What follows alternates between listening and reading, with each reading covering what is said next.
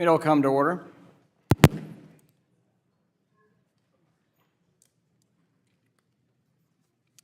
I'm going to ask a friend over here if you'd close the door.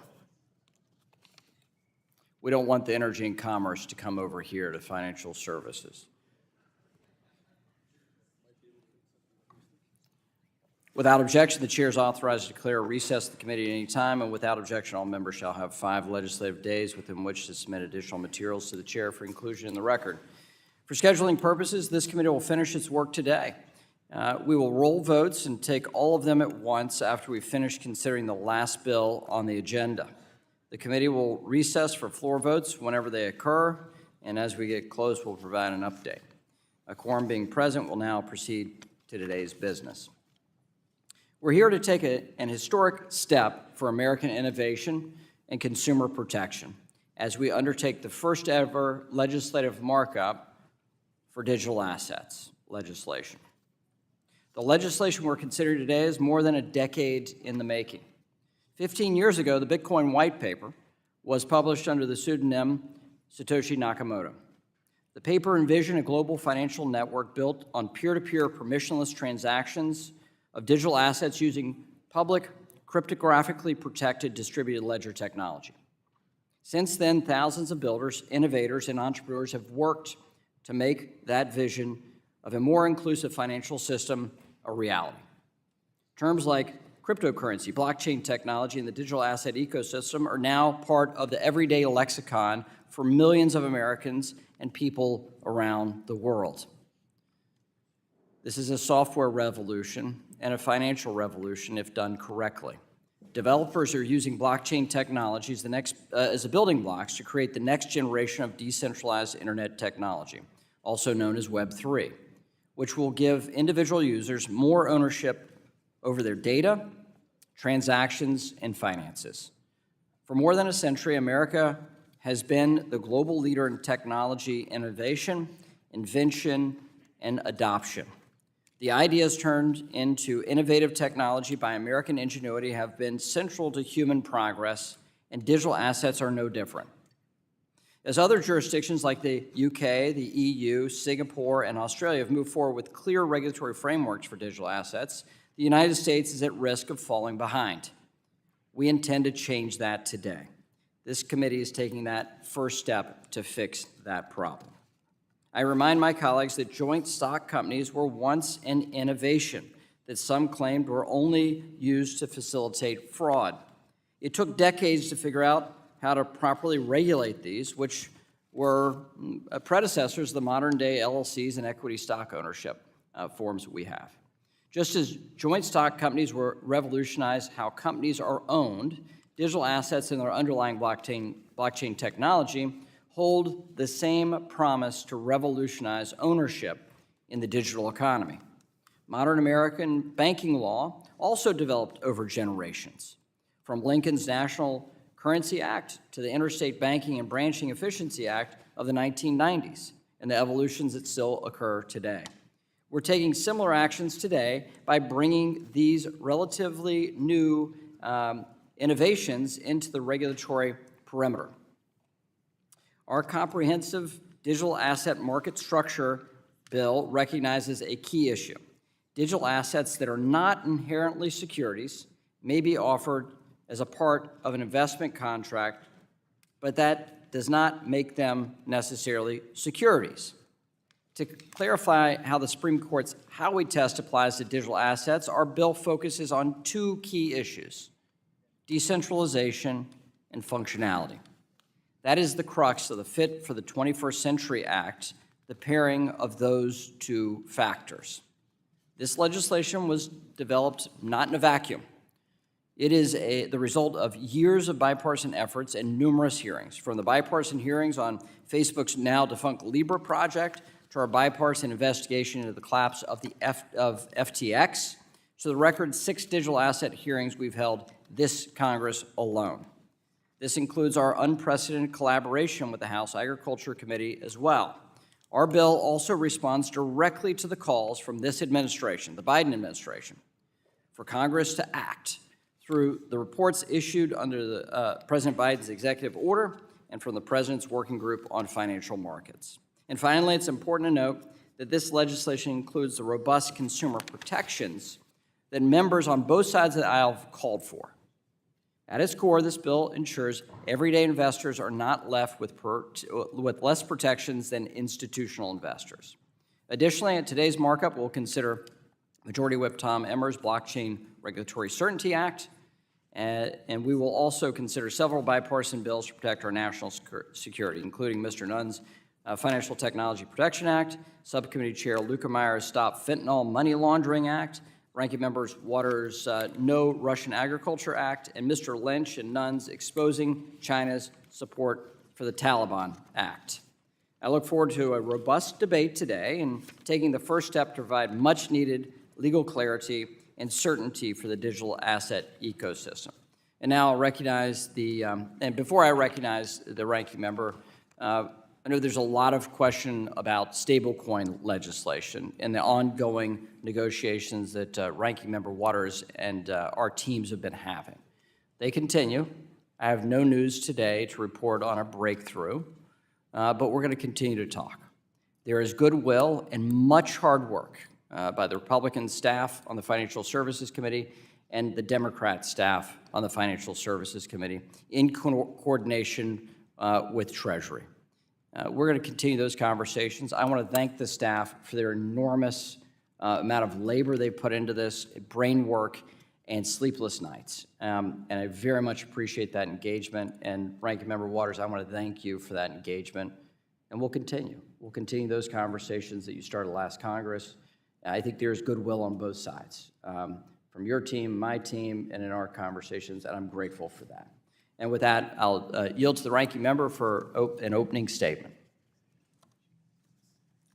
Thank you, Chairman McHenry. Good morning. Today, this committee is marking up 6 bills, including 4 bills that committee Democrats and Republicans have crafted together to defend our national security. My bill, the No Russian Agricultural Act, would help decrease global reliance on Russian agriculture while also strengthening resiliency to food scarcity from Russia's unlawful war in Ukraine. The Stop Fentanyl Money Laundering Act of 2023, led by Representatives Peterson and Luetkemeyer, will crack down on fentanyl trafficking, particularly from China. The Financial Technology Protection Act, led by Representatives Himes and Nunn, will combat the use of new financial technologies for terrorism and other illicit activities.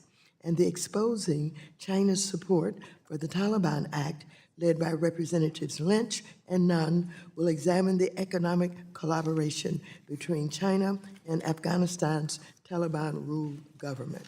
While I'm pleased that this committee will vote on these important bipartisan bills, I'm disappointed that Republicans have made the unilateral decision to move forward with a massive market structure bill to rewrite our nation's Investor Protection Act. This bill heeds the calls from the crypto industry while disregarding the views of the administration, the Securities and Exchange Commission, and consumer and investor advocates. As I have said before, we don't need to invent new regulatory structures simply because crypto companies refuse to follow the rules of the road. Our securities laws have protected investors and retirees for 90 years while supporting capital formation and facilitating innovation. Crypto firms should follow the law, and we should address the narrow gaps identified by the Financial Stability Oversight Council, the SEC, and the GAO. Let me review some of my biggest concerns with this bill. First, this bill fails to adequately fund the creation and maintenance of the complex new regulatory framework it envisions. Second, while the purported purpose of this bill is to provide greater regulatory clarity, it would actually create more confusion. Third, consumers and investors will have fewer protections than they have today under the existing securities laws. Finally, this bill creates loopholes that would allow traditional financial institutions to exploit, to escape existing requirements. In sum, this bill is the wish list of big crypto and is undeserving of any of our support. This is why I call this bill the Not for the 21st Century Act, and I will be calling on members to treat it just like that. So in closing, I would like to note that for years, the chair and I have maintained various informal agreements to facilitate good working relationships between us, our members, and our staff. This includes an agreement to provide at least 7 days advance notice of any bills that are slated to be marked up.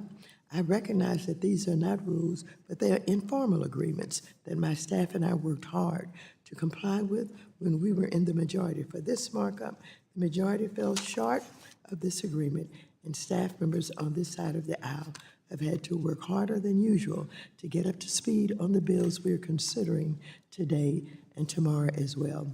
I would urge the chair to be mindful of this and other informal agreements that we have between us to promote a healthy working relationship moving forward. Mr. Chairman, I agree with you that we have been working very hard together. The negotiations have been going on for over a year on stable coins. We've gotten very close. There are issues, some unexpected, that have arisen. And so your decision today to continue negotiating, continue looking at the possibility of stablecoins is something that I welcome, and I am hopeful that some of the issues that have caused us to be in a situation today that perhaps we cannot move forward today are issues that we've really got to get a lot of input on and accept from our members their thoughts and advice about it. With that, I yield back, and thank you very much. I thank the ranking member, and I appreciate that tone of conciliation here at the end on our stablecoin negotiation. I think we're of like mind here. With that, pursuant to notice, I now call up H.R. 4763, the Financial Innovation and Technology for the 21st Century Act. The clerk will report the bill, which was distributed in advance. H.R. 4763, a bill to provide for a system of regulation of digital assets by the Commodity Futures Trading Commission and the Securities Exchange Commission, and for other purposes. Without objection, the bill is considered read and open to amendment at any point. The gentleman from Arkansas, Mr. Hill, the chair of the Digital Assets Subcommittee, author of the bill, and the lead sponsor of the legislation, has an amendment in the nature of a substitute, copies of which were distributed in advance. The clerk will report. Amendment in the nature of a substitute to H.R. 4763. Without objection, the amendment in the nature of the substitute is considered as read and will serve as base text for the amendment. The gentleman from Arkansas is recognized for 5 minutes. Well, I thank the chairman, and I'm proud to say this committee is considering the Financial Innovation and Technology, or the FIT Act for the 21st century. This is a major step in establishing a regulatory framework for digital assets here in the United States. Following the collapse of FTX, it was clear we need Congress to act in order to protect consumers and establish clear rules of the road for good actors. Failing to act meant leaving American consumers and investors at risk and the American economy being less competitive. That's why I'd like to thank Chairman McHenry for prioritizing and leading on this important issue, and I'm pleased to lead this pioneering subcommittee with this mission. I also want to acknowledge the input we've received from so many stakeholders on Capitol Hill and beyond to craft this framework. This product is the result of countless hours of work by the members and staff on our committee and our exceptional partners on the House Agricultural Committee, led by G.T. Thompson and Dusty Johnson.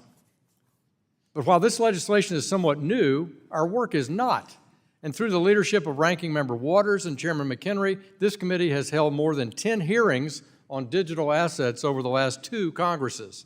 And in the past 7 months, we've heard from SEC Chair Gensler, CFTC Chair Benham, the CEO of the National Futures Association, and the COO of the New York Stock Exchange, legal experts, securities and commodity law experts, and various digital asset exchanges, broker-dealers, and developers. This work has culminated in the public release of our discussion draft back on June 2nd. We sought feedback, and it's been revised accordingly. This legislation before you today is based on feedback from market participants, the Biden administration, and members of this committee on both sides of the aisle. The Fit for the 21st Century Act provides the CFTC the jurisdiction over digital commodities and clarifies the SEC's remit over digital assets offered as a part of an investment contract. The Act not only builds on the SEC's current exemption regime for the offer and sale of certain digital assets, but it creates a disclosure regime and a process for the SEC to certify that a blockchain system is in fact decentralized. The Act also requires digital asset intermediaries to come under federal regulation by registering with the SEC and the CFTC, and establishes a robust consumer protection that do not currently exist for Americans. Let me assure my colleagues, this bill is filling the gaps in the existing system. The existing system does not work. It does not facilitate what we need in a fit-for-purpose system, and this bill does not allow commingling of customer funds or create any get-out-of-jail-free card during the designated provisional registration period for these enterprises. The provisional concept was a feature in Dodd-Frank for swap dealers and major swap participants, and you can't get away with things like fraud just by being provisionally registered. We've learned from that experience in Dodd-Frank. Contrary to some early assertions, this bill also does not create light touch regime for crypto crooks or prevent the SEC from being able to police this space. In fact, this legislation gives the SEC clear authority over digital assets that don't meet decentralization and functionality requirements that are considered to be considered a digital commodity. Consumer-facing protections are here. It gives the SEC rulemaking authority and retains its anti-fraud and manipulation powers. Finally, this bill is not a partisan effort to reshape securities and commodity laws in order to create a carve-out for digital assets. Quite the contrary.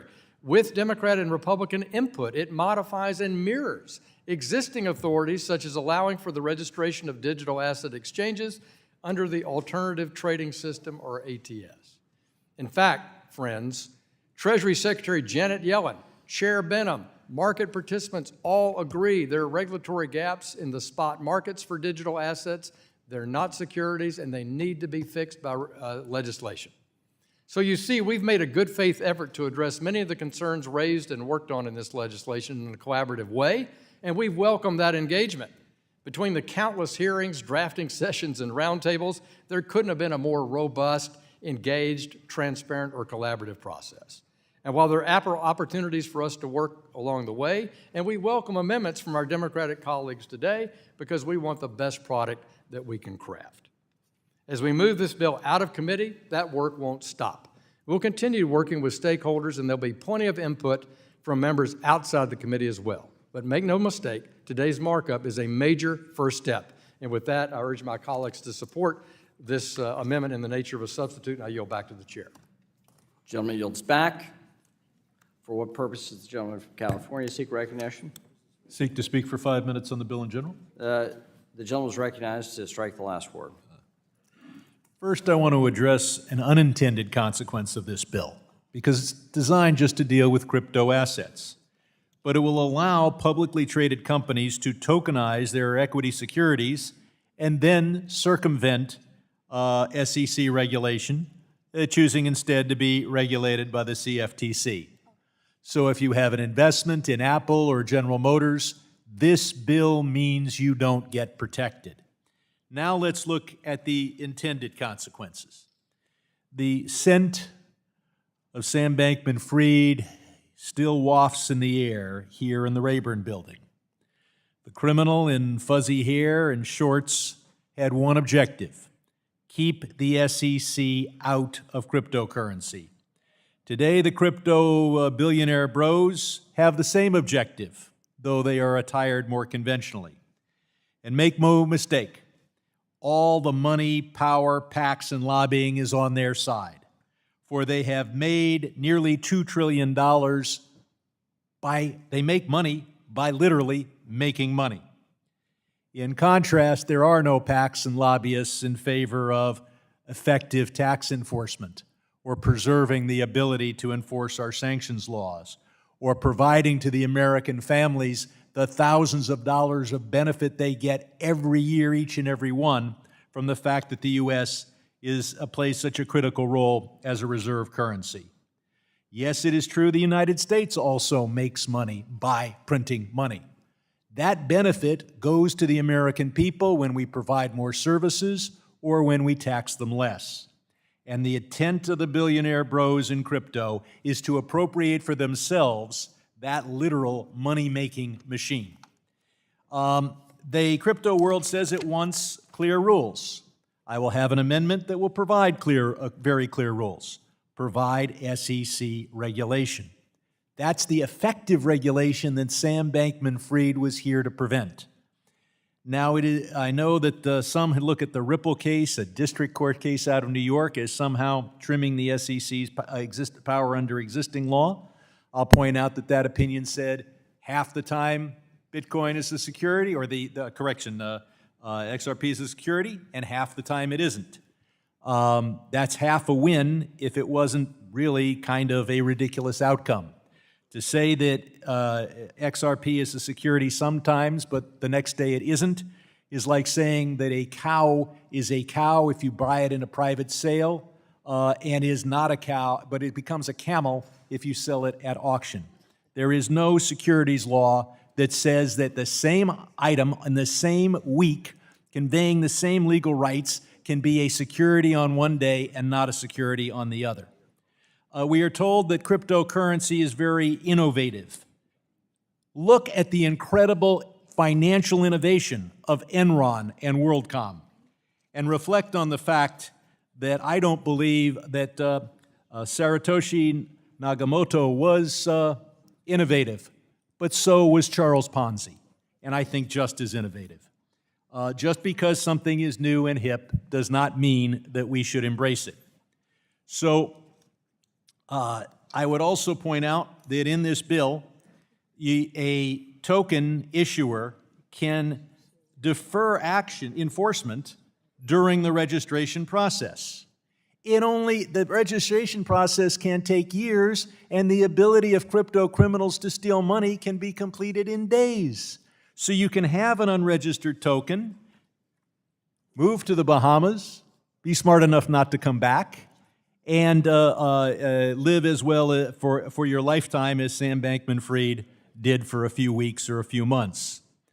So you can put me down as leaning against voting for this bill. Gentleman yield? Would the gentleman yield? I have a lot more to say. I apologize, I thought you were wrapping up. No.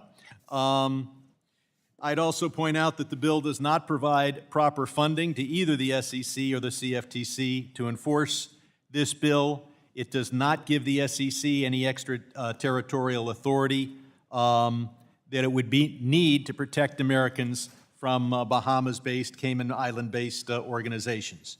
The theme of this bill is to let you pick your regulator. If I ever get audited by the IRS, I'll tell them that I've picked the Cayman Islands Tax Authority to be my tax regulator, and that they alone should conduct the audit. Let's see if that is effective enforcement. I Gentleman's yield time has back. expired. We'll now go to Mr. Davidson of Ohio for 5 minutes for the purposes of striking the last word. I thank the chairman. I thank the staff and the people that have worked in good faith to get us to this point. This bill is the culmination of countless meetings, phone calls, emails, formal written feedback, hearings, roundtables, and numerous conversations between members on this committee and the House Agriculture Committee. It's encouraging to see all the hard work coming together and finally have an opportunity to advance this legislation. There is an urgent need to create a safe and responsible pathway for Americans to access digital assets. The Fit for the 21st Century Act does just that. We've seen too many examples of instability and fraud within the digital asset community ecosystem over the past few years. It's time that Congress act to keep the bad actors from exploiting the digital asset ecosystem in its current broken state. Consumers, investors, the inventors of these assets, and the industry all suffer from a result of bad actors. In fact, our failure to act is why so much of this market has moved offshore, because we don't have legal clarity. That will end if this bill becomes law. In the absence of U.S. leadership, other countries, particularly in Europe and Singapore, have already moved ahead, crafting a framework for digital assets. The United States has always been a leader in capital markets. Unfortunately, in the digital asset space, we have some catching up to do. Passing this bill will move us forward. While some may have concerns or disagreements regarding certain provisions in this legislation, this bill, taken as a whole, will responsibly bring this new asset class into our current regulatory structure. At the same time, this bill reaffirms the important role agencies play in conducting oversight. It provides the clarity that we desperately need and assigns oversight responsibilities in a thoughtful and more comprehensive way. Under this bill, Americans can feel comfortable engaging with digital assets, knowing that this ecosystem is being brought under a time-tested regulatory umbrella. This is vital because Americans should not be worried about whether or not they've invested in an unregistered security when they purchase one of these digital assets. The bill sets forth a regulatory framework so that everyone knows that if their legal obligations when they're engaging with digital assets.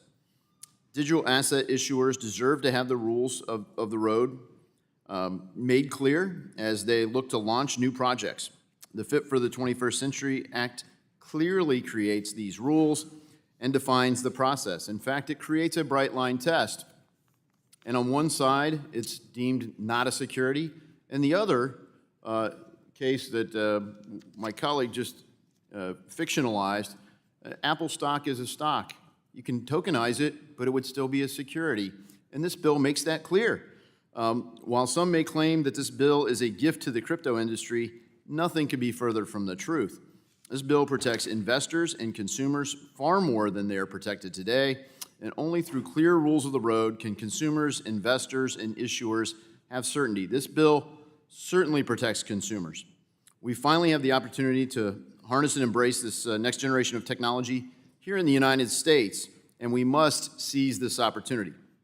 I urge my colleagues to support the Fit for the 21st Century Act and create the regulatory environment that we desperately need. I hope we can continue the collaboration around America. This is a completely nonpartisan issue, and I hope that it can become that way more so today. I especially appreciate my colleagues on the other side of the aisle who are facing opposition within their own party on some of the issues related to digital assets. But the citizens of our country, the people that are innovating in this space, candidly, probably lean more left than right. But they're frustrated because the status quo is not solving problems. It's not serving people, and it's leaving America weaker by the day by our failure to act. So I think it's heroic to get to this point. I hope we can run through the tape and make this thing happen. I look forward to collaborating with my colleagues to do that, and I yield back. Gentleman yields back. The ranking member seeks recognition to strike the last word and is recognized for 5 minutes. Thank you very much. Move to strike the last word. The lady's recognized. As I began to explain in my opening statement, this bill unnecessarily seeks to erect an entirely new regulatory structure to govern the digital assets markets rather than leveraging our existing securities laws, which have served us well for decades and through countless innovations in our capital markets. The Financial Stability Oversight Council, the SEC, and the GAO have identified narrow gaps in our current legal framework with regard to digital assets. And I have and remain open to legislation that is tailored to address these discrete issues. Instead, this bill would deploy a wrecking ball to fix a leaking faucet. This bill would tailor, exempt, and repeal many of our nation's existing securities and commodities laws in broad strokes. I understand that this bill responds to industry complaints that there is a lack of clarity in current law as to when a digital asset is properly classified as a security. But the Republican solution is a highly complex new legal framework laid out in a bill that is over 200 pages long. This is far from a bright line that offers clarity. If anything, it muddies the waters even more. The only thing that is clear is that this new regime would offer substantially weaker protections for investors, consumers, and market stability. I'm so very confused as to why the chair is ceding our jurisdiction of the digital assets market in this way. This bill would substantially shift jurisdiction of digital assets to the CFTC's jurisdiction, which is outside of our reach as a committee. This bill, our oversight of the digital assets market, would shrink considerably, and I, for one, am not prepared to make such a concession.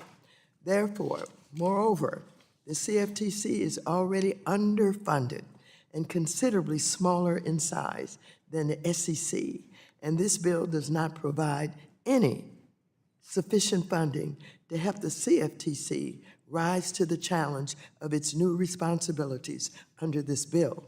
By shifting so much jurisdiction to an agency without equipping it to do so, this bill appears to be deliberately creating a regime with weak enforcement. Republicans have also drafted this bill without any meaningful input from the SEC chair, Mr. Gensler. Having served as both the CFTC chair and now the SEC chair, Gensler is uniquely positioned to weigh in on this bill, but has never been called for before this committee to testify on this bill, and has not been given adequate time to provide any technical feedback on the current version of the bill. It is unsurprising then that this bill that is opposed by virtually every consumer and investor organization, labor and community organizations. I've heard people say that this is the anti-FTX or anti-Sam Bankman-Fried bill, but significant portions of this bill were drafted with Bankman-Fried while Bankman-Fried was roaming these halls. And this bill would allow commingling of customer funds, which was a key factor in the fall of FTX. If Sam Bankman-Fried were not under custody today, I wondered if he would be here championing this bill. I thank you, and I yield back the balance of my time. I recognize myself for 5 minutes to strike the last word. The Fit for the 21st Century Act is a historic first step to give regulatory form to the financial system of the future, the digital asset ecosystem. We see many faults and failures with the current regime. Major crypto exchanges currently today have no federal law that they operate under. The Securities and Exchange Commission and the CFTC are arguing over jurisdiction. Congress created the agencies, and when they haggle, they either go to the courts, which they've done, and the courts resolve it. We've seen a case via the Ripple lawsuit that Mr. Sherman referenced. It provides less clarity and less consumer protection for average everyday investors than it does for institutional investors. It is in Congress's interest to remedy that. It is in Congress's interest to remedy the dispute between the CFTC and the SEC amidst $1 trillion of consumer harm. Foreign actors operating here domestically and consumers having their money taken. So we need to clarify this for consumer protection, number one. And number two, for innovation to be able to flourish. Legitimate money to invest in legitimate products and institutions that can enable some greater public good. There's huge potential here. The ranking member and I agree about the huge potential here. This is an innovation in part in traditional securities law on Maine. The dispute between this committee and the Agriculture Committee that has oversight of the CFTC is real. We could either haggle and consumers continue to get harmed and Americans get defrauded and less innovation here in America and those innovators going overseas and their tax revenue to my friends. Or we can remedy it. We can stop the haggling. We can have an understanding that the Agriculture Committee and the CFTC, which we've got many ag members on this committee, including the ranking member of the ag committee. They have consumer protection here. So what we have here is a pathway by which you can raise money in a securities regime. You have the consumer protections of the securities realm for investment purposes.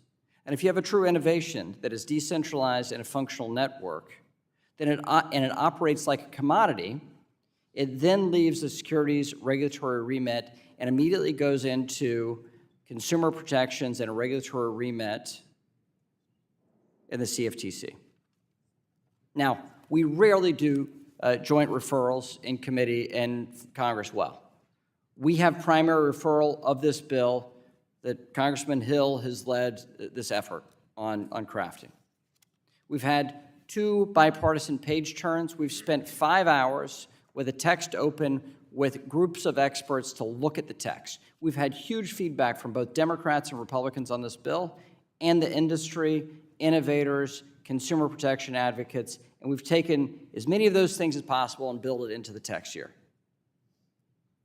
We've made some choices, yes, and maybe they're not perfect, sure, and we'll hear about all those things. But there is no commingling. The worst practices of FTX are banned in this bill. It is better, at worst case, than what we have currently, which is no consumer protection. And the hopes that the court will understand the complexities of securities and commodities laws and the technology. We have to wrestle with it. It's Congress's obligation to wrestle with it. But how we got here was a collaborative process. A number of hearings, a large number of hearings. an unprecedented bipartisan page turn to go through the text of the bill, to hear feedback, to make it better, to make it right. We didn't have this for major bills in this Congress. In fact, the first time I saw that happen was when we did this 3 weeks ago in committee, and 2 weeks, and last week when we did it again. How we got here, though, is the work of Glenn Thompson and the Ag Committee and his legislating in previous Congresses.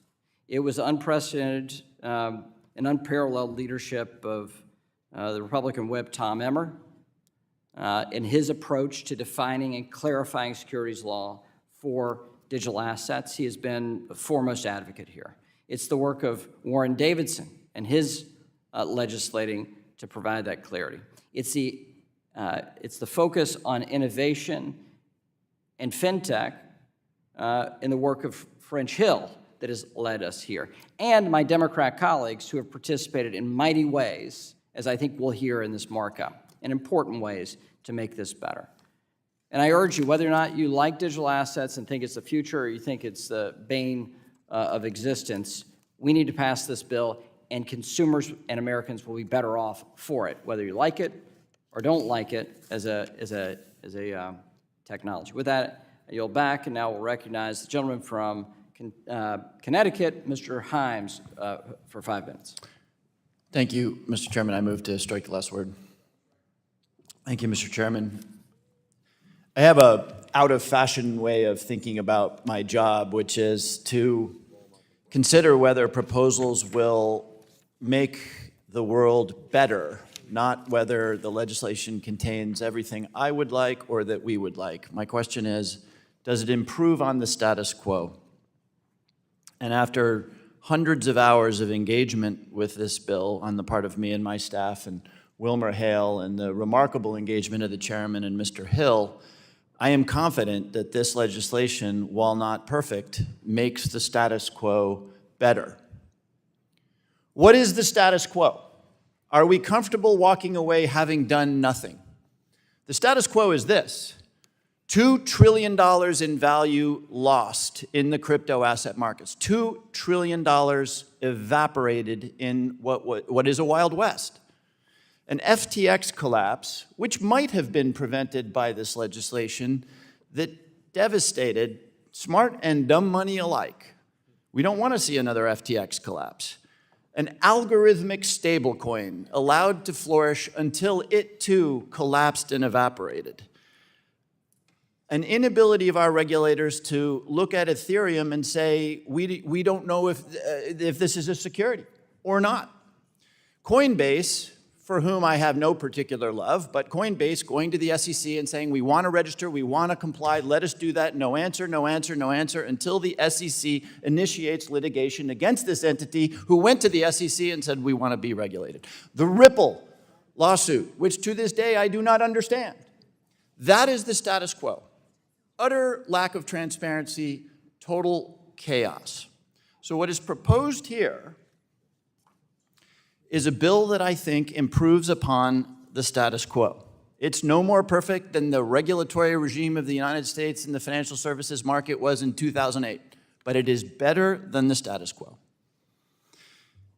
My colleagues on this side of the aisle level 3 criticisms against this bill, which are offered in good faith and are good criticisms, and we should spend some time on them. One is that Republicans have rushed this draft and that we don't know what's in it. I can only speak from my own experience. If that's true broadly, I'm very sorry about that. I will just observe that with my office, the chairman and others have spent hundreds of hours, and I have requested any number of changes to this bill. Each and every one of those changes, the chairman has said yes to, and as a consequence, it's a better bill. The charge is made that this bill would allow commingling of funds. That is generally not true. It does not allow for the commingling of funds, except in the very specific case in which somebody is pairing their Ethereum with other people's Ethereum in order to launch a better attempt to get proof of stake on a network determination. So if you are joining your Ethereum in order to get a better chance of being given a proof of stake, drill deep on this question, but this does not allow for commingling of funds generally. Finally, the charge is repeatedly made that no additional resources are offered to the CFTC, even though burdens are placed upon them. This is the Financial Services Committee. The CFTC is outside of our jurisdiction, and therefore it would be odd for us to offer those funds. The Agriculture Committee is making $120 million available. And Mr. Chairman, I'm going to yield to you for 1 second because I would like to hear you say that in the Rules Committee, you will support the $120 million that is being made available to the CFTC. Thank you, Mr. Chairman. Absolutely. In fact, I'll support $150 million. It's sold to the gentleman in the bow tie. Will the gentleman yield? So I'm not going to run through the long list of improvements that I think have been made to this bill, but I'm going to just ask my colleagues to consider whether they look at the $2 trillion of obliterated value, at the collapse of FTX, at the uncertain legal rulings, at the experience of Coinbase. I could go on and say, this is okay, let's keep doing this. The charge is made, and this happens all too often, is that this is somehow good for the industry, that you're carrying the industry lobbyists. Let me be very clear here. I think this industry is full of utter nonsense. I don't get an awful lot of the insanity that is being peddled in the crypto asset market. But I feel the way I did in 1999 when the internet was new. And there was an immense amount of utter nonsense, but the internet proved to be valuable. I'm a deep skeptic of this industry, but we deserve better than the status quo. Mr. Chairman, I yield back. Gentleman yields back. We'll now recognize a gentleman from Georgia, Mr. Scott. I'm sorry. We'll now recognize the gentleman from Massachusetts, Mr. Lynch, for 5 minutes. Thank you, Mr. Chairman. With all due respect to the chairman and to my distinguished friend from Arkansas, and to my own colleagues, apparently. I've been on this committee for 20 years. And I can say unequivocally that this is the worst piece of legislation that has been presented for markup in that 20 years. Not only because it strips consumer protections that have been installed in the Security Act of 1933 and the Securities Exchange Act of 1934, and the Investment Company Act of 1940 and the Invested Advisors Act of 1940, but because of the impact it will have on the traditional financial markets that have earned the trust of people around the globe. We have the most liquid and the strongest, the deepest markets in this country because people trust the rule of law in this country and that those consumer protections, those investor protections apply to them as well.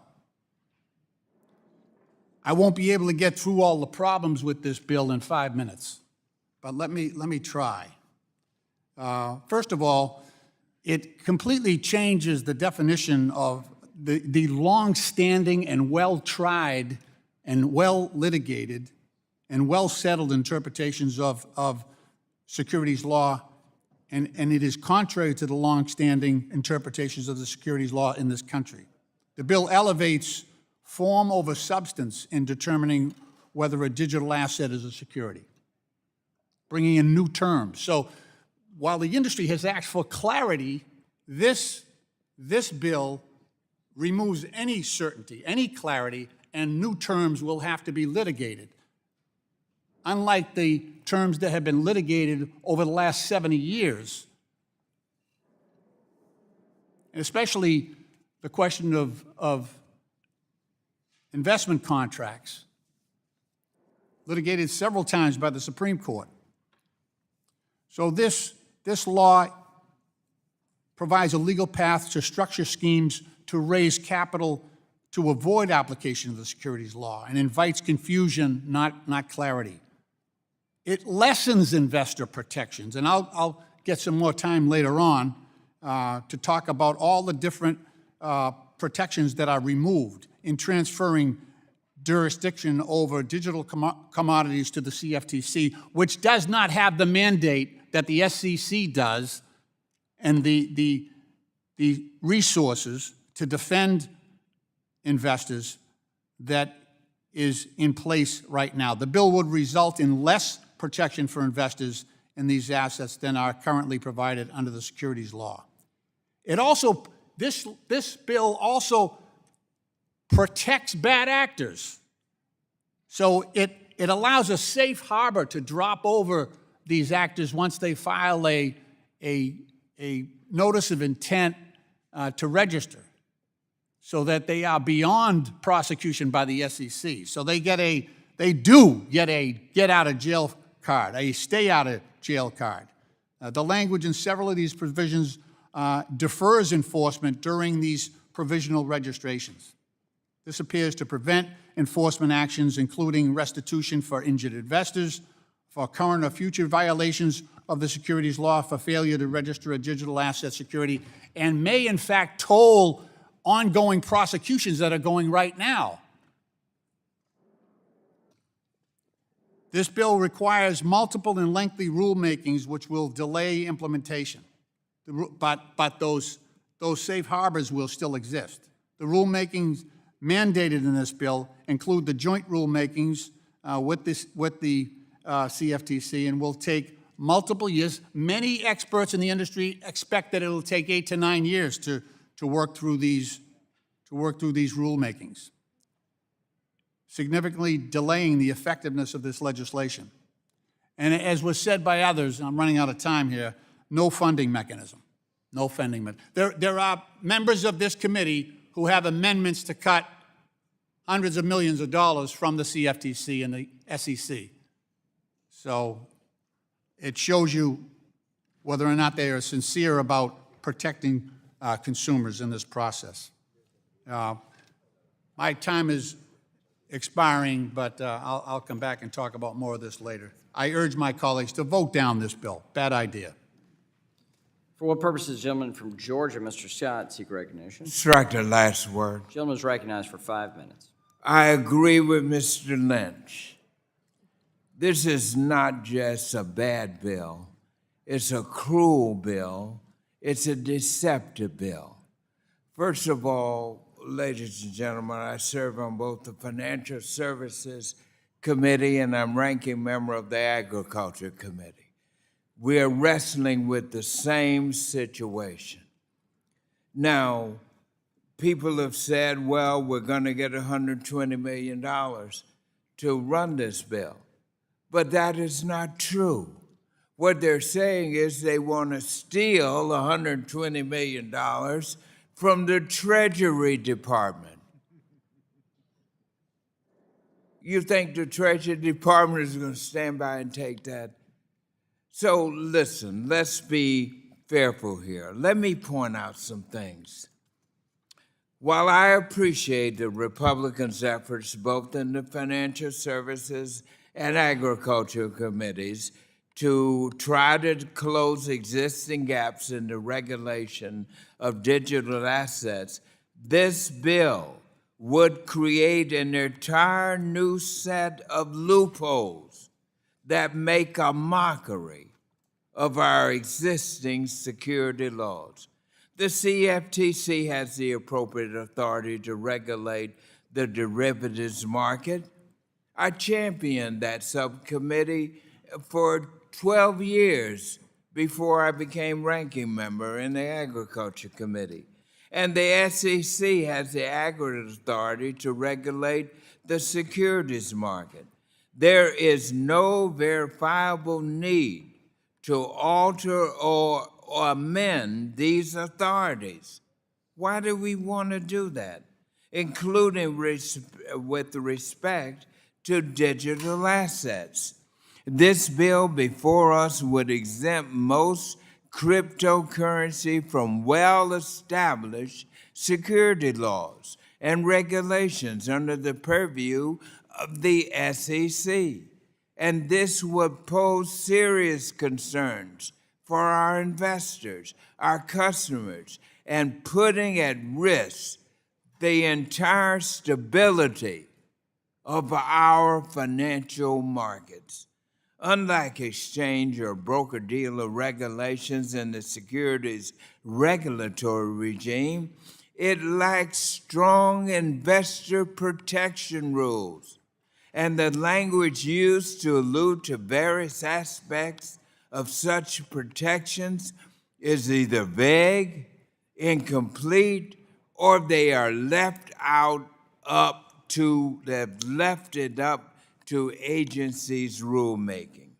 And I find it wholly inadequate that the bill would allow an entity operating a digital commodity exchange to trade on their own platform against their own customers, something that is clearly a conflict of interest and which is currently prohibited under securities exchange law right now.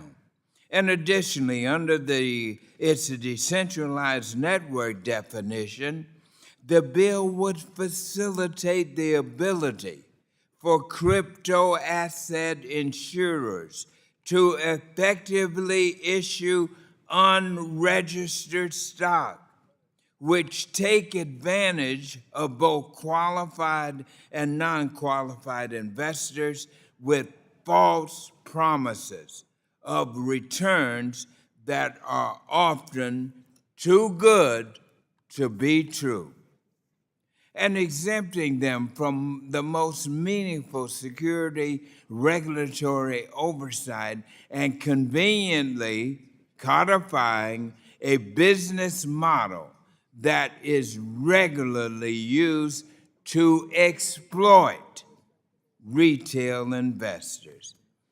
I believe the way this bill amends existing authorities based on a particular technology is disruptive to decades of precedent and creates uncertainty about existing statutory. And tomorrow, my House Agriculture Committee plans to mark up this bill with the same glaring deficiency we are discussing right today. And if it were to become law, we could see significant harm to American consumers, Gentleman's time's retail expired. investors, business community. I urge my colleagues to come and have some sense here and vote against this bill. And thank you. I Gentleman's- yield back the balance. Gentleman saying there might be a chance. Gentleman from Illinois, Mr. Caston, seeks recognition, is recognized for 5 minutes. Thank you, Mr. Chairman, and, I have a lot of respect for all of my colleagues and the time that's been put in, and I'm a hard no on this, for a couple reasons, and I guess I just respectfully disagree with my friend Mr. Himes that this is an improvement over the status quo. Does this leave us with better accounting of crypto assets? No, not with the self-certification provisions, even with the amendment made last night. It's not clear how this gets to anything like the kind of accounting standards we demand for any other company trading anything else. I want to know that you have what you say you have, that an independent regulatory agency has confirmed that that's what it is, that you have auditors. We don't do any of that. Self-certification is an invitation to fraud, which means that we also maintain the horrific wash trading. If you all didn't see the Wall Street Journal report this week, the FEC filing, alleging that up to 70% of the volume on Binance are wash trades. That's not value, that's fraud. Does this eliminate the conflicts of interest between brokers and dealers and exchanges and people who issue currency? It's not obvious how it does that for the same reason.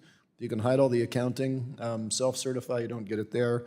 I have some serious concerns about giving the SEC a mandate to reward innovation. I think Mr. Sherman is right that not all innovation is good innovation. Some of the most creative people in the world are criminals. Just because they're innovating doesn't mean a good thing. Do we address the speculative fraud in crypto? I would remind folks that yesterday the biggest spike in the market was in Dogecoin, arguably the most garbage. It is the GameStop of crypto. The most garbage security out there. It spiked because of speculation about what Mr. Musk might do with his renamed toy.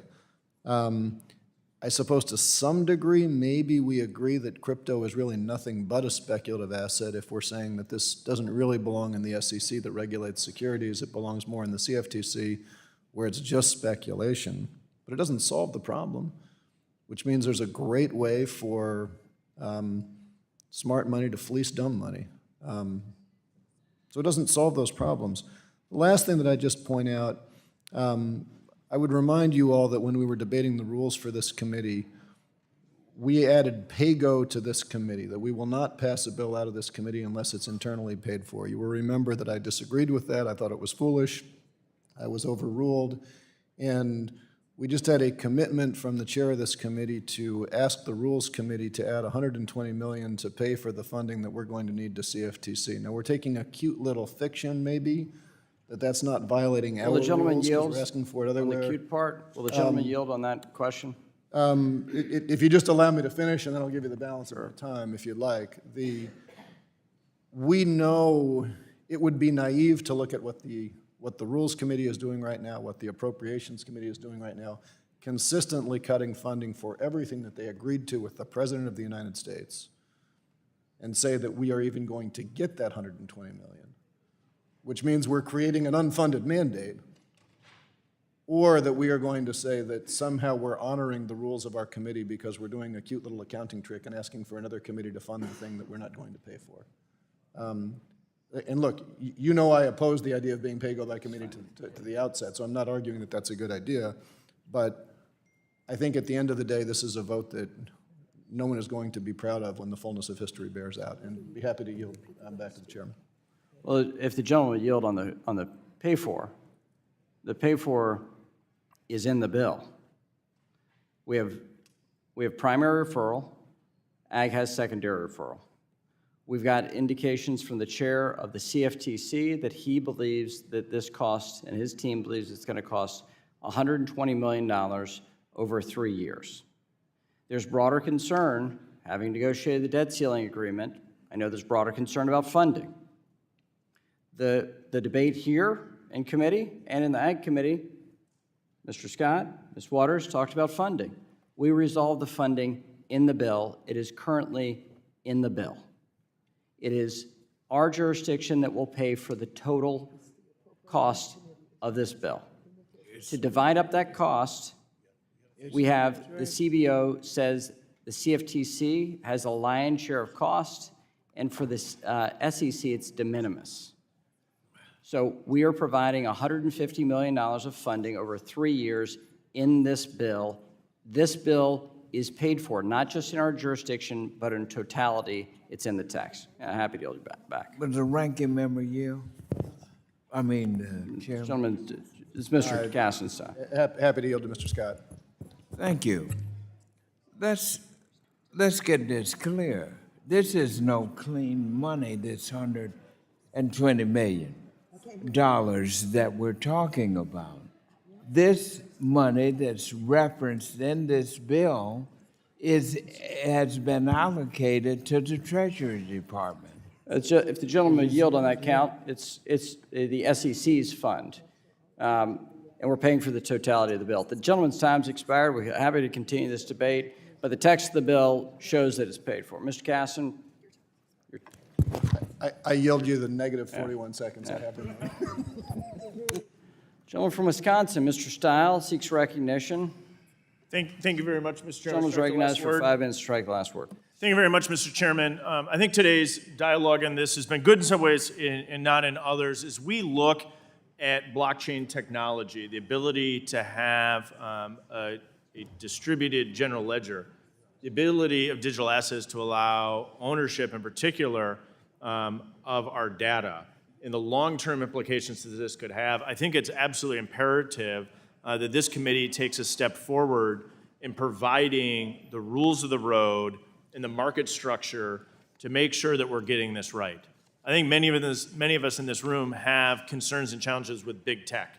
And I think there's some parallels of the conversation we're having today to conversations that were probably had across Capitol Hill at the beginning of the internet. And although many of us have concerns of big tech, one of the things that we don't have as big of a concern of is that most of the large big tech companies are at least US domiciled. TikTok being the exception to that. And as we look at our ability to put forward a regulatory framework here in the United States, I think what we'll actually see is that development and innovation occur in the United States rather than abroad. And I think bringing this innovation and development onshore into the U.S. is imperative, and this legislation gives us the framework with which to do that. The other challenge that we, I think a gentleman might not be muted in the committee.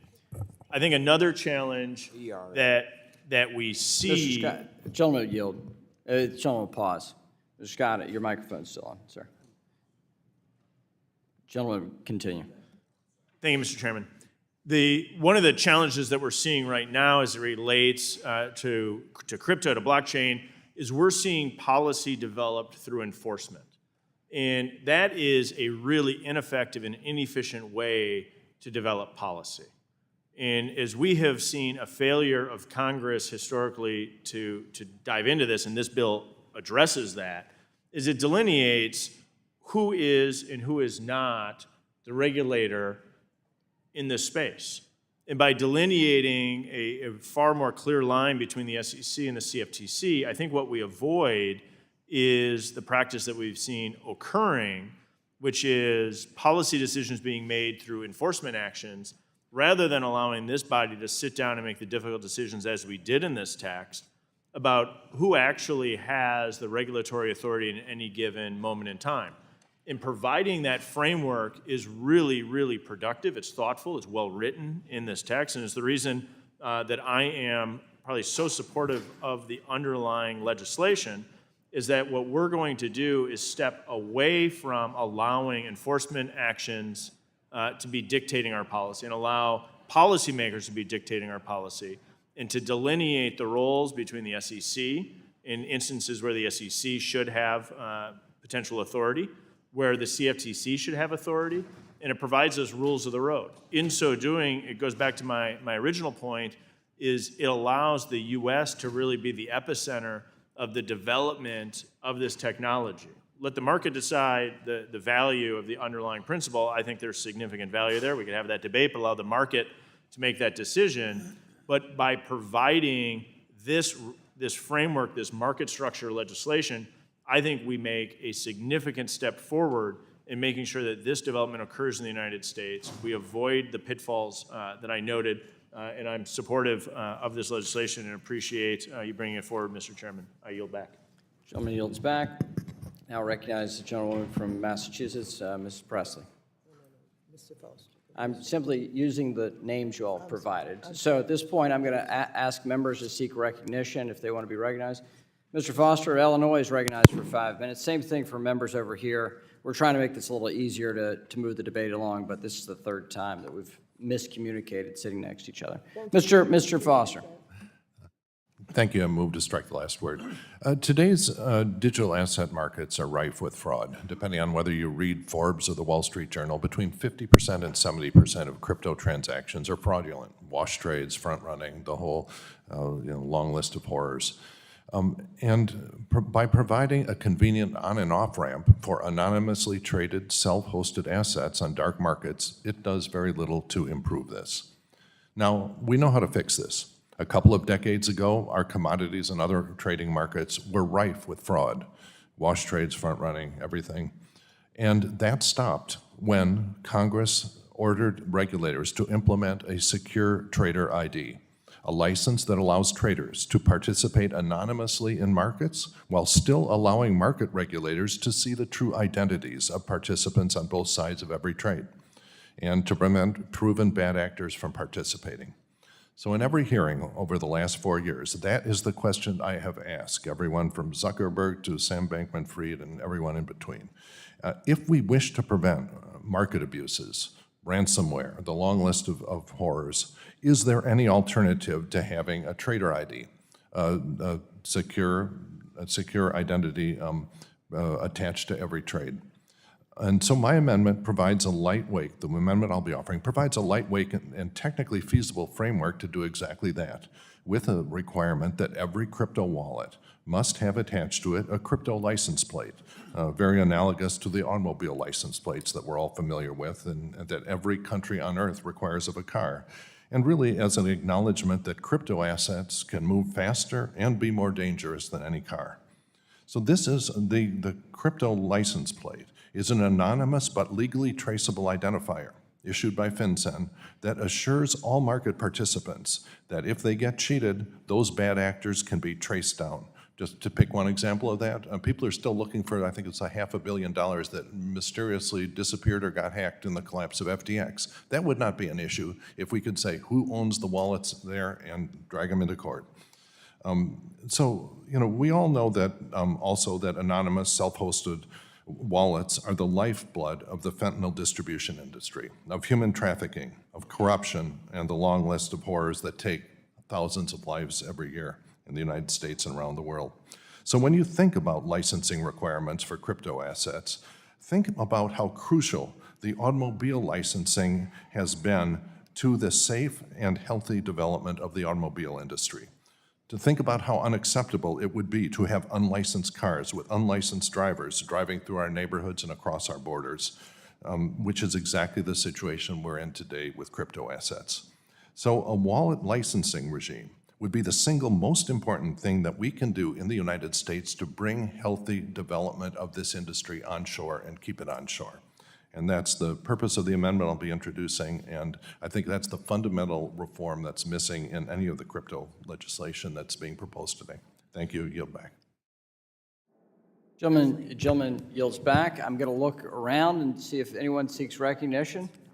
Mr. Donald seeks recognition. The gentleman from Florida is recognized for 5 minutes. Thank you, Mr. Chairman. I move to strike the last word.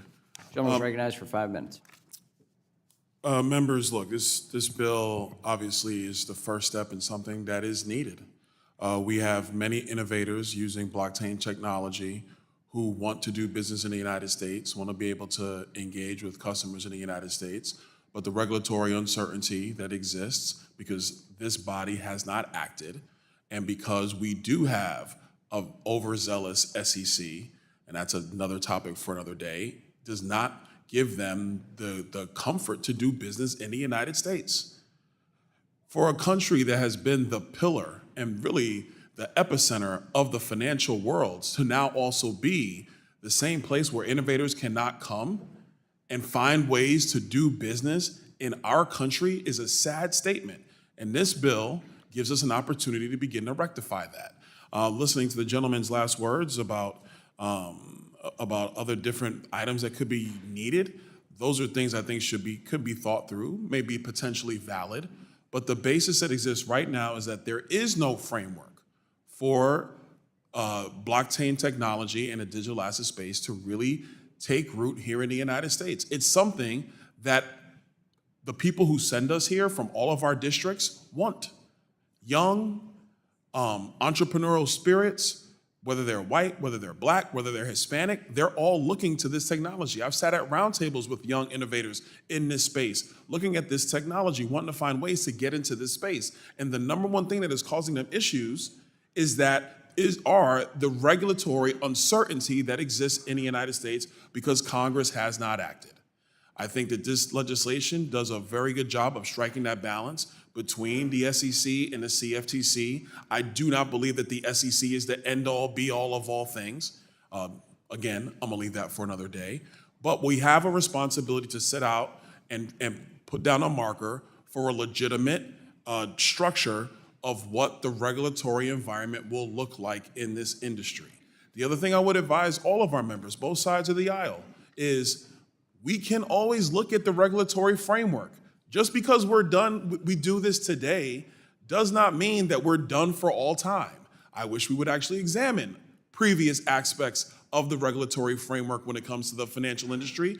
We would actually fix a lot of issues which are causing us problems, not just today, but causing us future problems in the future. So because we passed this bill does not mean that we're done. This is not a set it and forget it rotisserie oven. We should be looking at this, and we should be examining our work, and we should refine it to make sure that we have the most robust and innovative market in the world that allows capital to come to our country, that allows young innovators to find ways that they can pursue their happiness, amass wealth, and build for their families, that allows consumers to take part in this who might want to have access to digital assets and whatever the case might be, and at the same time has an ability for baseline consumer protections, which are important in any regulatory framework. This is a good bill. Members, we should be voting up on this bill, and I yield back to the chairman. Gentleman yields back. Gentleman from North Carolina, Mr. Nichols, seeks recognition, is recognized for 5 minutes. Thank you, Mr. Chairman. I want to express my support for the Financial Innovation and Technology for the 21st Century Act. The bill lays out clear rules of the road to protect consumers, promote innovation, and advance U.S. national security. And we've come a long way on this bill, and I'm thankful to Chairs McHenry, Chair Hill, for working with me and my staff to secure support in a bipartisan way and the best possible legislative product. This literally is hundreds of hours of work at the staff level, at our level. You know, we've met over and over, and my concerns have repeatedly been addressed on this bill and the stablecoin bill that we will see tomorrow. Much like the dawn of the internet, this new technology feels like uncharted territory with immense possibilities. And we're responsible for ushering in this new era in a way that harnesses innovation and ensures consumer protection. Digital assets and blockchain technology have the potential to revolutionize our society. They can grow the economy, foster collaboration, enhance transparency, reduce transaction costs, and increase efficiency. If we fail to act, the SEC's regulation by enforcement will push this industry overseas to places like the Bahamas, where Americans don't have any protections. Listen, Mr. Chairman, I firmly believe in the SEC's mission to protect investors. But for this to be effective, Congress needs to pass legislation with a clear regulatory framework. The last thing we need is another situation like FTX, and my goal has been to ensure that this bill could protect my constituents, and I'm certain that it'll do just that. We can't expect securities laws written almost 100 years ago to work seamlessly with this new technology. And listen, whether you love crypto or you hate crypto, you should support regulations for the industry. The status quo just isn't working, and we can't wait until the next crisis to take action. I came to Congress to get things done. The best policies start at the center, not the far left or the far right. This bill is an example of the bipartisanship that my constituents expect from Congress, and I urge my colleague to support the passage of the bill. Thank you, and I yield back. And will the gentleman yield? Yes. Mr. Nichols, I want to thank you for your engagement, and both publicly and privately. What you've done is move this bill to bring enhanced consumer protection in this marketplace. What you've done is move this bill into a more functional place with the feedback you've given and your staff has given. I very much appreciate the direct engagement here, the reading of the policy, the weighing of this, and sharing those concerns in a collaborative way. I'm grateful for that collaboration, Mr. Nichols, and thank you very much. Yield back. Gentleman yields back. We'll now go to Mr. Norman of South Carolina, who sought recognition, and we move to strike the last word. Recognized for 5 minutes. Thank you, Mr. Chairman. Move to strike the last word. You know, if you look at the great innovations in this country that have happened in America, they've had guardrails, they've had safe harbors. I think that's what the text of this bill does. I think what has happened, and I think Congressman Stile mentioned, has been enforcement action and fines taken. I would say it's the weaponization that has taken place. And what this bill does is protect and gives a blueprint for companies to invest hard-earned capital. We forget any company that chooses to do business in America has to put capital, both human capital and equity in the form of dollars into their efforts. So I support this. I think it's long overdue, and I appreciate everybody that worked on this to make this reality, and I fully support it. I yield back. Mr. Chairman, I yield the balance of my time to Mr. Davidson.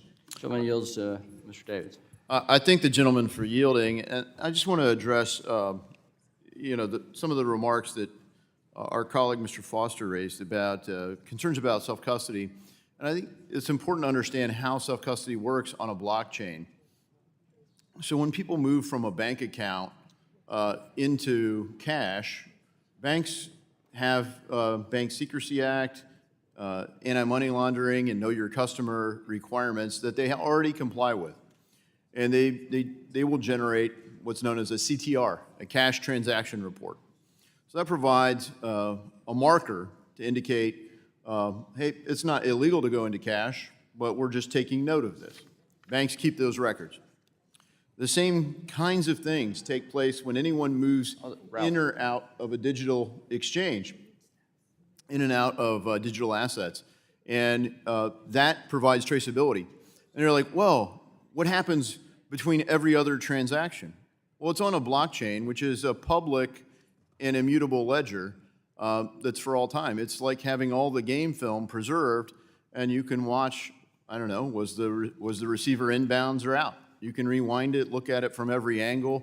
There's a record on the blockchain for what takes place. So the idea that somehow you've got to stop every play and review it, we don't do that in any other thing. But if there's a question after the fact, well, you can review the game film. Somebody could say, hey, what was this transfer between person 1 and person 4? What happened? Where were the moves in between? And you can follow the money. You can't do that with cash, and frankly, it's harder to do with other assets than it is to do on blockchain. What you don't necessarily do is give up your privacy. Just like we already have our bank accounts, we don't go to share exactly who we are or what's in our checking account. And if you don't have that kind of protection with self-custody, if you moved money from a digital wallet, it would essentially reveal what you don't reveal when you use a credit card or a debit card or a check. You don't say, and my account has this many dollars in it. But if you have a wallet and you don't have some level of anonymity or privacy, everything would say, hey, this was moved from a wallet that has $1,000 in it or $10 million in it. You would associate the identity with that, and that too could become public. So protecting privacy, the essential thing for that is to protect this layer of privacy. But the fact that it is on a public ledger shows that it doesn't provide real secrecy. In fact, if you wanted secrecy, you would never put something on an immutable public ledger. And then after all the moves, when somebody moves off of this public distributed ledger and goes into a bank account, they're coming out of something and they go into a bank account, banks have the same kinds of BSA, AML, KYC obligations, and they create the equivalent of a cash transaction report. So you've got the on-ramps and off-ramps that provide that, and so people shouldn't fall for the inaccurate description that somehow this is going to be widespread, untraceable money.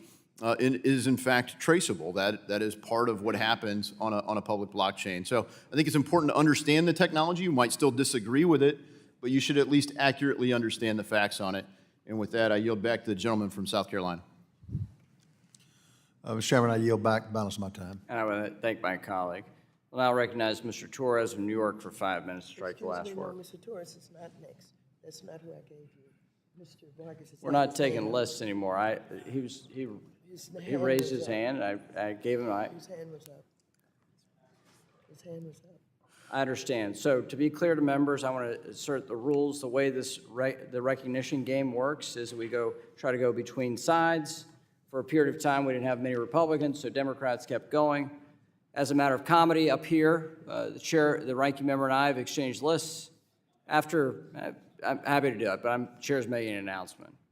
For these purposes, because the third time I did this, I got the wrong name on the Democrat side, so let's just raise hands. We'll just make it clearer, just so everybody knows that we're not playing a game of hide the ball up here. So with that, we'll go to Mr. Vargas of California for 5 minutes.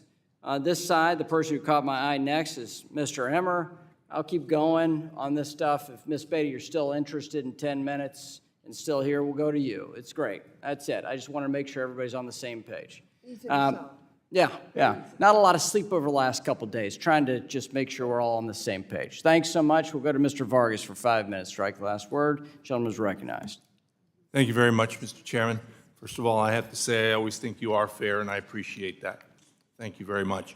I don't have faith in this bill, and I think the SEC attempting to protect investors is not weaponizing government. It's doing what it's supposed to do. With that being said, I do have great faith, actually, in the author of this bill, who's a good friend of mine. I think he's trying in good faith to put forward a bill that he thinks betters the situation from what it is. And again, I have great faith in the members of our side who I think are working in good faith also. But this bill, I think, is lacking, and I will not be able to support it. With that being said, I would like to yield to Mr. Lynch. I thank the gentleman. Let me just, and I have equal respect for the gentleman from Arkansas. He's a friend, I feel, and I'll just say this is not his best work. And I'll leave it at that. I want to address the claim that the SEC has been exercising regulation by enforcement, as if there are no guidelines out there that these crypto firms would be bound by. Mr. Gensler at the SEC has brought 131 cases. 131 cases, and he's won 130 and a half, if you count the Ripple case last week. So what he's doing, the SEC is regulating by the application of law, right? They go into court, and a court actually determines, based on precedent, based on the rule of law, based on not only federal case precedent, but also the United States Supreme Court has articulated several times on the issue of investment contracts under the Howey test, and has reaffirmed that. Frankly, I think that the Ripple case will be overturned on appeal because it, as both sides have conceded, it's an unworkable predicament it leaves us in, with having retail customers with no protections and institutional investors, treated differently with greater protections. So it flies in the face of the intent of the Securities Exchange Act and a whole menu of other legislation that came out of not only the Great Depression, but also and the market crash then, but also subsequent financial calamities that have infected the markets over and over again. This body and the courts have upheld those investor protections. The other piece I want to get at is the idea of commingling. And my dear friend from Connecticut, Mr. Himes, indicated that there was no commingling allowed under the bill. That is just not true. That is not true. In Section 306 of the bill, there's a provision that allows commingling of funds whenever certain issues come up, cybersecurity, blockchain, maintenance, but also, most importantly, there's a provision there that allows the customer, to waive affirmatively the ban on commingling. So much like when you want to get on an app and it'll say, if you click install or click yes, all of our rules apply, terms of service apply. That's what crypto firms will do. They'll to get on that platform, to use their service, you will click affirmatively that you waive your rights against commingling. So this bill is designed to facilitate, if all of us can agree that is a common occurrence with our iPhones and accessing applications and doing business on our phones, that'll be the practice here in the United States, that in order to participate in these platforms and to engage in this type of commerce, you'll have to click yes. Once you do that, bingo, your commingling protections are gone. So that should be removed from the bill. But again, it's just one more reason that commingling is allowed under this bill. Make no doubt about it. Thank you. I yield back. Thank you, Mr. Vargas. Gentleman from Minnesota, the Republican whip, Mr. Emmer, the Majority Whip, is recognized for 5 minutes. Yeah, thank you, sir. Thank you, in fact, Chairman McHenry and Chair Hill. Thank you for you and your team's tremendous work on this market structure bill. And contrary to my colleagues' remarks about enforcing the law, the problem in this country has been a failure to have certainty and clarity in this area, and it's driving opportunity and investment off of U.S. shores. I have to say, again, my compliments to the two chairs that I referenced. It's no small feat to coordinate cross-jurisdictional comprehensive legislation, especially on this topic. So I first and foremost, again, want to commend the work you have put into this legislation, specifically the work your staff has put into the bill. I also appreciate the time that you've taken throughout this process to listen to my concerns. This bill is an absolute step in the right direction, but it is not the last step by any means. This markup is intended to debate the ideas presented in the bill, offer amendments, and strengthen the bill. And when we move the bill out of the Financial Services Committee today, we will continue to collect member feedback and stakeholder input so we can educate members of the House, because the education appears necessary, and ensure that any legislation that comes out of this Congress is done right the first time, is globally competitive, and puts the United States in the driver's seat on crafting the future peer-to-peer digital economy. The United States' leadership in the global economy is propelled by our ability to leverage innovations that make markets and communication more efficient. For example, the United States responded to the emergence of the Internet, a decentralized digital infrastructure upon which anything can be built, by advancing policies that prioritize American values of privacy, individual sovereignty, and free markets. As a result, the Internet stands today as an infrastructure that any American can access freely without the permission of public officials, thank goodness, unlocking an abundance of economic activity and opportunity in this country. America remains a technological leader not because we force innovations to adopt our values under regulatory duress, but because we allow technology that holds these values at their core to flourish. The next phase of the digital economy, the ownership economy, consists of a trusted, immutable mechanism for transferring value in real time over the internet. Enter crypto, a technology that can shift economic power from centralized institutions that some of my colleagues seem to support at the expense of the people. Instead of supporting those centralized institutions, it turns the power back into the hands of the people. It's transformational.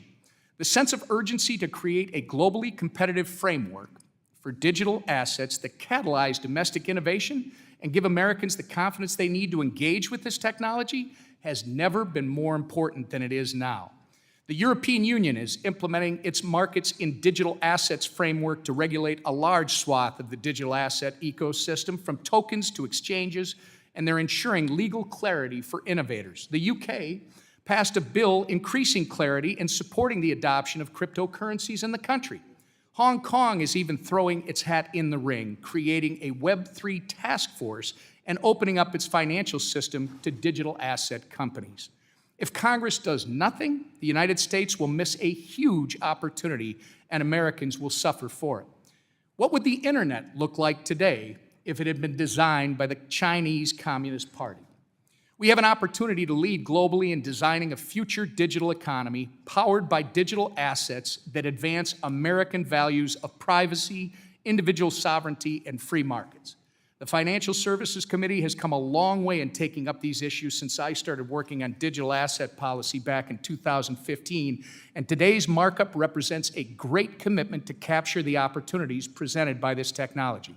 I look forward to continuing to work with you, Chair McHenry, and Chair Hill, and everybody else who's involved in this, and the industry, so that we can educate our membership and make sure we get this legislation right the first time. Thank you, and I yield back. The gentleman will yield. I will yield. I personally want to thank you for your engagement. You've made this product better. You foresaw what was going to happen with the Ripple case and ensured we built in an answer in this legislation. You had the foresight to do that, both legally and understanding the technology. You've made this a much better product. And you have my commitment that I'll continue to work with you and the broader conference on refining this product to make sure that it is the best product in the world for digital assets. Thank you for your leadership. And now I yield back. Gentleman yields back. Ms. Beatty of Ohio is recognized for 5 minutes. Move to strike the last word. Gentle lady is recognized. Thank you. You know, as I listen intensely, there seems to be more questions than answers, especially when I think of that we need to have adequate consumer and market protections. We need to have the agency governing this to have real money there, not money that's taken away from somewhere else. And lastly, let me also say that I believe that this bill undermines the existing investor protection law, fails to establish a private enforcement framework going forward for digital assets, and it opens the door for investors to be defrauded without an opportunity to hold the corporations accountable for misconduct. So I will not be able to support this bill, but I would like to yield to Congressman Scott. Thank you. It's all right. Thank you, Ms. Beatty. Let me go back to the two basic foundations of why this is the wrong way to go. First of all, leaders in the financial industry have told us, as I said, I'm dealing with this in the Agriculture Committee as well as here, and they have said that if this bill were to become law, we would see significant harms coming to the American consumer, to retail investors, to the business community, and the stability of our financial system. That is the main pillar. The other main pillar is the money. There's no money that's been put to this. It does not provide new funding for the CSC or the FTC to carry out all of these provisions of the bill. I spoke with the chairman of the FTC. Yes, he said $120 million. But what do we say? Instead of saying we're going to appropriate that money, we say we will take it from the executive branch, the Treasury Department. How are you going to do that? Money must be appropriated by the actions of the Congress. And the actions of the Congress has already appropriated this money to the Treasury Department. And so on those two fundamental pieces, common sense tells us that this is not the way to go. It will hurt the consumers, and there's no money. There's a saying, no matter what the success or failure is, the key is follow the money. We can't follow any money if it's not there and it's over in the Treasury Department, and that has been sanctioned by an action of Congress. I rest my case.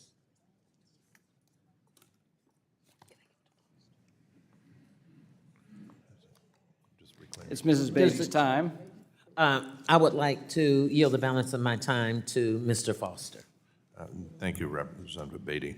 I'd just like to do a little clarification. There is a reason why fentanyl trafficking, human trafficking, all of the evil stuff that I don't think we support in this committee uses crypto assets for the lifeblood. And the reason is, it is in fact, if you're sophisticated, it is in fact not traceable. You've all, probably many of you are familiar with the pictures of all the drug dealers lined up by the Bitcoin ATM. Well, Bitcoin's pretty traceable, but then you take it, you put it through mixers, you put it through anonymous, less traceable currencies, you do all your dirty trading, then bring it back through the mixers and so on, and just say, oh, I just want to get my Bitcoin out, convert it back into cash, and you're in Fat City. Okay, this is the reason. We do not have true traceability in this business, and you can tell by the results and how it's being used today. Thank you, yield back. Gentleman yields back, and gentlelady's time has expired. Does any further member seek recognition? Gentleman from New York, Mr. Lawler, is recognized for 5 minutes to strike last word. Move to strike the last word. Thank you, Mr. Chairman.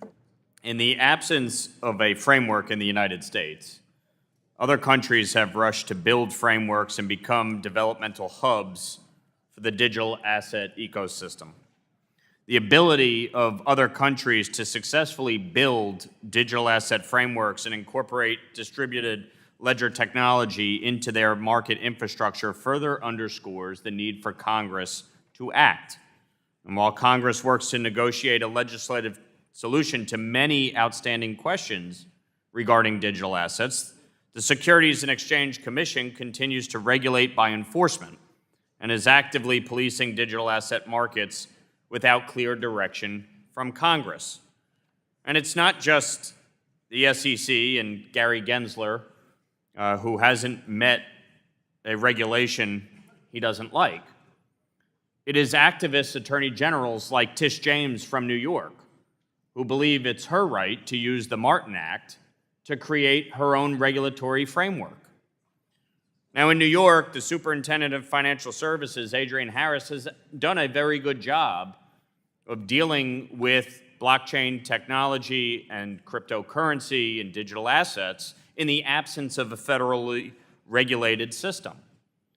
But it is clear that we need a system in place at the federal level so that states like New York and the activist Attorney General Tish James don't assume power that is not theirs to have.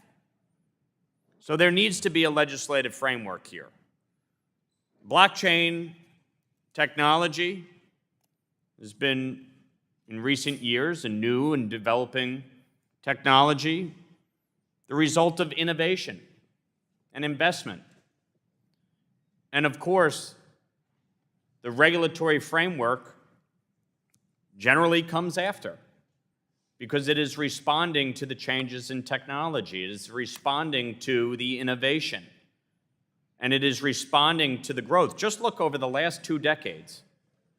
Look at your phone and what you're able to do on your phone because of the changes in technology versus when you had a Nextel walkie-talkie or, a BlackBerry. The changes in the system and in technology and innovation are so beneficial, but also lead to challenges and concerns. And it requires us to operate based on the reality and adjust. The collapse of FTX warrants a regulatory framework that would address many of these challenges. It's not all going to be solved today. It's going to continue to take effort on the part of Congress to take action. But doing nothing, not moving any of this legislation, is illogical and dangerous and creates the framework and the potential for another FTX. So we do need to act, and I want to commend Chairman McHenry and Chairman Hill for their work on this important issue and taking action that is required by Congress. We do not need 50 different regulatory, systems across the country because of Congress's inability to act. We do not need activist attorney generals like Tish James using the Martin Act as a vehicle to bludgeon new technology and innovation. We've already seen what's happened in New York when they do that. So this is necessary. I support this bill, and I encourage all of my colleagues to support it. And with that, I yield back the balance of my time. Gentleman yields back. Further discussion, further debate. Mr. Torres of New York, two New Yorkers in a row here. Gentleman from New York, Mr. Torres, recognized for 5 minutes. Thank you, Mr. Chair. I'll just offer a few thoughts. I mean, there are profound philosophical differences on the subject of crypto, and there's almost no point in relitigating those differences because it's been extensively debated here today. But I find myself unpersuaded by the notion that the status quo is working. You know, a status quo that gave us the largest crypto Ponzi scheme in history is not working. It's by definition failing. My assessment is that the status quo is dangerously deregulated and requires regulation. Albert Einstein said, if we do the same thing over and over again and expect a different result, that's the definition of insanity.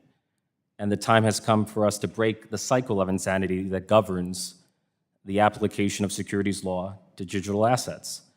Now, there's a difference between securities law as we as individuals might think it ought to be interpreted and securities law as it has been interpreted by the courts. And the Southern District of New York has held that securities law protects institutional investors in ICOs, but fails to protect retail customers on exchanges. The SEC could, in theory, appeal, but an appeal would take years. So regardless of one's personal view on securities law, we have a status quo in which institutional investors are protected, but everyday average Americans are left exposed. And the choice before the committee in the world as it is whether we should maintain that status quo or change it to fill the gap in investor and consumer protection for everyday Americans. And I believe we should change it. Now, there are those who argue that there's no need for Congress to act, that we should leave it to the courts and the regulators to figure out the application of securities law to digital assets. One of my frustrations is that Congress is often the most powerless, powerful institution. You know, we as Democrats argue that we've ceded far too much authority to the courts, particularly the Supreme Court. Republicans often argue that Congress has ceded too much authority to regulators.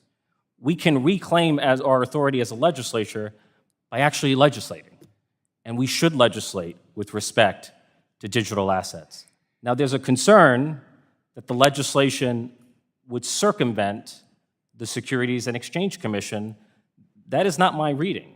I read the bill to codify the SEC as a regulator of digital assets, right? The bill essentially holds that a digital asset is presumptively subject to the jurisdiction of the SEC until it is shown to be sufficiently decentralized to constitute a commodity. That's not a circumvention of the SEC. That's a codification of the SEC's authority to regulate digital assets. You know, I heard a concern earlier that a corporation like Apple can tokenize stock. A stock is inherently a security, regardless of whether you tokenize it. In fact, the legislation says the term digital asset does not include any note, stock, treasury, stock, security, future, all the traditional securities.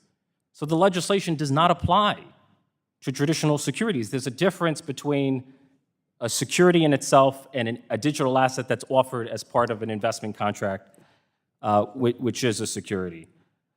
There's concern about the safe harbor. My understanding is that the safe harbor offers no protection to any bad actor who perpetrates fraud or market manipulation or misappropriation of funds. Right? A bad actor like FTX and Sam Bankman-Fried would not have benefited from the safe harbor contemplated in the legislation. And there are legitimate concerns about regulation by enforcement. The SEC has not issued a single rule clarifying the application of securities law to digital assets. There's been no written guidance. We've heard mixed messaging not only between the CFTC and the SEC, but within the SEC itself. The CFTC tells us that Ether's a commodity. The SEC has said that it's a security. Mr. Gensler first said that Ether's too decentralized to be a security. Then he said it was a security, and then under questioning from Chair McHenry, he said that it depends. I mean, if you consider that regulatory clarity, then you live in a different planet for me. I am confused by the mixed messaging, by the lack of rules and guidance that have been provided by the agency. And this legislation is far from perfect, but it represents a good faith attempt to bring clarity to an area where none exist. And I associate myself with the comments of Congressman Himes and Congressman Nickel, and I will support the legislation. I will not let the perfect be the enemy of the good. Gentleman's time's expired. We'll go to the gentleman, Mr. Horsford, from the great state of Nevada, and I mispronounced that, and I'm sorry. Nevada, from the great state of Nevada. I'm trying harder here. So, Mr. Horsford, you're recognized for 5 minutes. Sorry. At least someone on the team got it right. I wanted to yield to Mr. Lynch at this time. I thank the gentleman. I just want to pick up on a couple of points. My friend and colleague, the gentleman from New York, Mr. Torres. So the SEC has brought, as I said before, over 130 cases into court against various firms that have either run afoul of securities law or have failed to register.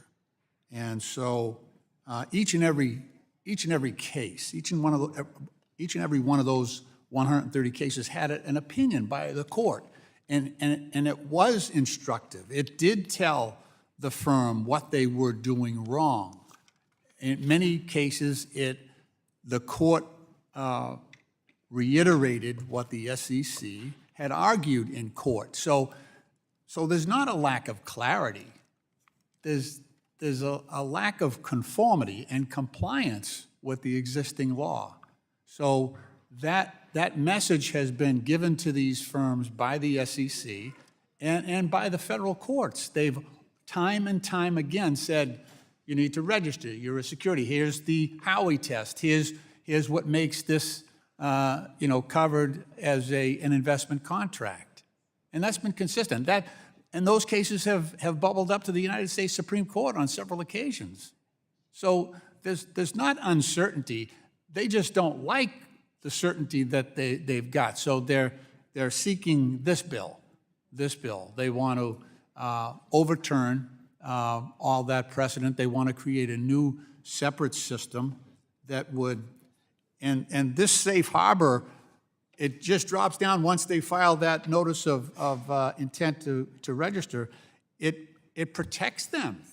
So the SEC basically is forestalled against investigation or against bringing actions against that firm. There's a tolling of the law during that provisional registration period. So we don't know we don't know if they're a back actor. We don't get to find out because a curtain drops down as soon as they file that registration. And look, I'm not a crypto skeptic. I'm just not persuaded yet.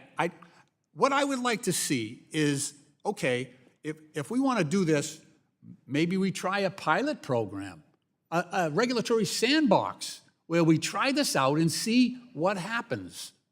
But in the meantime, let's make sure that all of the investor protections that have been developed over the last 90 years that apply to investors now under the SEC, let's make sure all those protections are carried over into the CFTC, which does not have the mandate, the wide and robust mandate of protecting investors that the SEC has.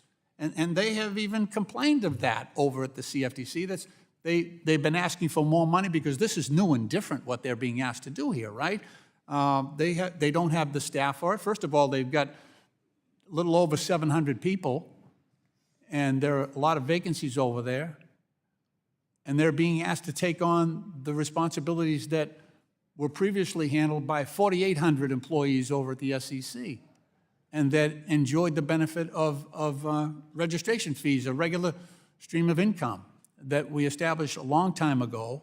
And Wall Street actually brought that idea to Congress that said, look, let's pay into fees so we can fund the SEC to establish and maintain the rules of the road. By the way, in this bill, we stop registration fees going to the SEC. We cut funding to the SEC. So at page 114, we say for 3 years, for the next 3 years, those registration fees, that $800 million that's going to the SEC right now, that gets wiped out, suspended. So think about it. Think about what you're doing here in this bill. You're adding tremendous responsibilities, and you're not funding the necessary resources to undertake the protection. And I'll later on in this markup, I'll go over all of the consumer protections and investor protections that have been gutted in this bill.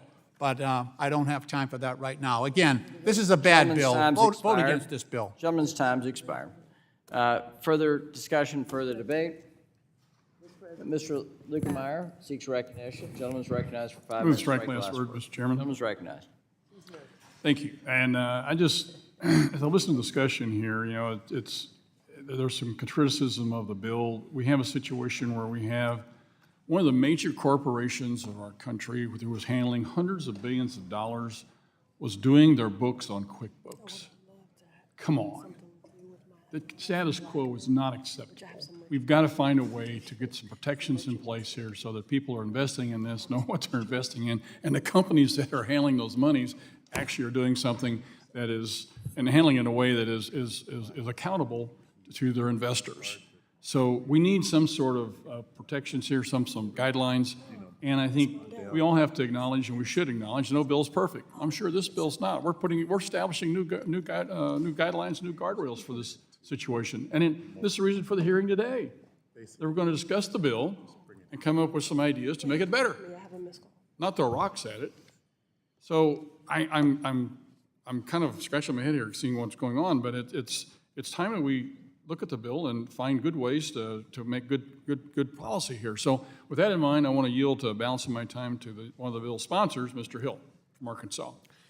I thank the gentleman from Missouri for the time, and I'm sorry Mr. Lynch, my ranking member on the subcommittee, has left the room because his assertion that this bill is not my best work, gosh, he joins my sophomore year economics professor, Rendix Fells, who said the same damn thing. So, and my spouse, there's a long list of people who can say something like that. Ms. Beatty says there are many more questions about this bill and implies they're not answered. But I think of many of the questions we've talked about for the last 2 hours, there are answers to each of those points, and they're in the bill. For example, my friend from New York, Mr. Torres, noted you cannot tokenize a security in this bill. It's strictly prohibited. Page 10, it's not a digital asset. The assertion by Mr. Sherman to that point is not accurate. There's a concern that somehow we're going to facilitate weaker consumer or investor protections. That's absolutely to the contrary, and some of those have centered around this issue of provisional registration authority.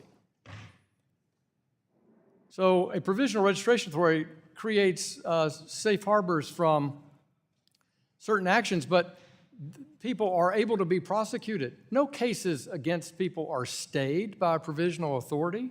That's not correct at all. And the fact that the SEC has won almost 130 cases, not true. They settled 130 cases. And they're confusing and disjointed, and we saw the most recent example of that in the Torres decision in XRP, the Ripple case last week. That's why we need to act in this Congress, to bring clarity. And we are not gutting of the SEC. We're enhancing the SEC. We're directing the SEC in a bright line way what their mission is.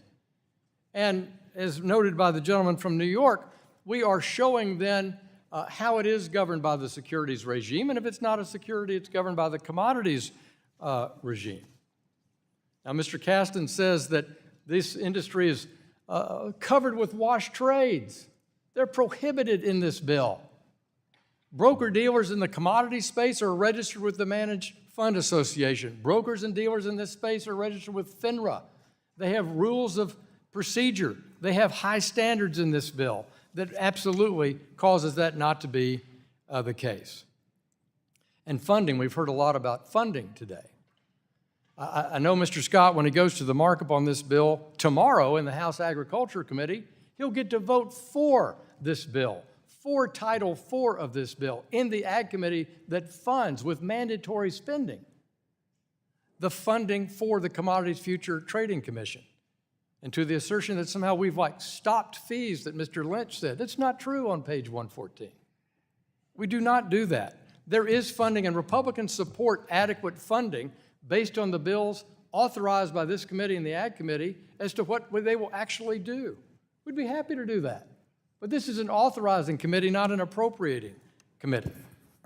So, Mr. Chairman, I think you've done good work working through these issues. I think they're well drafted in here. We've had tremendous comments and help from people off the Hill and on the Hill. And I have to thank my friend Mr. Himes. He and I spent a good part of our career in the private sector in finance. We've looked at this bill extensively, and this bill is a bill that makes the system better. Investors are protected. We don't have a race to the bottom. We have a race to the top. And I yield back to Mr. Luetkemeyer. I thank him for the time. I yield the balance of my time. Gentleman's time's expired. Any further discussion, further debate on either side? Mr. President. Ms. Presley seeks recognition. Recognized for 5 minutes to strike the last word. Right? Thank you, Mr. Chairman. Move to strike the last word. Congress has learned important lessons on how to regulate our economy and complex investments to protect investors from scams. When regulating something as high risk and volatile as cryptocurrency, we should be comprehensive. Public disclosure, clearly established investor rights, and stringent administrative oversight are critical aspects of our securities laws, but they are overwhelmingly lacking in these proposals. Comprehensive regulation matters. Just look at the recent economic turmoil. When FTX crashed late last year, billions of dollars, not millions, not thousands, billions of dollars were lost. And earlier this year, Signature Bank, which had deep ties to the crypto industry, collapsed, putting more than $100 billion at risk. This bill is flawed. It exposes consumers to unnecessary risk. It exempts digital assets from several consumer, investor, and market protections that would apply to them under existing securities laws. Under this bill, digital asset trading facilities would be permitted to vertically integrate their functions despite conflicts of interest. Under this bill, once a digital asset becomes a digital commodity, basic standards that exist in securities law will no longer apply. This includes ESG disclosures, private rights of action, disclosure of trading fees, and other standards. I urge my colleagues to oppose this inadequate bill. I yield back. Gentlelady yields back. The gentlelady from California, Mrs. Kim, is recognized for 5 minutes to strike the last word. Thank you, Chairman. I move to strike the last word, and I want to thank you, Chairman McHenry and Chairman Hill, for your leadership on this very important issue. The House Financial Services Committee and House Ag Committee Republicans, through the Financial Innovation and Technology for the 21st Century Act, seek to establish a digital asset market structure framework that is appropriate for the unique characteristics of digital assets. This functional framework would provide digital asset firms with regulatory certainty and prevent the regulatory turbulence created by jurisdictional infighting and punitive enforcement actions. In the United States, it is difficult to determine whether a digital asset is offered as part of an investment contract, like meeting the definition of security, or falls under the definition of commodity in the Commodity Exchanges Act. Until there is a consistent, clear framework in place, market participants, consumers, and investors will continue to seek regulatory clarity given the requirements that stem from the clarification of a particular digital asset. Generally, the SEC and CFTC have attempted to resolve this legal question of whether a digital asset is a security or a commodity through enforcement actions. However, the agencies have failed to agree on which digital assets are considered securities and which digital assets are considered commodities. SEC Chair Gensler himself stated in 2021, quote, "We need a better regime overseeing crypto exchanges to ensure we have in place some investor protection," end quote. Since then, he has shifted his perspective regarding the SEC's current authority over trading platforms, claiming most digital assets are securities, and proposed numerous rules to assert his purported authority. While Congress works to negotiate a legislative solution to many outstanding questions regarding digital assets, Chair Gensler continues to regulate by enforcement. The SEC is actively policing digital asset markets through enforcement without clear direction from Congress. Meanwhile, CFTC Chair Bannum has frequently and publicly called for additional legislation to close the spot market gap and provide the CFTC with the authority to register and regulate non-security digital asset or digital commodity trading platforms. The reality is, neither the CFTC nor SEC has the authority to register and regulate entities engaged in non-security digital asset or digital commodity spot transactions. The FIT for the 21st Century Act provides CFTC and SEC with these authorities, which is a reality that is far better than chaotic and ineffective status quo. That is why I support this act, and I urge my colleagues to do the same. Thank you, and I yield back. Gentlelady yields back. Is there further discussion, further debate? Further amendment? Gentleman from Pennsylvania, Mr. Muser, seeks recognition to strike the last word. Recognized for 5 minutes. Thank you, Mr. Chairman. I do as well commend the chairman and Mr. Hill for the hard work being done here, as well as Chairman Thompson and Mr. Johnson from the Ag Committee in crafting this Financial Innovation Technology 21st Century Act. Enormously necessary. Those who have spoken with the industry, both the positives and negatives, clearly the positives far outweigh the negatives. This bill is a product of a lot of work on both committees, created a much-needed framework for digital assets. The EU and the UK are advancing ahead on digital asset regulation, drawing American companies offshore.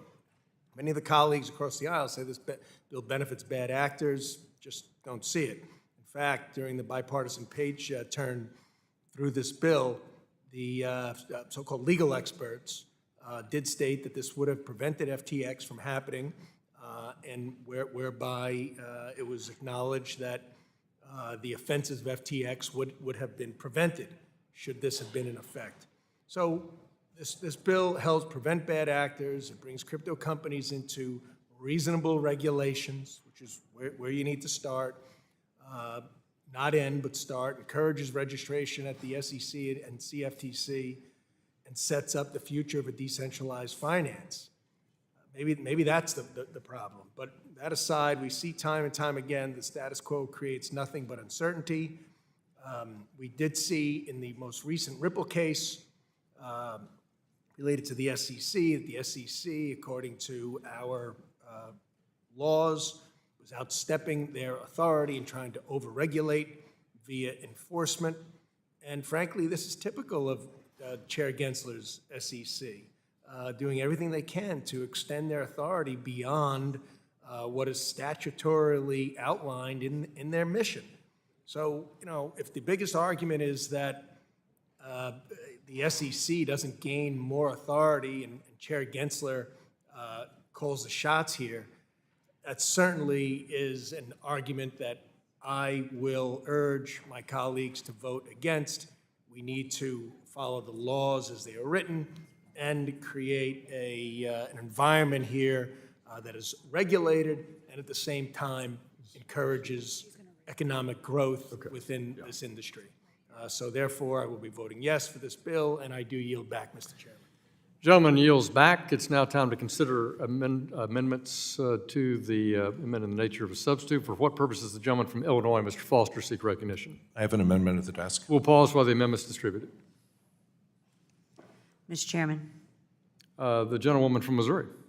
I reserve point of order. Gentlewoman is recognized, reserves a point of order. Have all members received a copy of the amendment? What have we got? Is it out already? No, okay, stand by. I think it might be better to go on voice because we don't know how Democrats are going to vote on this. We don't know if everyone's behind you. But we can press them, and I would guess that most of them will end up on your side, but I'm not sure.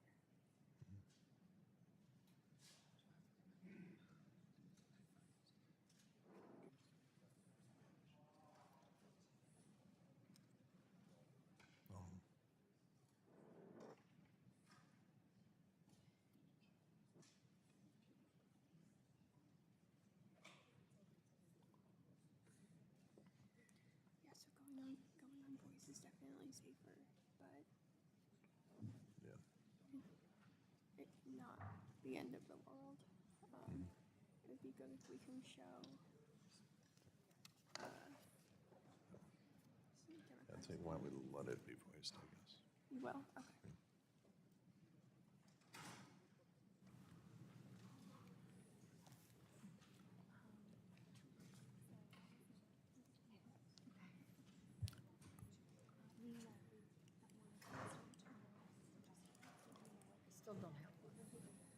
Here you go.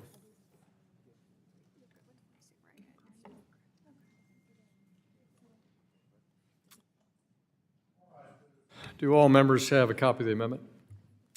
The clerk will report the amendment. Amendment to the amendment in the nature of substitute to H.R. 4763, offered by Mr. Foster of Illinois. Without objection, the reading of the amendment is dispensed with. Pause for a minute.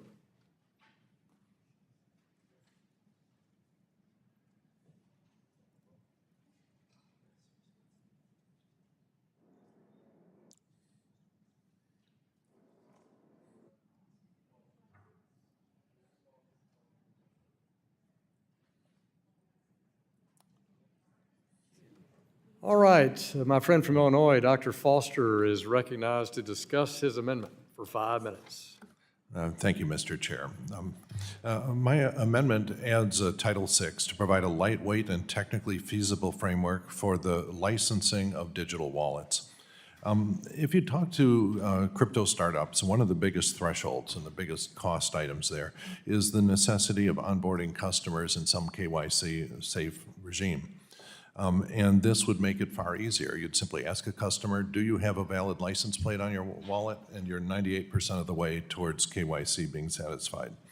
If you think back of in the innovation in the automobile industry, it was in no way impeded by the requirement of a license plate on cars. In fact, the opposite.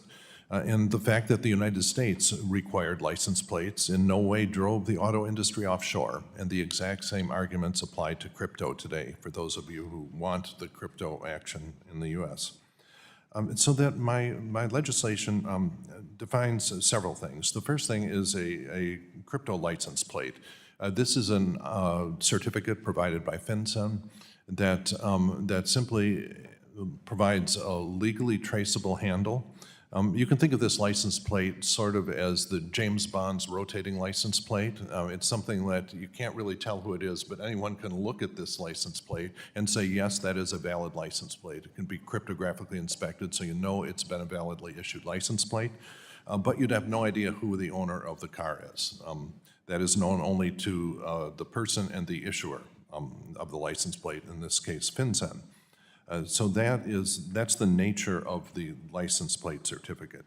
And there are in fact two different kinds of licenses that are discussed and defined in this. The first one is a license plate on a wallet that is being used for payments, a so-called payments wallet. And this is something that is used for stable coins and things for which there is no market manipulation worry. Stable coins have a fixed price and you don't have to worry about market manipulation. In this case, the only way that they can be de-anonymized is through the action of a court. And this is a very serious and very high bar. I do not want to be in a situation, as we have for license plates, where any police officer can sort of push a button on his dashboard and figure out who that license plate owner is in the car in front of him. We need a higher bar for ordinary payments made by ordinary citizens. And so this will require a court order to de-anonymize it. It would also require the notification, if a person desires, they have the right to be notified or to inquire whether or not their wallet has been de-anonymized by any government authority pursuant to any investigation. The second kind of license is a trading wallet. And a trading wallet is one which is used for things with market-defined value for which you have to worry about market manipulation. And so these are things like wash trades, front running. We have learned through a long means of trial and error that the only way to prevent market manipulations like wash trades is to have some regulator somewhere who can see the true identities between both sides of every trade. And this worked in the last 20 years. We have cleaned up the rampant wash trading in several of the markets that we've had in the United States, and as I mentioned in my opening remarks, this is the question that I've been asking continuously, and this is the clean, technically feasible answer to this. The binding prohibitions on this happen on page 3, line 16, that say it shall simply be illegal to offer to accept as payment, to offer or to accept as payment any digital asset, either using a digital wallet which has not been licensed and certified by FinCEN, or which does not have, with respect to digital asset transactions entered into and after the effective date of this transition, a publicly visible proof of a continuous chain of custody among licensed participants. So when someone offers you a digital asset, you say, let's go look on the blockchain, and I see that all the transactions ever since the date of enactment of this are between licensed participants. That is clean money, and that is something that can be safely transacted in. If you see a gap in that custody, you have no idea if it's disappeared on the dark web and used for God knows what. And in that case, it is not allowable to accept that as payment. And so that's the key element here. I should just close by emphasizing that no one is taking away your crypto by forcing you to get a license plate for your wallets, the same way as no one is taking away your car by forcing you to get a license plate for your car. That's the license regime that we have to get to for crypto to become a safe commodity and avoid the abuses that we're suffering through. Thank you. My time's up. Yield back. The gentleman yields back. Is there further amendment discussion on the amendment? Mr. Davidson of Ohio is recognized to strike the last word for 5 minutes. I do strike the last word. The gentleman raises, concerns that I don't think fully comprehend the nature of the technology. People think of this technology in the same computing architecture that we're familiar with networks, where there's some central authority that is a network administrator, and they grant permissions on the network. And fundamentally, there are some digital assets that work that way. But there are the most ubiquitous assets establish trust in a permissionless way. So it's not even feasible to say, hey, did the person on the other end of this transaction come in and register? You're moving blocks, thus the word blockchain.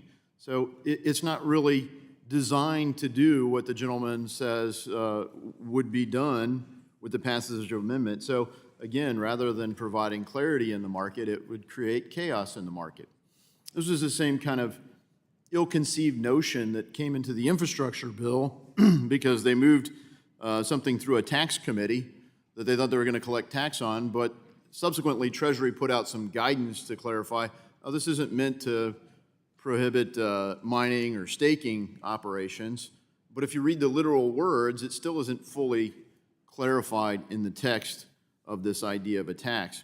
I think this would provide the same problems. I think the other thing is the idea that in America, the default condition is permissive. The default condition is private property is protected.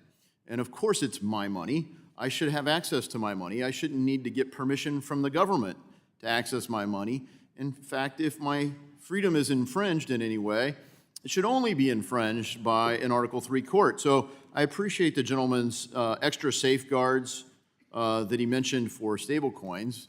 And frankly, that logic would be well served as we look at actions going on in banking today.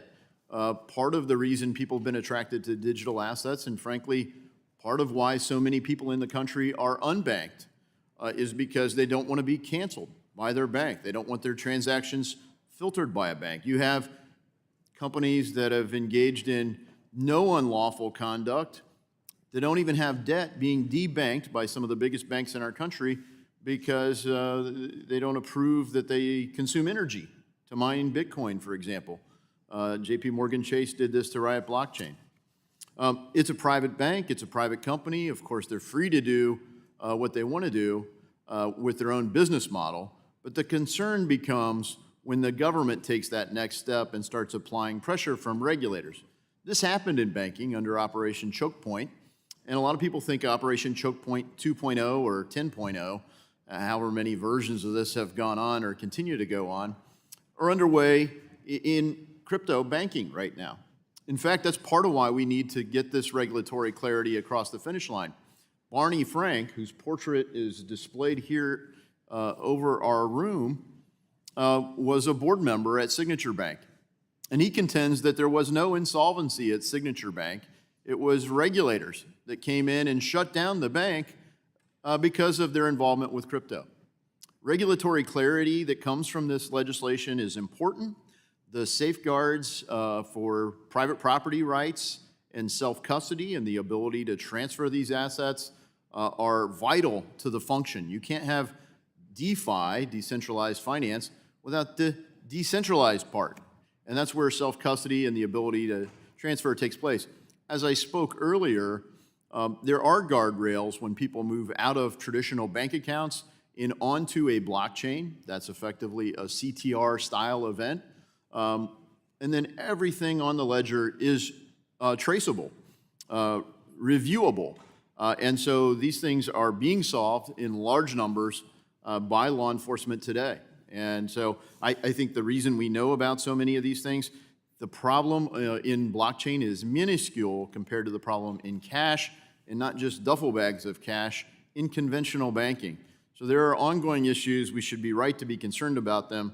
But I believe the gentleman's amendment misses the mark both in technological feasibility and in functionality and in the purpose of this bill, which is to provide clarity for the market. I urge our colleagues to oppose it, and I yield back. Gentleman from Ohio yields back. Is there further debate on the amendment? Gentleman from California, Mr. Sherman, is recognized to strike the last word for 5 minutes. Respond to the gentleman from Ohio. I worked hard with several Republicans against Operation Choke Point because every legal business should be able to get a bank account. That should apply to marijuana.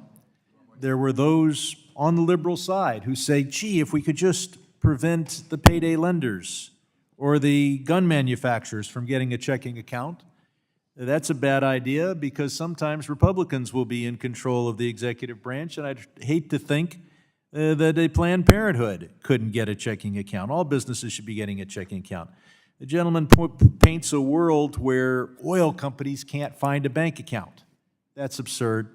Every oil company, every coal company can get a bank account and put money in a bank and write checks. The question is, who will get a loan? And banks are free to decide which industries they want to make loans to and which not. When they're acting as a place to clear your transactions, they're a utility. When they act as someone making a loan, that is a completely different role. And no company has a right to a loan. You get a loan by getting someone to loan you money. Returning closer to this amendment, I want to commend the gentleman from Illinois. If we had this amendment, then crypto would be completely changed. I might even support it.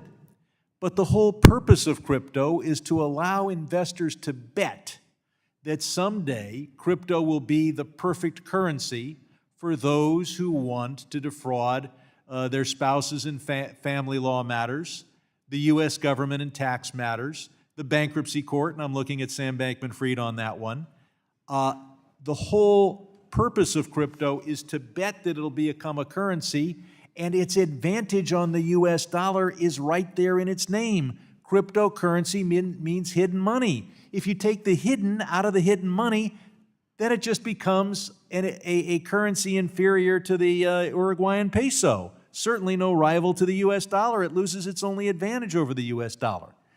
For the gentleman from Ohio to say that I think the most accomplished scientist in the House of Representatives doesn't understand the technology means that he hasn't spent much time talking to the gentleman from Illinois. Mr. Foster clearly understands this technology.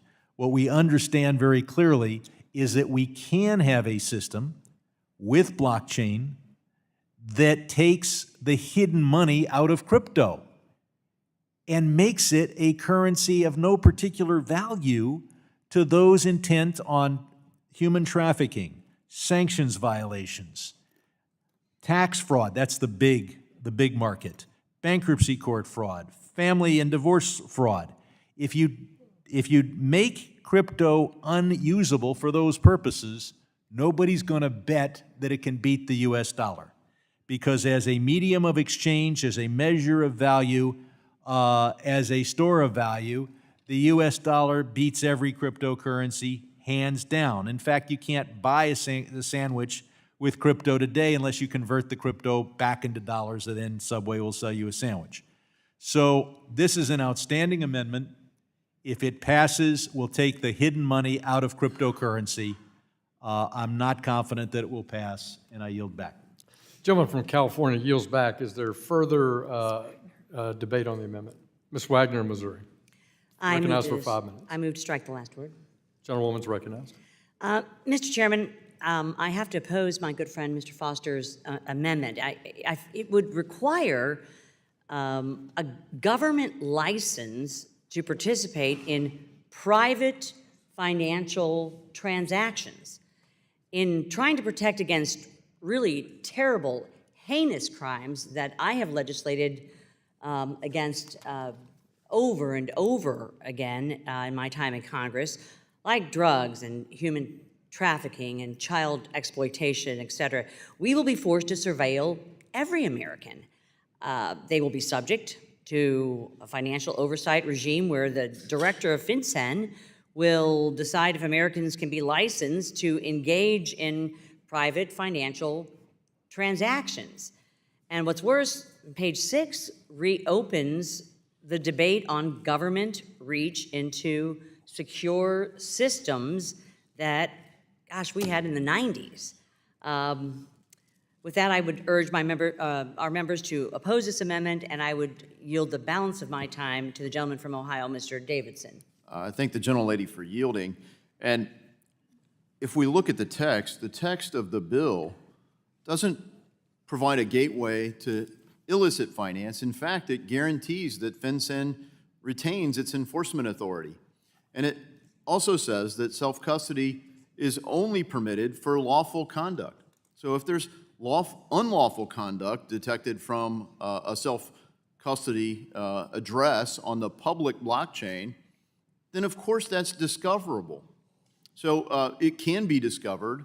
The protections are inherent in the technology, and so the amendment isn't focused there. In fact, I am concerned that the amendment fundamentally creates a gateway for what a lot of people in this space are overtly trying to prevent, which is a central bank digital currency.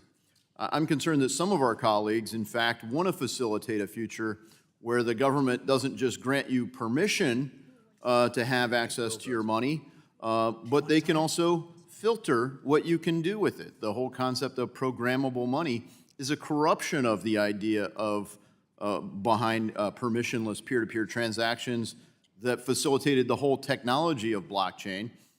It basically says everything becomes permissioned, and digital identity is certainly part of that. It is not designed to be interoperable with this space, and frankly, as the gentlelady highlighted, a backdoor for law enforcement into cryptographic technology inherently leaves security vulnerabilities. Those backdoors can't be designed into systems like proof of work, for example, and that's why some people oppose the concept for other things. So look, again, digital ID is not correctly applied to this bill. I think it does not help the cause. In fact, it stands in conflict with the way the bill's structured. I encourage our colleagues to oppose it, and I yield back to the gentlelady. And I yield. Gentleman from Missouri yields back. Is there further discussion on the amendment? Yeah. Mr. Scott of Georgia. Mr. Scott, you're Yeah. recognized for 5 minutes to strike the last word. I'm strike the last word. I'd like to yield time to Mr. Foster. Yeah, and thank you, Mr. Scott. As perhaps the only actual blockchain programmer on this committee, this is technically feasible, and I'm happy to go into great detail with any member interested in that. The requirement of recording on the blockchain or a side chain, if you're grandfathering some existing crypto asset, you simply have to record the license plate numbers of all of the wallets associated with any transaction after the effective date of this. And that is what provides a distinction between clean money and dirty money. That if you see a gap in the continuous chain of custody between licensed participants, you have no assurance that this money hasn't been used by, drug cartels or you name it, and that you simply, it should not be allowed to be brought into the lit financial system. It's a simple, enforceable requirement that's very lightweight to implement. And the other thing is, the implication that everything is fine right now is sort of obviously wrong. I would invite any of my members who think everything's perfectly traceable to identify where the heck the $500 million left in the collapse of FTX that people are still hunting for disappeared to, and who has actually owned it. Just the fact that the interactions are individually traceable does not mean that you actually know who did it, all right? The association of a legally traceable person implemented with a digital driver's license, a real ID compliant driver's license, a passport, or some equivalent government issued identity. The association of every wallet with that ultimately is what allows you to say, okay, when this thing disappeared offshore for a bunch of transactions, we at least know who was doing that. And if you try to bring back something that hasn't, that has a gap in that list of license plate numbers, okay, that's not something that we can allow. And so this whole business with permissionless, I think, is the fundamental thing. We do not allow permissionless operation of automobiles for very good reasons. Automobiles are too dangerous and too fast-moving to be allowed in anyone's neighborhood. And we have learned the hard way that there are certain things, like automobiles, like crypto. I mean, there's a lot more people who are damaged by fentanyl than unfortunately even automobile accidents these days. And so the only way we stop that sort of illicit payment system, that is the lifeblood of this, is to get some sort of legal and technical traceability to know the true ID of participants in those payment chains. And this is as light a weight and as feasible a mechanism as I've been able to sort of come up with in conversations with many people who think about this all the time. This can work, it will work, and it will actually provide the United States with leadership in safe crypto. And that's the basic motivation. Happy to answer any technical questions any members have. Will the gentleman yield? Is the gentleman yielding back to Mr. Scott? Yes. And then I yield my remaining time to Mr. Sherman. the gentleman from California is recognized. Gentleman from Ohio paints this ugly picture. You'll need a government license to have a crypto account, as if that's something we've never heard of. Guess what? You need a government license to get a bank account. You know what that license is? It's your driver's license. If you don't drive, you get an equivalent card from your DMV, and it's called a state ID license. If you don't have any identification issued by a government agency, you can't open a checking account. So if people think that it would be wonderful to say you don't need ID to have a crypto account, then give the dollar a fair shake and say we're going to start having bank accounts and you don't need a government license to open one. I'll be down at Bank of America. I'll open an account in the name of Patrick McHenry. Who's to say that isn't my name? Gentleman yield on that account? What? Did you yield to the gentleman? I yield to the gentleman. It's Mr. Scott's time. Well, I'll claim time because this is utter Oh, nonsense. okay. So I'll open an account. In other words, if the crypto world doesn't require a government license or government ID or some authentication as who you are, then maybe the banking system shouldn't as well. And while I'm opening an account in the name of Patrick McHenry, I'll open an account in the name of Patrick McHenry for Congress, and maybe there'll be a spare check I can deposit in it. But we require that you tell that the bank know you're the customer. That information is available for a variety of investigations. The crypto world wants a different system. I yield back. Gentleman yields back to Mr. Scott. Mr. Scott yields back to the chair. The gentleman from North Carolina is recognized to strike the last word.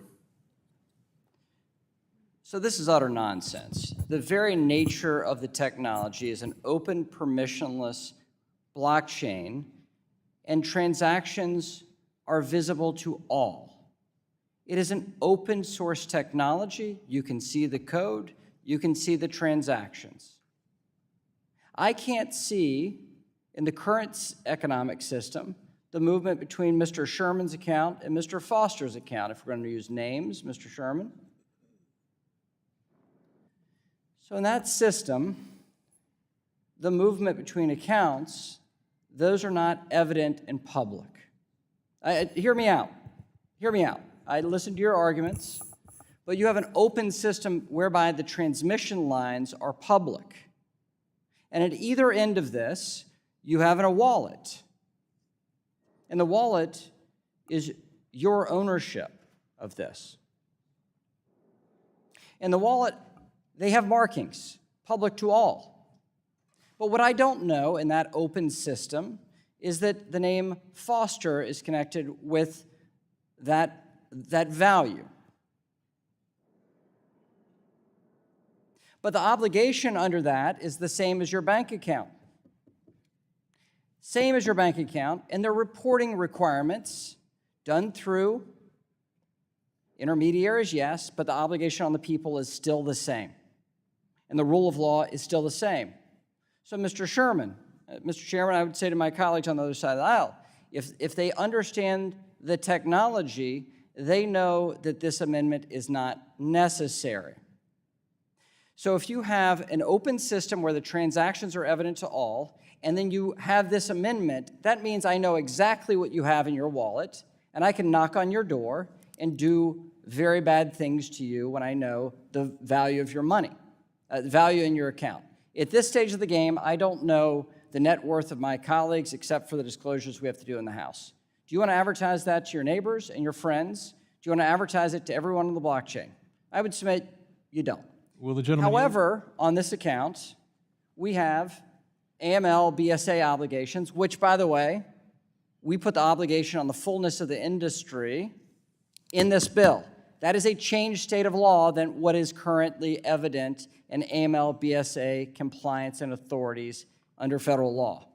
So when you talk about money laundering and illicit activity, you're making it worse by doing nothing because current law is silent to this. And this bill speaks to it in a fulsome way. Mr. Davidson outlined this as well. When you take your money out of your bank account into your wallet, there is a report under AML's BSA authorities. That operation still works. If you have briefings from the FBI, they know how to follow the analysis of the blockchain movement of value and follow wallets and find onboarding and offboarding. They've been very successful. The FBI has been very successful at utilizing the very technology to counter illicit activity. That's how we know all these stories. When you say, we don't know these things that happen, and you give me a specific story, that's proof that we actually are able to use the technology and find bad actors. So what I'm suggesting is our current system and the way the system works with onboarding of fiat from your bank account into a wallet, the purchasing of digital assets, the movement of the chain of purchasing or selling digital assets evident to all, and then offboarding that money out of your wallet back into fiat, that is a fulsome bit of movement of money. The movement between two financial institutions right now is not publicly available. The value of your bank account is not publicly available. And under the regime of this amendment, those things would all be evident to all. I think that is not the way we should Would the approach gentleman this, yield? and it shows a deep failure to understand the nature of the technology and existing law. Happy to yield to the gentleman. Yeah, well, first off, this would not become public. I mean, the issue here is. So who would what happens hold not- that not with the information? onboarding. It's Who would not hold with that the information? onboarding. It's what happens when the money gets legitimately onboarded, loaded into a self-hosted anonymous wallet, and then pings along in the dark web indefinitely doing God knows what, and then is brought back in. Someone just shows up with If the gentleman reclaiming my time, there is no dark web activity. All the activity you describe is public to all. What you're suggesting here is a government agency hold this information? Well, The government gentleman's time has agencies have the worst record of ensuring our private information remains private. Gentleman's I time oppose has the amendment and I ask my colleagues to vote no. Is there additional discussion on this amendment? Does the gentlewoman from Missouri insist on her point of order? I withdraw. The gentlewoman withdraws. The question now occurs on the amendment offered by the gentleman from Illinois, Dr. Foster. All those in favor shall signify by saying aye. Aye. All those opposed shall be signified by saying nay. Nay. In the opinion of the chair, the nays appear to have it, and the amendment is not agreed to. For the purpose, turning to the next amendments, for what purpose does the gentleman from California seek recognition? I have an amendment at the desk. The gentleman has an amendment on the next. We will pause while that amendment is distributed.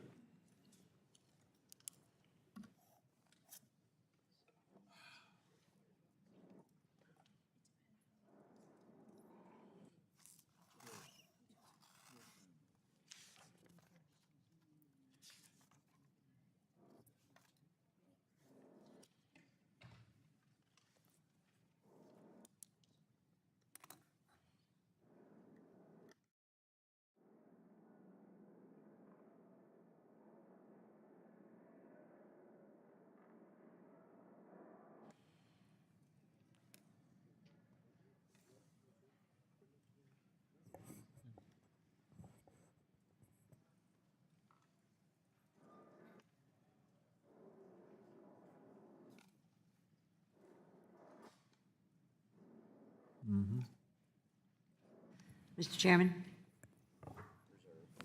I reserve a point of order. The gentleman from Missouri reserves a point of order.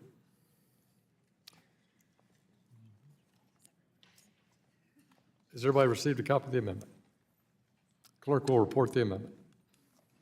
Amendment to the amendment in the nature of a substitute to H.R. 4763. Without objection, the amendment is considered as read. Gentleman from California is recognized for 5 minutes. First, I'll take 30 seconds to address the last amendment.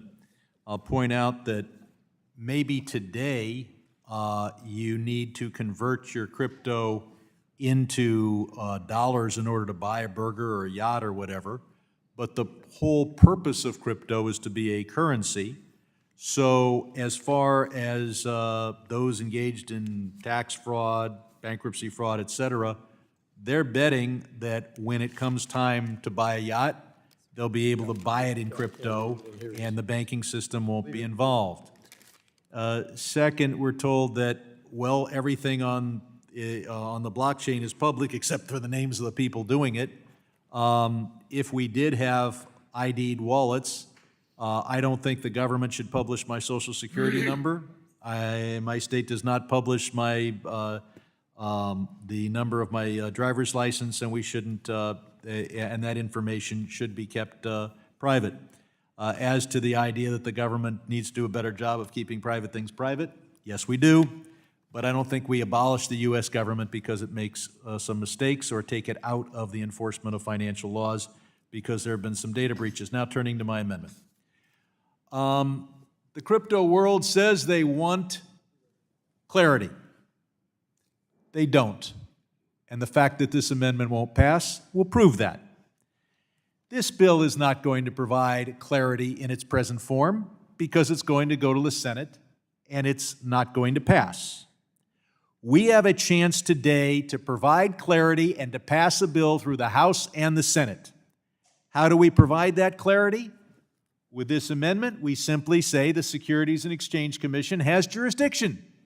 That's something Democrats can support. That's something Republicans should support. That's something the Senate will support. And as soon as it passes, the crypto industry will have clarity.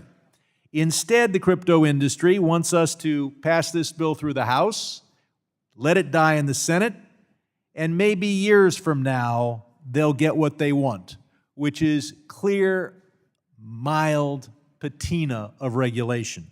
But the crypto industry doesn't want clarity today because they will fight against this amendment. What is this? Again, with this amendment, we can get bipartisan support, we can get the administration on board, we can provide clarity, and we can provide the tough regulation that this industry needs. If there's any industry that needs tough regulation, and the tougher of the regulators, it's the crypto industry. Does a week go by when we don't see another indictment of a crypto criminal? I haven't experienced such a week in several years. So let us pass this amendment. Let us give the SEC clear jurisdiction over the industry. Let us provide that clarity, and we can do it now. Instead, we will pretend that this industry wants clarity when it doesn't.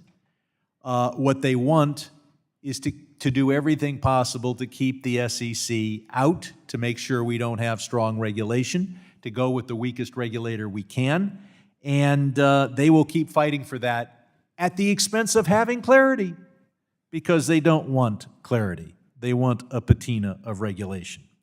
So I don't want to hear the crypto industry complain that they don't have clarity. They can have clarity in 2 minutes. All they have to do is tell us they support this amendment. They'll then know that they're subject to the SEC rather than the CFTC, and this bill will actually become law. Instead, they will whine about how they don't have clarity when it's their damn fault, because they don't want clarity. They want a patina of regulation, and clarity with tough regulation is rejected by the industry. I yield back. Gentleman from California yields back.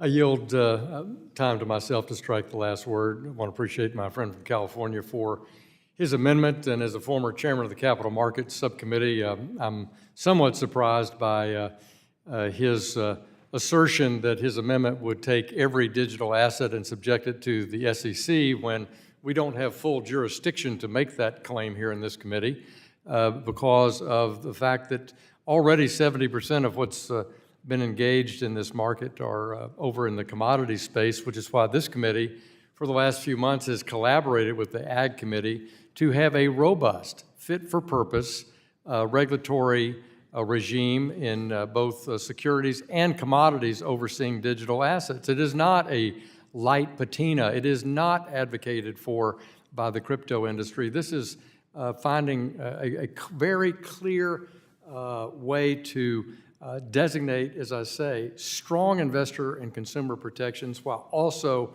recognizing how best to regulate an asset, whether it's decentralized and considered a commodity or still connected to an investment contract and considered a security, giving the resources, leadership, and direction to both these agencies to do a very effective job. So I think my friend has been very misleading in that characterization. First of all, universally, everybody agrees that Bitcoin is not a security, including Gary Gensler, including the chairman of the SEC. So you're now asserting that every digital asset has to be a security in your proposal. Further, this recent decision that the Ranking Member Waters addressed and others of the Ripple decision is yet the most recent case where the courts are splitting decisions here between trying to bring understanding of, is it a commodity? Is it a security? It's clearly not clear. And it's not the industry saying that. It's investors, it's developers, it's federal courts. So, as I acknowledge, Chair Gensler himself says that Bitcoin is a commodity and acknowledges that the CFTC needs some regulatory ownership of the digital asset ecosystem.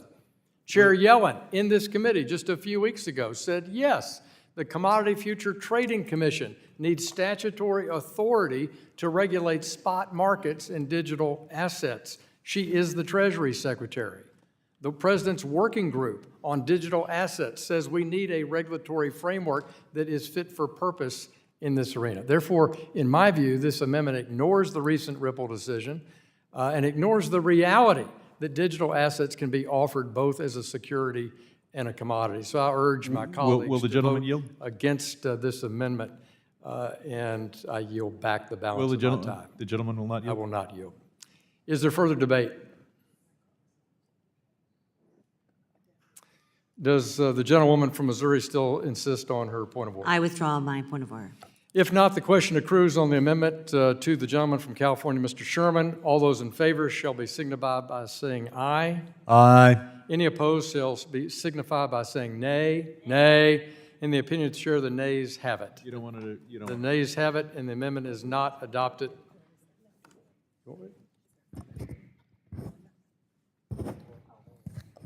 Is there further debate on the amendment of nature of substitute? I have an amendment at the desk. The gentlewoman from California has an amendment at the desk. We'll wait till it is distributed.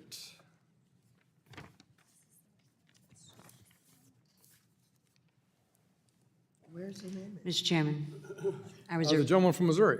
I reserve a point of order. The gentleman from Missouri reserves a point of order.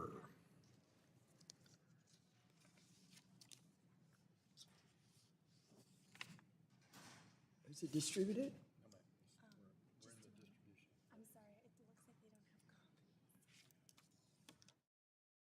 We'll just pause for a minute. We have, here they come. Pausing while we distribute the amendment.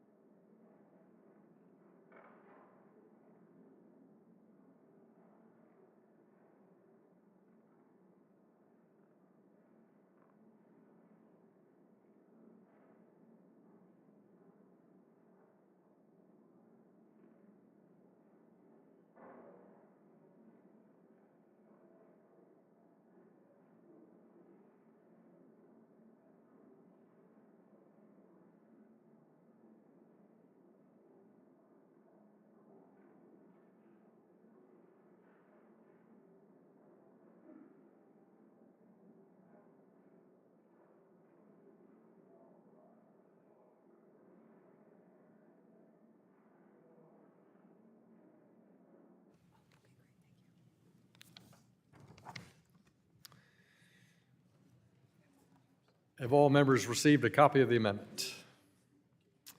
If so, the clerk will report the amendment.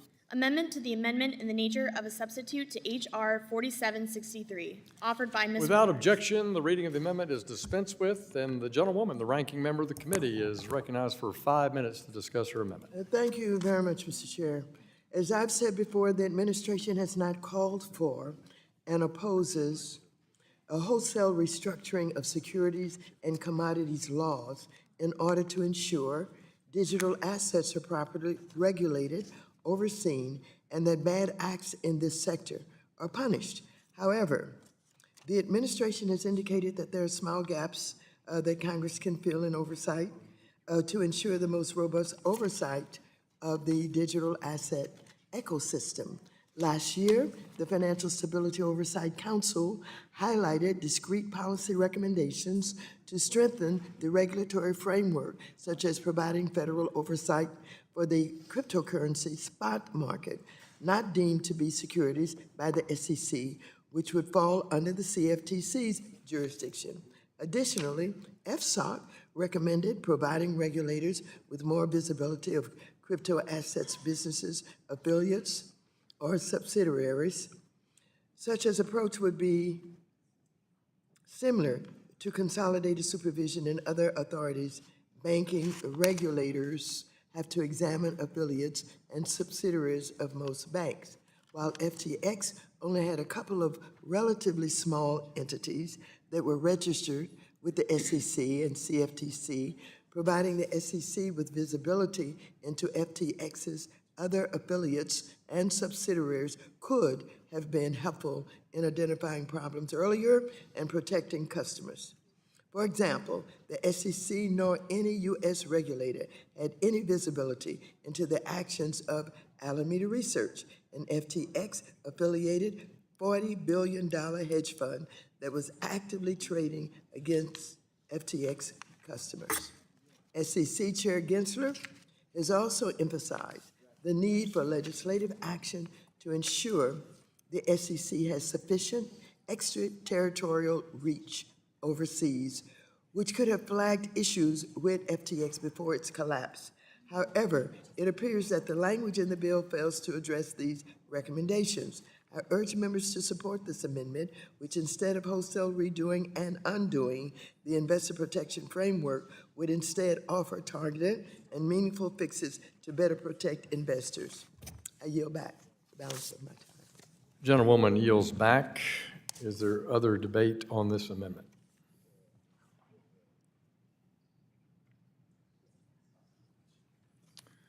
I recognize myself for 5 minutes to strike the last word. I appreciate the ranking member's amendment because it recognizes that exactly what the puzzle is before us today, that you can be a security and a commodity and be a digital asset, hence the need for a regulatory framework.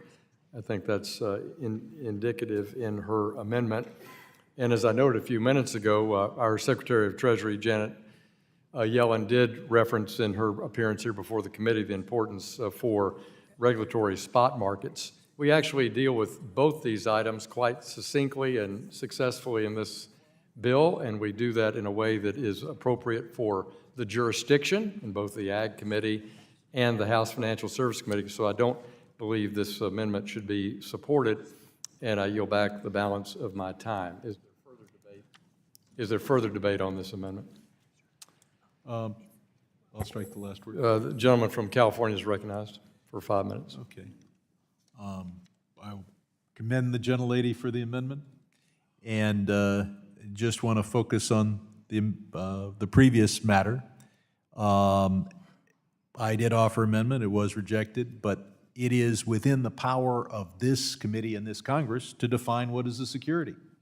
In fact, that's what we did in 1933. We can amend it. A lot of things have happened. I've argued that we should simply define as a security all crypto assets.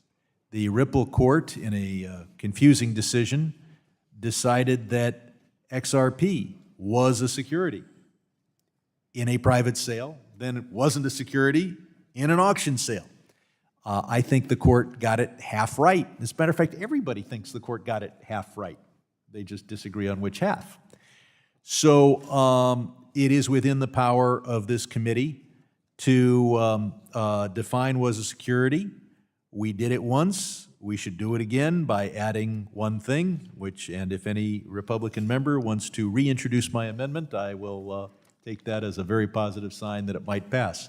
With that, I'm looking to see whether the ranking member would like me to yield her time. Yes. I yield my time to the ranking member. Gentleman's recognized. Gentlewoman's recognized. Yeah, you yield to Mrs. Waters. Thank you very much. I just want to get back to one of the points that I made when I referenced Alameda Research at FTX and the affiliated $40 billion hedge fund that was actively trading against FTX customers. I was shocked by this. I was shocked that they had a hedge fund and they were using the customers' money given to a person who had no background, no real experience, and she admitted that she didn't really know what she was doing. Now, what I'm attempting to do is to make sure that we have a reach into those kind of affiliates. And is that, well, that's what I would like to just Yeah, with the gentlewoman yield. And I yield back. Yeah, the gentlewoman brings up a very good point. I think we were all shocked by the outrageous, illegal, and manipulative behavior by the FTX leadership and collapse, and that kind of manipulation she's talking about is prohibited in our Fit for 21 bill, and I thank the woman for yielding to me. Well, yes, I yield to the gentleman. Can you tell me where and what and how you take care of this issue? If we can pause, sure, just a moment. We'll get you a page site.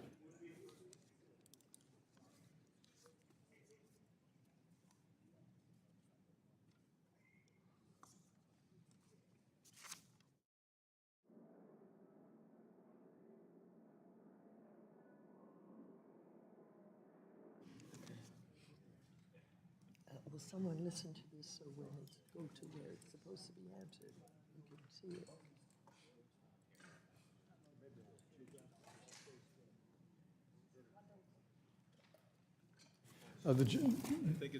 It's Mr. Sherman's time, but Mr. Sherman's time. we're in the middle of a debate here, just a second. No, but she's in the debate. Thank you. Mr. Sherman's time has yielded to Mrs. Waters. She asked me a question. Would you Yes. yield me? I yield it. Yes, thank you very much. So on page 130, you said 131, but it's not. 134, sorry. 134, prohibition on exchanges acting as counterparties. This prohibits that self-dealing aspect we witnessed in FTX, and as I've argued, Ranking Member, in my view, if we had this framework in place that we all agreed on, we would not have seen the collapse or even the run-up of FTX. Let me yield back to the Will woman. the gentleman yield back to me, please? I yield to the ranking. With all due respect to you, Mr. Hill, what you just read to me does not answer the question that I raised about the affiliate, the hedge fund that was getting money from FTX No, but and it- investing it with no oversight. With Nobody knew what was well, with all due respect, if I could answer that question. You have to yield back to him. I yield to the. So Alameda was an affiliate of FTX, and this bill prohibits the self-dealing among affiliates inside the crypto space, so it would be covered by this bill. Yield back. If you yield back I to yield to me, the ranking member. I thank you for that explanation, Mr. Hill. However, I certainly will explore it further because I think yours is more general than specific about the ability to take the money and use it, I guess, in a hedge fund in the way that they did. I yield back. I'll just use the remainder of my time to say that, yes, you shouldn't commingle with an affiliate, and if we have the light patina of regulation that the crypto industry wants, I'm sure it will prohibit such commingling, and I'm sure it won't be enforced. And there's a new Sam Bankman-Fried just around the corner, unless we have the toughest possible regulation of the crypto world, and that would be achieved if the SEC was given jurisdiction, and it is in the jurisdiction of this committee to give the SEC that jurisdiction. Unfortunately, we're unlikely to do that today, and for that reason, it's unlikely this bill will pass, and it is unlikely that, and what is likely is the crypto industry will keep complaining that they don't have the clarity that they could have if they wanted real regulation. I yield back. Gentleman from California yields back. The gentleman from North Carolina seeks recognition on the Waters Amendment. Gentleman's recognized for 5 minutes. Thank you, Mr. Chairman. Mr. Chairman, the ranking member asked a very specific, very important question, and it is an important topic for us to get right in legislation.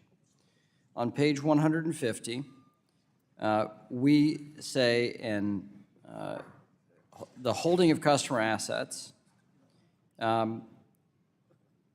Section A, segregation of funds. A digital commodity exchange shall treat and deal with all money assets, and the whole definition piece, as individual customer assets. So page 150 answers that specific question about commingling. We stop commingling. The questions of what is enabled in this text is commensurate treatment of that digital asset to what is the practice in the securities regime and in the commodities regime, and it conforms with that capacity. You have a specific account, and you have ownership of that specific account and the attributes in that account. That is what we attempt to do in this language. We have both the commodities and securities space defined here in this bill. This is the reason why it's longer, because we're dealing with both jurisdictions. In the commodities space, we clear up this language where digital assets are afforded greater customer protection, in my view. From the CFTC's view, from the AG's view, this is treating digital commodities the same way that traditional commodities are treated in consumer protection, with a fulsome set of consumer protections wrapped around it. About subsidiaries like Alameda, the practices of FTX, where they're using a subsidiary to trade on their main platform and obscuring it from their customers, trading against their customers, defrauding their customers. We specifically stopped that in this bill. And that is to speak to the work that the ranking member and I did, and the investigation started under her chairmanship and continued under my chairmanship, hand in hand with our staff. What we found was the self-dealing of FTX, evident now to everyone. What we put in place here is the same restrictions and a factor more restringent upon in the digital asset space than what happens in the security space. Greater restrictions, greater disclosures, a step further than what happens in securities and commodities today. And dramatically different than the current practice in digital assets globally, where they don't give at all a care for self-dealing. So we stop a bad practice in crypto now. We bring it to conform with existing practice in the securities space, and we take a step further even in our disclosure regime. I can go through part and parcel of the text, but that is what's in here.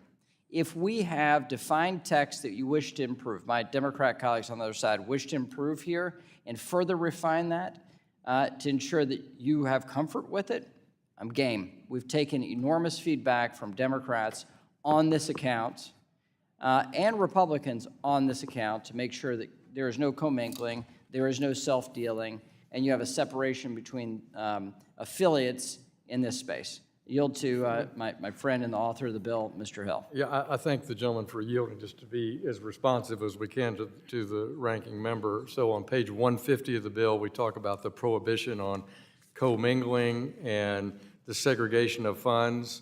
And on page 132, we talk about the prohibition on, as I've talked to you about, acting as a counterparty so that affiliates cannot trade. There's prohibition of that self-dealing trading. So I think the gentlewoman's very good points are dealt with effectively in the bill, and I yield back to the gentleman from North Carolina. And I'm happy to yield to the ranking member if she has comments. Thank you very much, and I appreciate your referencing where you think this is covered in your legislation.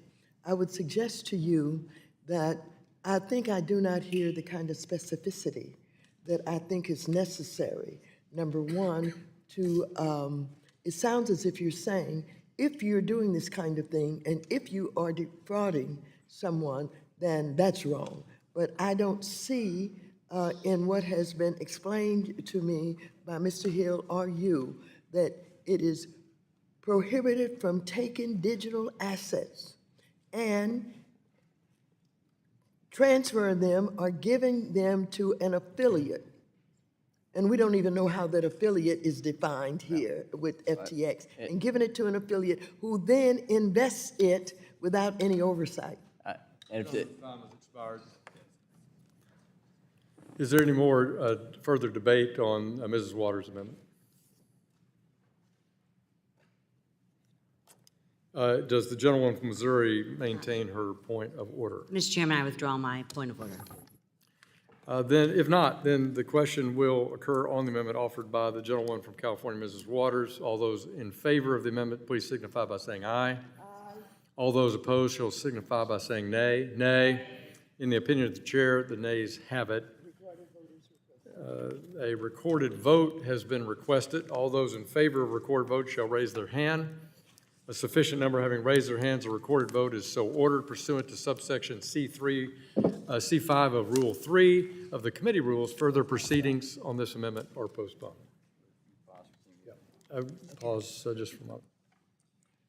We have votes on the floor. We do? We have them now?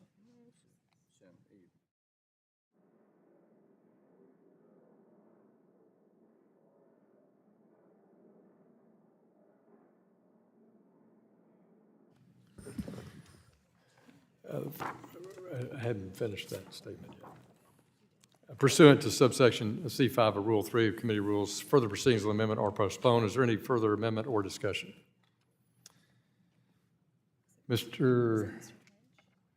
Gottheimer of New Jersey is seeking Thank you, Mr. recognition. Chairman. I have an amendment at the desk, please. I will pause and let that amendment be distributed. Mr. Chairman. Mr. Chairman, Gentleman, yep. I'd like to reserve a point of order. Gentleman reserves a point of order.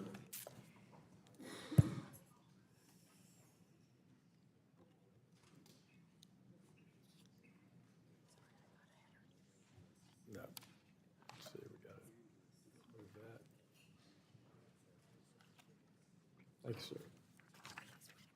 Okay.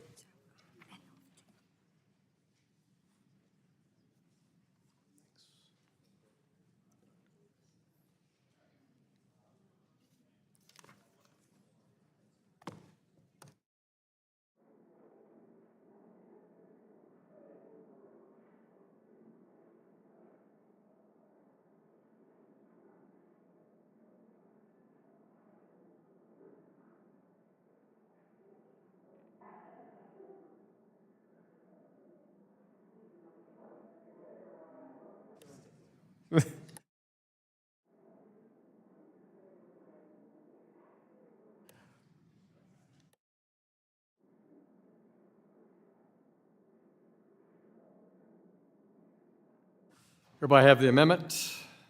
Clerk will report the amendment. Amendment to the amendment in the nature of a substitute to H.R. 4763. Without objection, the amendment is considered read. Mrs. Houchin has reserved a point of order, and now the gentleman from New Jersey is recognized on his amendment for 5 minutes. Thank you, Mr. Chairman. My amendment would require the SEC and the CFTC to come to the table immediately upon passage of the bill to develop rules or guidance to carry out certain responsibilities related to firms registering provisionally with the SEC or the CFTC. Specifically, my amendment would require the SEC and the CFTC to jointly issue rules or guidance within 30 days of the bill's enactment, outlining the process they will use to delist assets that are improperly listed under a provisional registration. My amendment clarifies that the SEC and the CFTC must work together, as necessary, to implement this important provision of the bill and set expectations for the treatment of assets listed for trading by firms registering with either the SEC or the CFTC in the early stages of the bill's implementation. We can't afford to wait for these agencies to decide on their own how and when they'll work together. This amendment will not inhibit the ability of the commissions to address improperly listed assets. It simply states that the commissions should work together to provide clear guidance for the listing of assets under provisional registration. By prioritizing this effort early on, the SEC and the CFTC will spare consumers, regulators, and digital asset firms from unnecessary confusion and set the stage for further collaboration by the commissions in later stages of this framework's development. I want to thank Chairman McHenry and Mr. Hill and their teams for making digital assets a focus of the committee this Congress. Appreciate their willingness to engage with me and my colleagues on digital asset legislation. I encourage my colleagues to support this amendment to promote common sense collaboration between the commissions. I also want to thank the ranking member and her teams for all of their efforts and collaboration over the last months. I yield back. Gentleman yields back. Is there further discussion on this amendment? I'll yield myself 5 minutes to strike the last word. The Fit for 21st Century Act preserves the ability of the SEC and the CFTC to require a person to delist an asset for trading if its listing is inconsistent with the securities laws, the Commodity Exchange Act, or this act during the provisional period. The Fit for the 21st Century Act does not, however, create a process by which delisting rules should be set and a timeline for the agencies to do so. So I'm very pleased to see Mr. Gottheimer's thoughtful amendment. We're trying to create the best possible process to ensure that investors and consumers are protected immediately. And as such, I applaud this amendment from the gentleman from New Jersey. I support it for its inclusion in the Fit for 21st Century Act, and I yield back the balance of my time. If not, does the gentlewoman from Indiana insist on her point of order? Mr. Chairman, I yield back. She withdraws her point of order, and if not Then the question is on the amendment from the gentleman from New Jersey, Mr. Gottheimer. All those in favor shall signify by saying aye. Aye. All those opposed signify by saying nay. In the opinion of the chair, the ayes have it. The amendment is agreed to. Who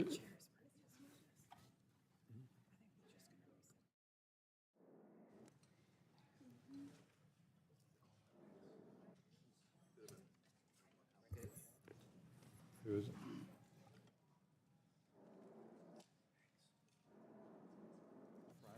The gentleman from Massachusetts, my friend, is seeking recognition. What say he? Good afternoon, Mr. Chairman. I'm not sure if any Republican, my colleagues have an amendment, but I have an amendment at the desk. I know you're going back and forth, but if there are no Republican amendments in order right now, I do have an amendment. The gentleman has an amendment. We ought to wait and see it distributed. Mr. Chairman, The gentleman from Indiana. I'd like to reserve a point of order. And a point of order is reserved on the Lynch amendment.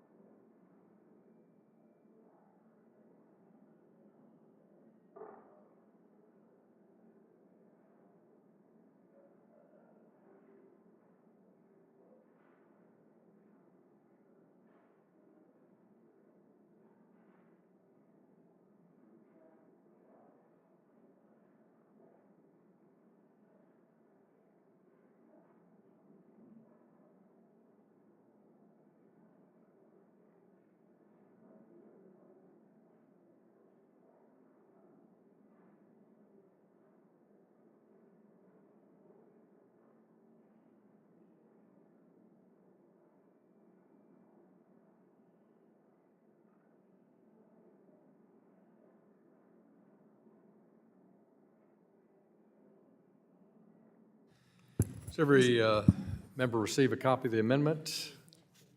Mr. Chairman, The gentleman from Indiana. I would like to insist on my point of order. The amendment violates the rules saying such sums may be necessary to carry out this act. The gentlewoman insists on her point of order, suggesting that this amendment violates our committee rules as it's talking about the appropriations, and the chair rules in favor of that point of order. Does anyone want to be heard on the point of order? Will the gentleman yield? I will yield to the ranking member of the full committee on the point of order. Thank you very much.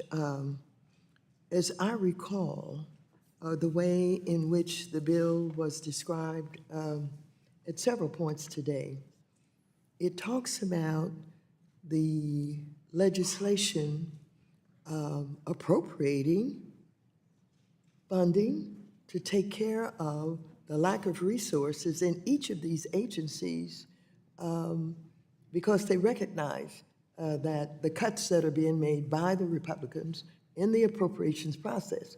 Now, if in fact you are discussing the funding in the bill, how then is an amendment that references that is out of order? Would the gentlewoman yield? Yield back. Well, first point, pursuant to Committee Rule 3, Section 6C, which prohibits such sums in the amendment is not in order, but in furtherance to your comment, I would add the comment that in the conversation with Mr. Lynch about, and Mr. Scott about funding, it was in Title IV of the bill, which is referred to the Ag Committee, and talking about a specific funding in their jurisdiction. The chairman rules that the point of order stands. On a point of order. On the point of order. On the point of order. Mr. Chairman, earlier in this hearing, the chairman said the money's in the bill. The $120 million is in the bill. Now, I'm It's trying to, Well, will the gentleman actually yield? in agreement with the- Will the gentleman yield? Well, not yet, not yet, Okay. not yet. You're on Mrs. This Waters' doesn't, time.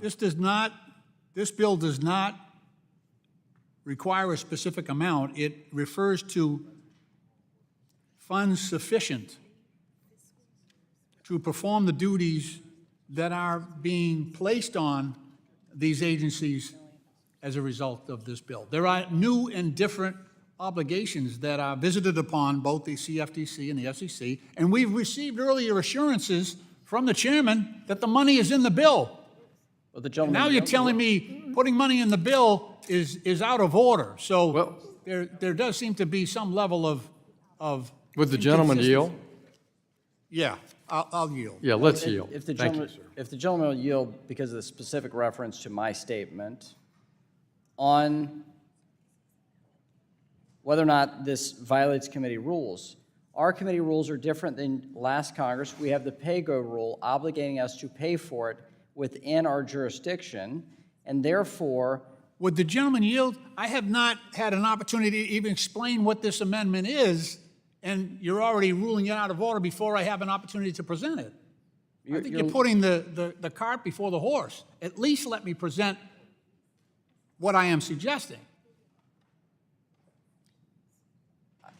You're staring at me as if I'm in the chair. I'm here as a committee member trying to answer your accusation of what I said. What I'm trying to illuminate is that these committee rules are different than your committee rules last Congress. We have pay-go and an obligation to pay for it within our jurisdiction. We could Therefore, have, such we could have the clerk read back your statement from earlier if you want. If the gentleman will yield. Sure. I know what I said. I know what's in the bill, and I also know the committee rules, and I'm doing this out of courtesy, not out of obligation. Such sums is out of order under our committee rules because it does not pay for it within our jurisdiction.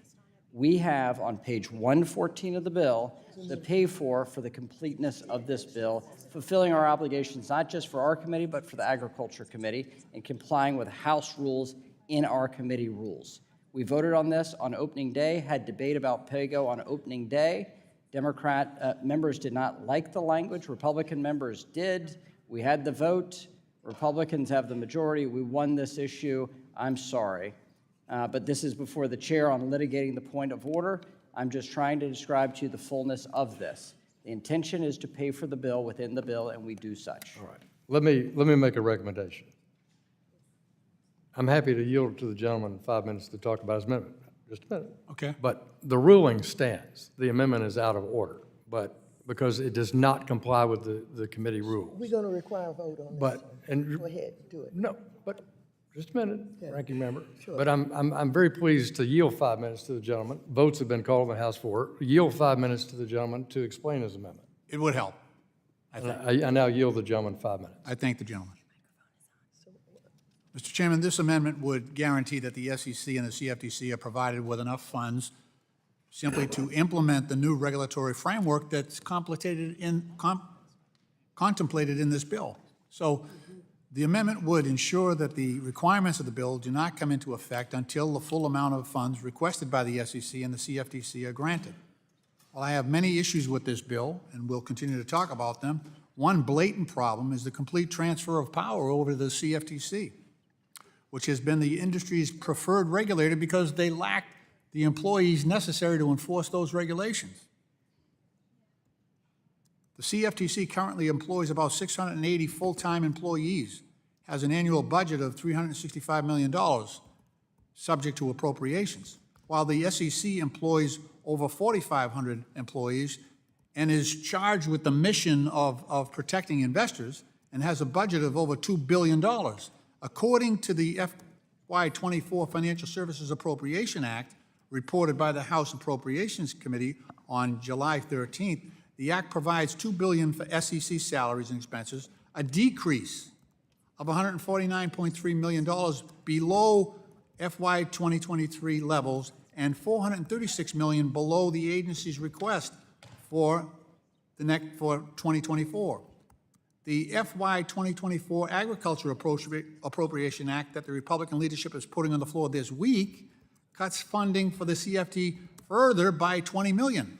The base bill cuts CFTC at, funds CFTC at $345 million. That is $20 million less than the agency received last year. As this bill currently stands, the lack of additional funding for the CFTC will either delay implementation of the changes you've suggested or divert scarce resources from the CFTC from other activities, or both. This bill currently says nothing about increasing the CFTC's funding or increasing its expertise to deal with the new responsibilities. Ultimately, this bill gives the CFTC an unfunded mandate, making it more likely that CFTC will face increased resource challenges in fulfilling both the oversight responsibilities outlined in the bill and its traditional responsibilities. The wide resource gap between the two agencies means that bad actors in the crypto space will find it easier to evade a CFTC regulation regime. In fact, it will incentivize firms and lawyers to structure their assets and asset pools to meet the definition of digital assets. So we'll have a migration from a regulated system to an unregulated system. You're codifying the Wild West here. I share worries with many consumer and investor advocates that without adequate resources, this bill will be viewed as a light-touch regulation scheme relative to our existing regime. And at a minimum, both the CFTC and the SEC need to have adequate resources to regulate the digital asset space appropriately. And since I have 1 minute and 50 seconds left, I want to revisit this whole idea about commingling. In the bill, going to page 103, it talks about the conduct of, the handling of investor funds by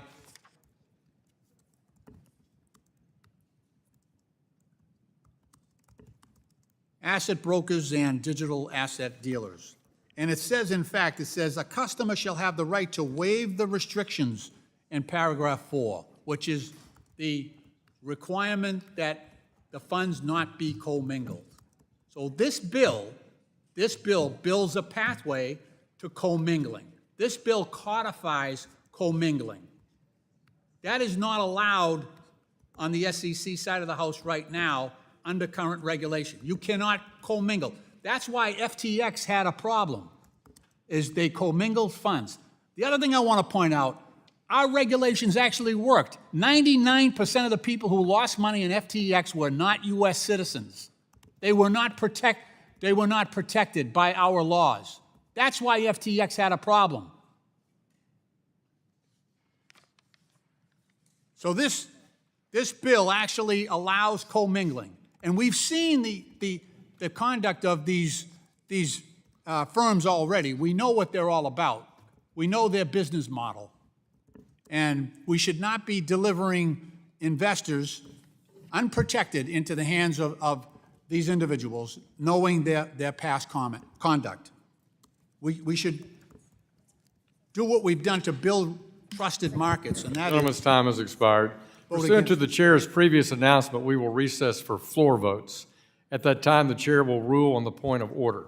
The committee stands in recess until after votes. Thank you. Thank you.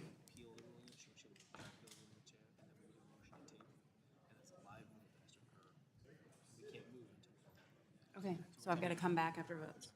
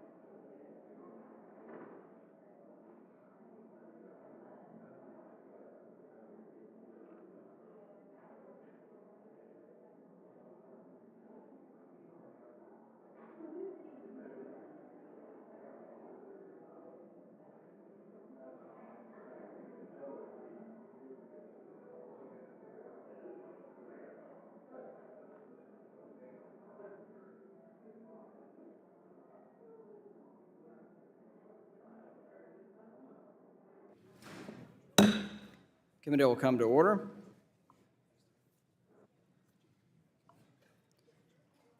The pending question is on the point of order made by the gentlewoman from Indiana pursuant to Committee Rule 3C6C.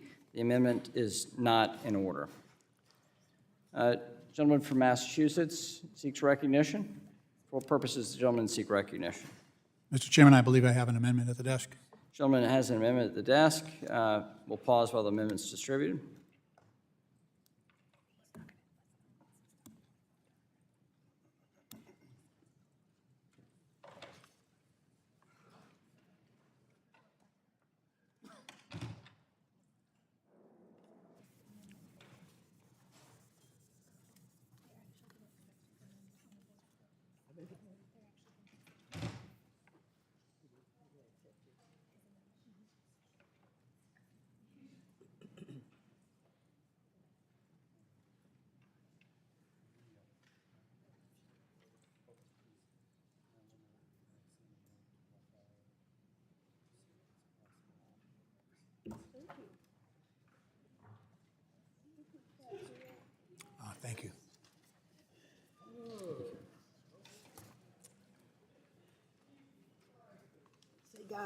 Excuse me.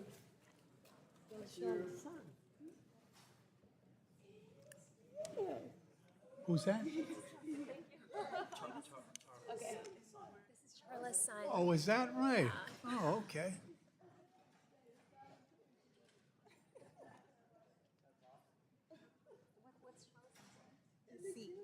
Yassine. Yassine?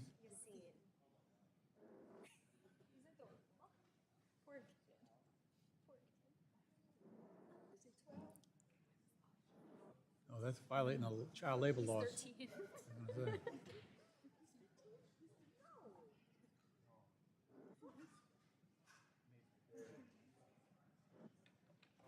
Do all committee members have amendment?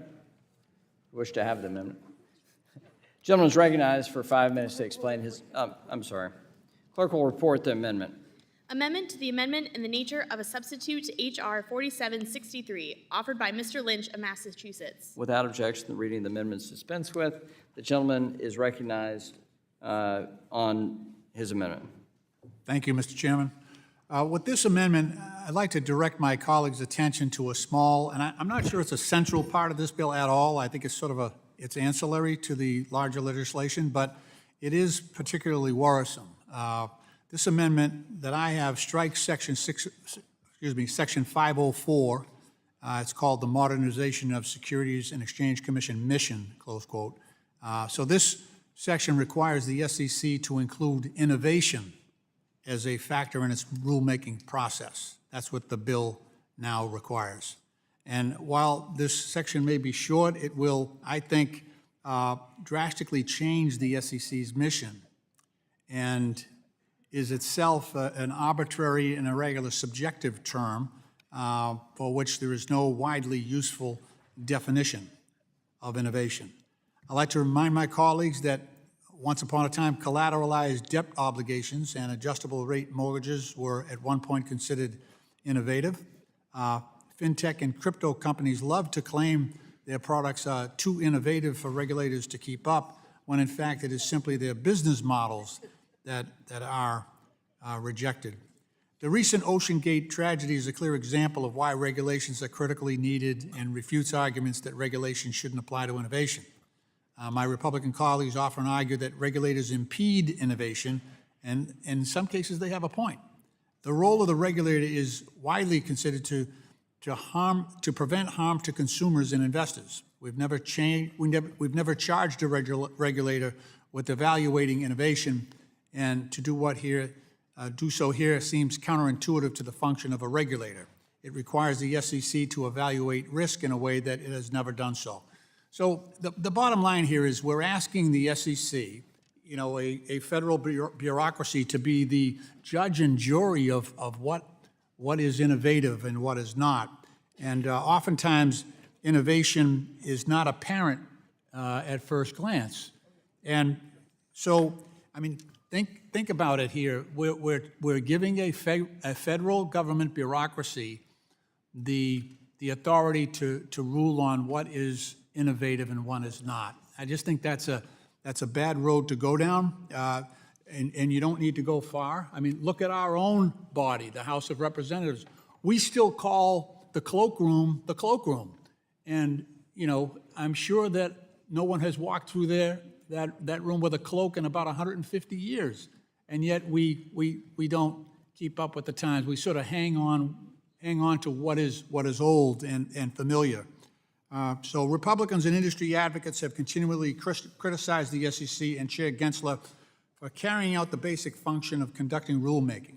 Opponents of the FCC have found ways to slow down these rulemakings by claiming the SEC does not have adequate experience or conduct adequate economic or cost-benefit analysis on their rulemaking. So this is just one more requirement, I think. Rather than protecting investors and making sure that the innovation that comes traditionally from the private sector is not without investor protections and consumer protections, I think it would be wise, exceedingly wise, for us to strike this section, allow the SEC to continue its traditional mission, and I just want to emphasize that adding this innovation factor to be included in every rulemaking impedes the SEC's ability to do its job through, lengthy court battles. The inclusion of Section 504 seems like just a tactic suggested by the industry that might somehow aid them in impeding the rulemaking process. So, Mr. Chairman, I just think it's consistent with ideas held close on both sides of the aisle that innovation in our country has largely come from the private sector. And to have a bureaucratic judge of what is innovation and what is not is not consistent with our private sector or private industry here in this country. And I think it's the wrong direction to go down by shifting this obligation onto a government bureaucracy. With that, I yield back. Gentleman yields back. I move to strike the last word, and I recognize myself for 5 minutes. Look, I support what is the current mandate of the Federal Reserve. You have to have consumer protection, capital formation, and to facilitate fair and orderly liquid markets, right? So efficient markets, right? This language here is a longstanding belief I've had that we have government agencies that are on the wrong side of innovation. They see any policy change of how to do what is current and do it better, faster, cheaper using technology, and they're skeptical. They're averse to it. Their first instinct is to say no. That is unkeeping with the nature of technology. It is not keeping with human progress and how we've fed billions of people around the globe using innovation, and innovation has saved more lives than it's harmed throughout human history. That doesn't mean there aren't failures, there aren't wrongs that occur in the name of innovation. That's, Mr. Lynch is true on that. So I think it's an important factor for the SEC to consider. It's a long-held belief that I've had on government agencies generally, and the approach that I think we should have on regulation, which is data-driven rather than politically reactionary. But I've heard the gentleman today, and I've heard Mr. Lynch in my time on the committee. I think his concerns are sincere. I'm willing to accommodate him. This is a meaningful thing to me, but if it's raising concerns to you about the agency's ability to continue what they be able to function, if you have a concern about lawsuits that they didn't weigh that factor, and that's a concern, implementation concern, and if it makes it a little more willing for you to look at the rest of the policy of this bill, I'm game to accept your amendment, strike the section, and then we can focus more clearly on the contents of what is a meaningful innovation, which is the bill and the technology that we're trying to enable and the capital formation connected with innovation. So I'm willing to accept the amendment, and I appreciate the gentleman offering it. Just happy to yield to the gentleman and the ranking member if either one of you wish or you want your own time. Well, I want to thank you for accepting Mr. Lynch's amendment, and I join with you. Move to strike the last word. Thank you, Representative. Oh, well, I was going to yield to you for my time if you want it. I beg your pardon? I wasn't sure if Lynch wanted me to yield. That's what I was. No, time. Yeah, I thank the chairman and the ranking member for supporting my amendment. I do appreciate it, and I agree that we'll just. I'm grateful for the chair's willingness to adopt this amendment, and I will make the firm commitment to fight about the rest of the bill. Thank you. But if you would offer to work with me on making sure innovation still can flourish through our rulemaking process, those are nice laudatory words to offer me in consolation for accepting what I don't want to accept. And the nod is probably sufficient. All right. Thank you. Ranking member seeks recognition and is recognized for 5 minutes. Thank you very much, Mr. Chairman, again. I join with you, and I'm very pleased that you're accepting Mr. Lynch's amendment. And Mr. Lynch, I thank you for introducing this important amendment. If this bill becomes law, it would fundamentally change the mission of the SEC by requiring it to not just focus on investor protection, capital formation, and efficient markets, but also to focus on innovation. While this requirement appears forward-looking on its surface, it is a time bomb designed to stifle and hamper SEC's policing of our markets. This addition would enable all parties affected by SEC rules to engage in endless litigation, challenging SEC's rules and practices since they will never be innovative enough for the industry. We've seen the weaponization of economic analysis when industry, including those fighting against ESG disclosures, take the SEC to court because, according to them, the SEC rules did not sufficiently access the impact on some segment of industry. By adding innovation to the mission of the SEC, we will supercharge these litigious and anti-investor practices. The SEC was born out of the Securities Act of 1933 and the Securities Exchange Act of 1934, and now has approximately 90 years of experience in investor protection, capital formation, and market oversight. While innovation isn't explicitly written in the SEC's mission, a major driver of innovation in this country has been its strong capital formation rules that have allowed industry to obtain capital to flourish for almost a century.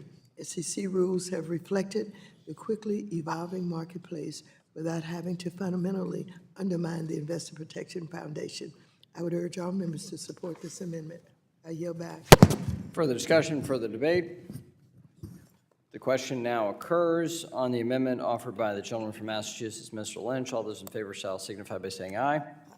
All those opposed shall signify by saying nay. In the opinion of the chair, the ayes have it. The ayes have it. The amendment is agreed to. For purposes, the gentleman from Connecticut. Seek to strike the last word. Sorry, I had an amendment at the desk. Gentleman has an amendment at the desk. Clerk will distribute.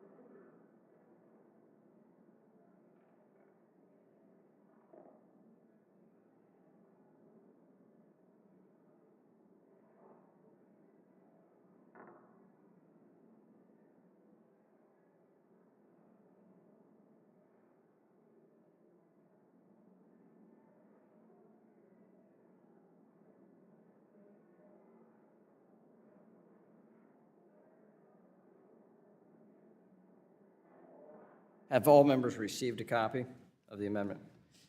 Clerk will report. Amendment to the amendment in the nature of a substitute to H.R. 4763, offered by Mr. Himes of Connecticut. Without objection, the amendment is considered as read, and the gentleman from Connecticut is recognized for 5 minutes. Thank you, Mr. Chairman, and before I begin on my amendment, thank you for accepting Mr. Lynch's amendment, and a thank you to Mr. Lynch for making it. I too, as you know, had real heartburn about potentially fundamentally changing the SEC's mandate. I am second to no one in my interest in innovation, but innovation is an ambiguous term, and not all innovations are good. New Coke was an innovation, and I really worried about the possibility that somebody seeking registration with the SEC might say, this particular instrument is not good for capital formation or good for consumers, but it's innovative. And I think we have an opportunity now to make sure that we are pro-innovation, but don't mess with long-established SEC precedent. And I appreciate the amendment process because I have plunged into this very complicated jungle because I actually believe that the regulatory structure being established here will assist in innovation by bringing clarity.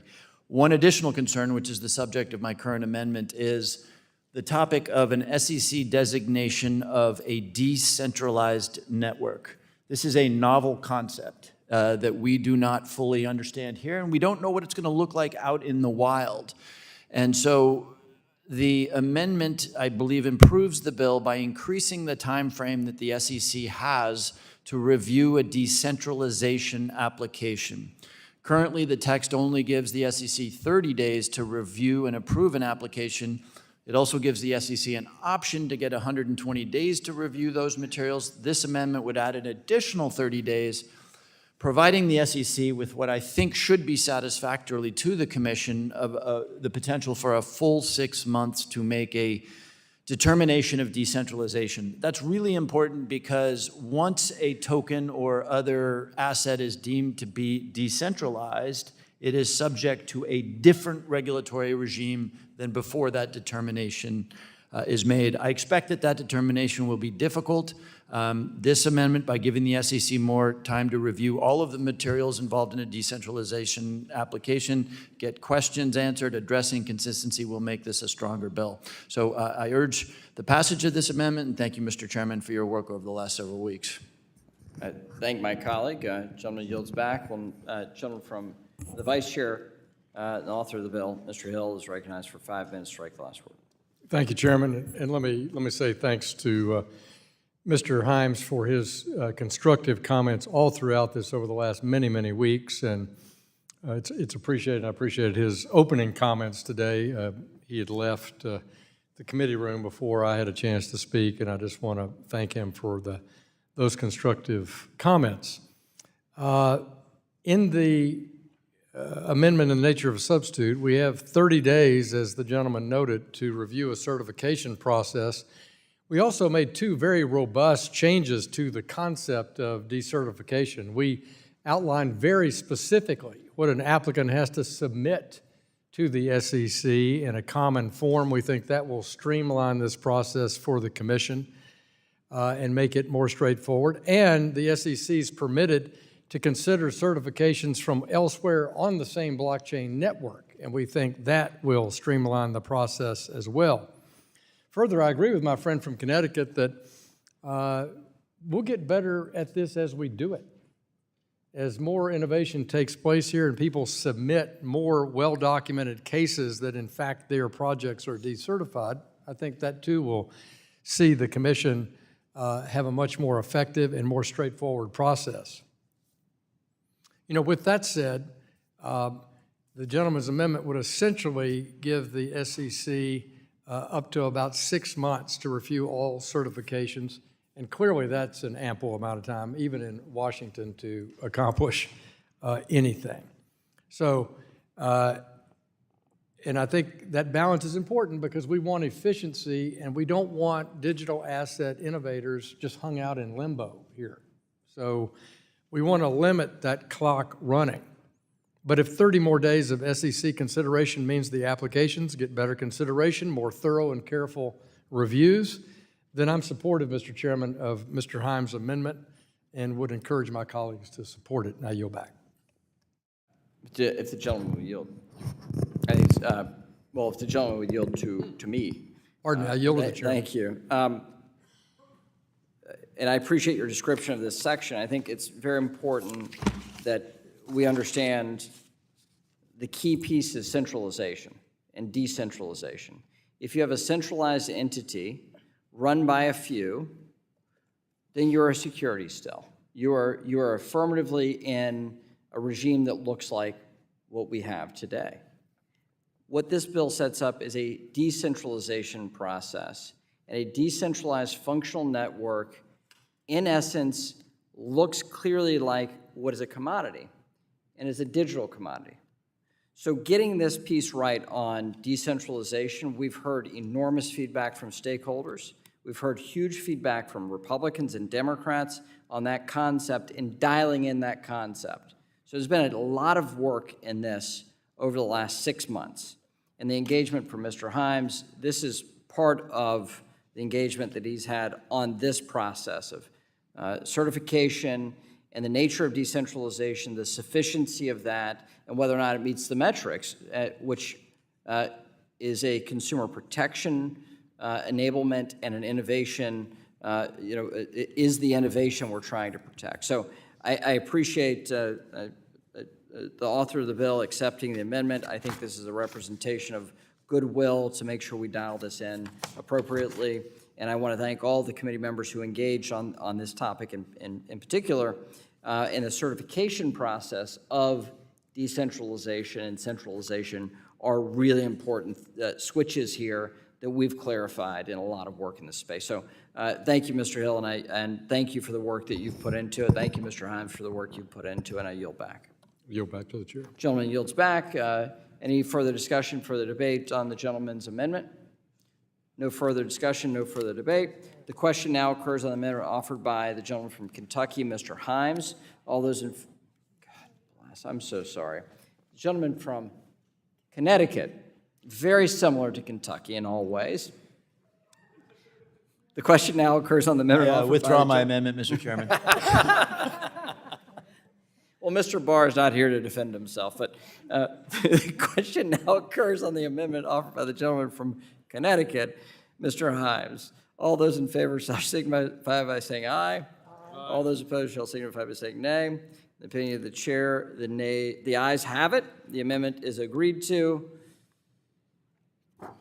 Further discussion, further debate, further amendment. Mr. Nickel, the gentleman is recognized. Does the gentleman have an amendment at the desk? Yes, Mr. Chairman, I have an amendment at the desk. I will pause for the amendment to be distributed.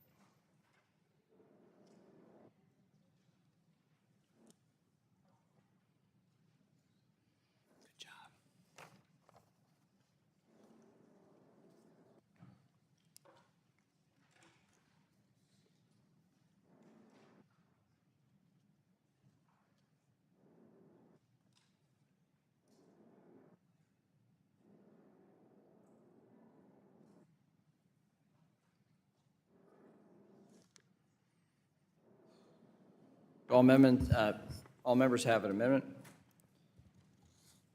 The clerk will report. Amendment to the amendment in the nature of a substitute to H.R. 4763, offered by Mr. Nickel of North Carolina. Without objection, the amendment is dispensed with, and the gentleman from North Carolina is recognized to discuss his amendment. Yeah, thank you, Mr. Chairman. As I said earlier, I support this bill as written.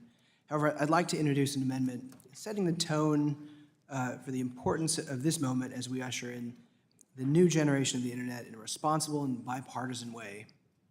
Both our chair and ranking member support this amendment, which expresses the sense of Congress that we're entering a new era of the internet with vast potential and must work with stakeholders to understand how to enact a regulatory framework for digital assets.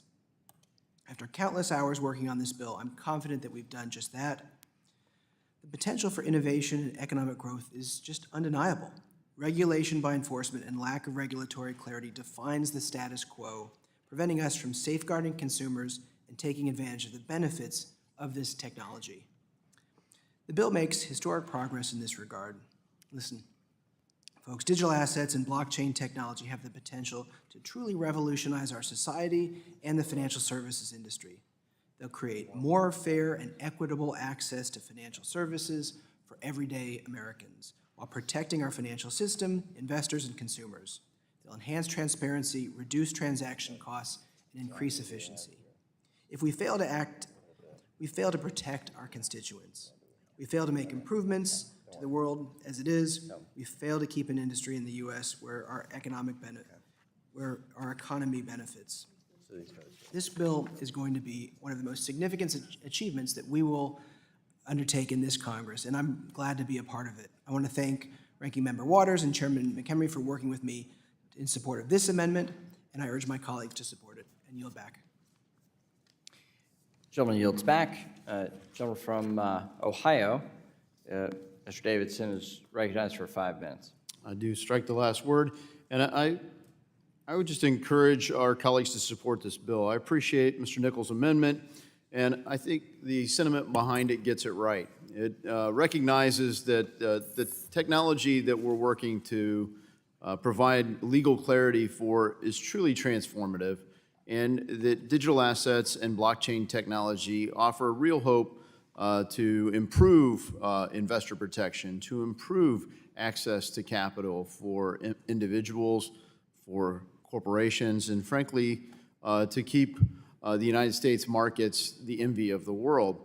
I think it also does a nice job of laying out that while we've done a lot of important work in this bill, it's really the beginning of that work, and it hopefully strikes the commitment across all political lines to work together to make sure we really get this right, keep America the home for innovation that we have become, leading the way with the agricultural, industrial revolution, aviation, aerospace, automobiles, computers, the internet, you name it. But we've been lagging in fintech, and I think this amendment really strikes at how important it is that we stop lagging and we start moving along. I think this bill is an incredible step in that way, and I think just this amendment makes that point. So I appreciate the gentleman for offering it. I support it, and I urge our colleagues to support it as well.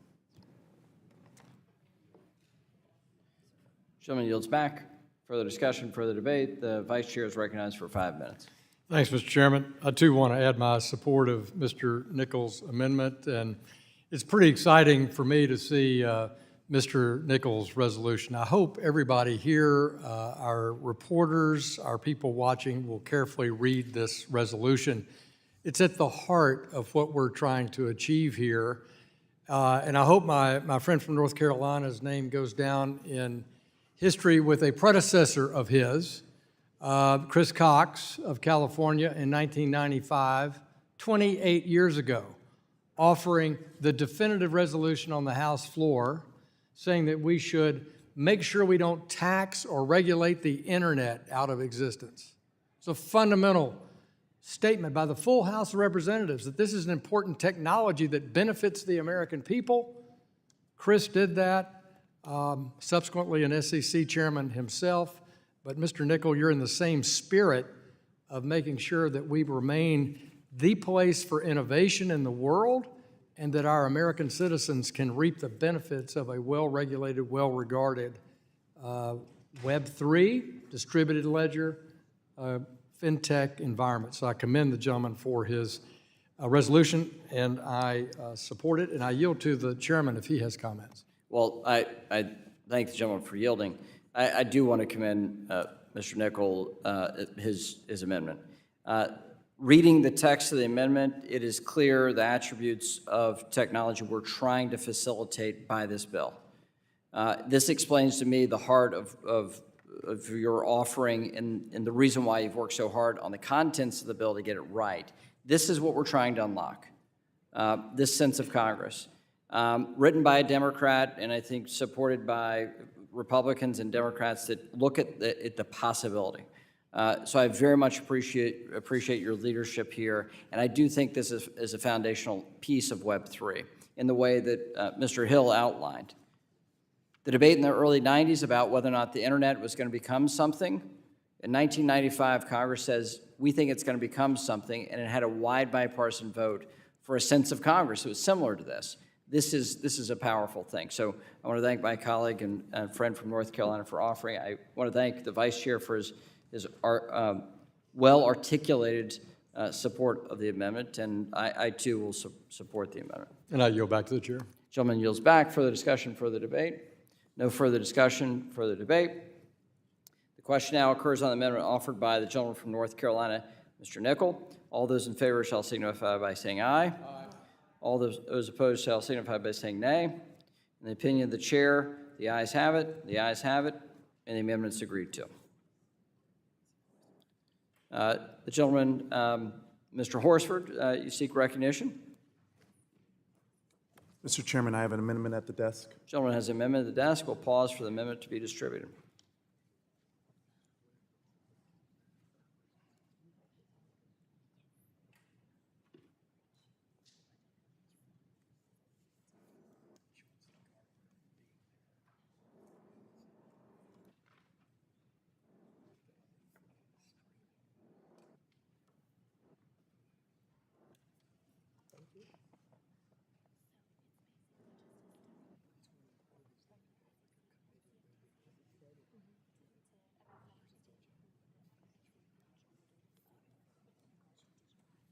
Thank you.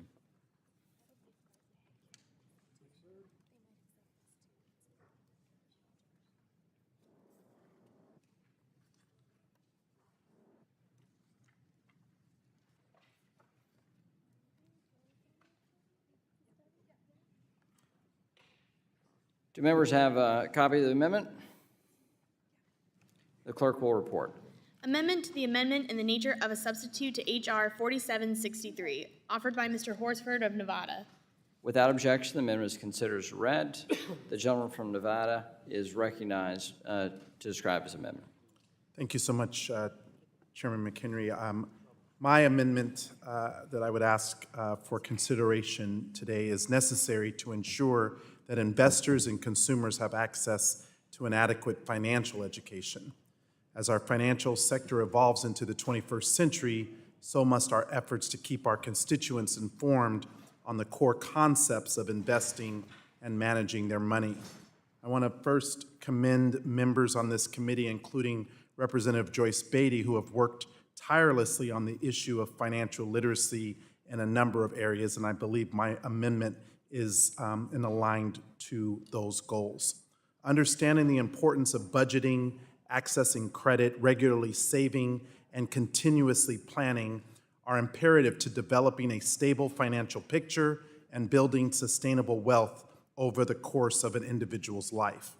There is so much jargon and confusion surrounding much of our financial system that investing can be simply too daunting, and the emergence of crypto has only exacerbated that issue. At a time when far too many Americans are living paycheck to paycheck and 32% of workers have not saved anything for retirement, I would like to do everything that we can to ensure that digital assets are included in our financial education materials. These assets have the capability to bring wide swaths of new investors into the market, and that's wonderful. However, my amendment would make sure that we are arming them with the best resources possible to make informed decisions with their money. A quality financial education can uplift individuals and their families, supercharge growth for a small business, and mitigate the worst impacts of disaster. So we have the chance to help our constituents understand the power of investing for themselves, but first we have to understand the methods, the metrics, and measurable goals that are most effective, whether it be through enhanced coordination with the private sector, strengthening our schools' financial well-being and their curriculum, or assisting trusted community members in our state and local government. My amendment would give us a data-driven path forward to improve financial literacy across this country. In order to provide the most informative materials possible, we need to reflect on our current financial literacy programs and understand how to update them to meet the challenges of today. Our financial system has changed in recent years, and since it will continue to progress, I urge my colleagues to review how we disseminate materials to promote beneficial spending and saving habits. So in addition to the work that you, Mr. Chairman, and the members of the committee are advancing today on the underlying bill, I urge all members to support this amendment and study the best methods for us to empower our constituents and provide an opportunity for everyone to take advantage of these new and exciting markets. For some, accessing financial literacy will change their lives and the lives of their families for years to come. So let's make sure every constituent can access a quality financial education and that the emerging world of digital assets is no exception. I yield back. Gentleman yields back. Further discussion. Gentleman from, Move to strike the last word. gentleman from Kentucky, Mr. Barr is recognized. He's actually from Kentucky, I'm sorry. Gentleman's recognized. I think that... I'll fill you in later. Okay. But I'll recognize you I now. think the gentleman from North Carolina, another great basketball state, and I especially thank the chairman for his leadership on the Fit for 21st Century Act, and Chairman Hill and Chairman Davidson, and all who have contributed to this, I think, historic piece of legislation. And in particular, I want to recognize my good friend from Arkansas, Mr. Hill, and Chairman Thompson and Congressman Johnson and the Agriculture Committee for this cross-jurisdictional work, which is unique in the Congress, as we saw yesterday on the House floor. That kind of collaboration and coordination is important. And before I speak to Mr. Horsford's excellent amendment that I will support, I want to just say something about the underlying bill. You know, when we talk to market participants, investors, those who are interested in the crypto space and digital assets, a theme comes back to us over and over again. Yes, regulatory uncertainty. Yes, the fact that the lack of a regulatory framework is impeding innovation. It's pushing that innovation in the digital asset space overseas. All of that is something that we hear so often. But the fact that we don't have digital assets, which are different depending on the use case, in the right regulatory bucket is a huge impediment for innovation. And a one-size-fits-all litigation-oriented strategy, whack-a-mole strategy from the SEC is not conducive to making the United States the leader in digital assets. So Mr. Hill and Mr. Johnson in particular recognize that. And so what they're doing in this legislation is not only eliminating that uncertainty, but putting these digital assets based on use cases in the correct regulatory bucket so that they are treated according to their use case. And that, I think, is the essential achievement of this legislation. Now to the Horsford Amendment. I will support the underlying bill for the reasons I just outlined, but also this amendment to insert a study on expanding financial literacy among digital asset holders, because along with the uncertainty in the marketplace, this nascent market, we also see confusion. We see new investors, new participants, a lot of curiosity, but a lot of questions as well.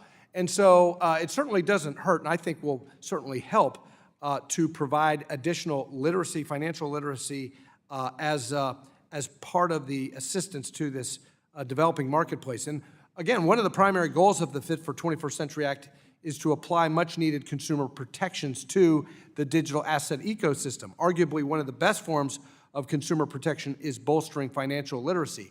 By the way, I think the underlying bill achieves this just by promoting competition, but certainly by adding the Horsford Amendment to this, I think can only help. Indeed, informed consumers are more likely to use financial products and services effectively and responsibly when they understand them. And that's why we are encouraged by Representative Horsford's amendment and support its inclusion in the Fit for 21st Century Act. If digital asset users better understand the products and services that they are using, which have, as members on both sides of the aisle have explained, have enormous, enormous potential in reducing friction, in increasing the speed with which financial transactions occur, providing convenience.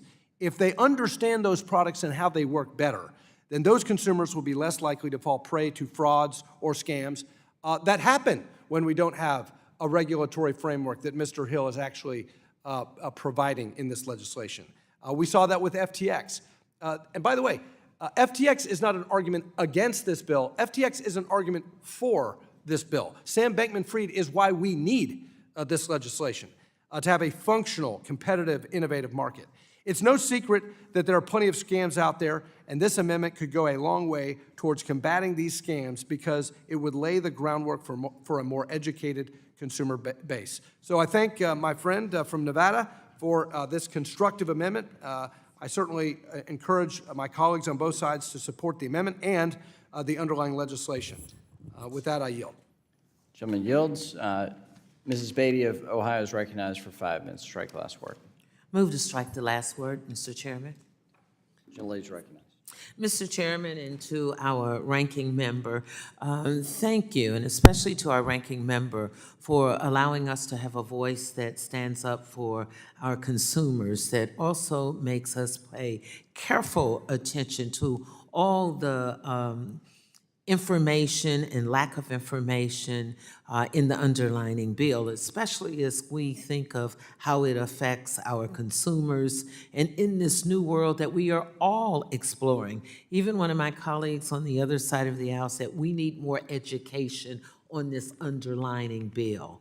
But to Mr. Horsford's amendment, let me just say how excited I was when I read it, because as most of you know, as co-chair of the Financial Literacy and Wealth Creation Caucus, I support him because this amendment is essential. And certainly as we continue to have discussion on this bill, when we talk about digital asset holders, we know that this will enhance and promote financial literacy amongst them. And as a longtime champion of financial education, I support efforts to ensure that the consumers and investors have all the information that they need to make informed financial decisions. And Mr. Horsford has highlighted that in his presentation of this amendment. The digital asset category is no different from other securities or financial services products. Consumers and investors should have all the facts before making economic investments or taking on financial obligation. The Financial Literacy and Wealth Creation Caucus, I'd like to go on record in saying, is a bipartisan caucus.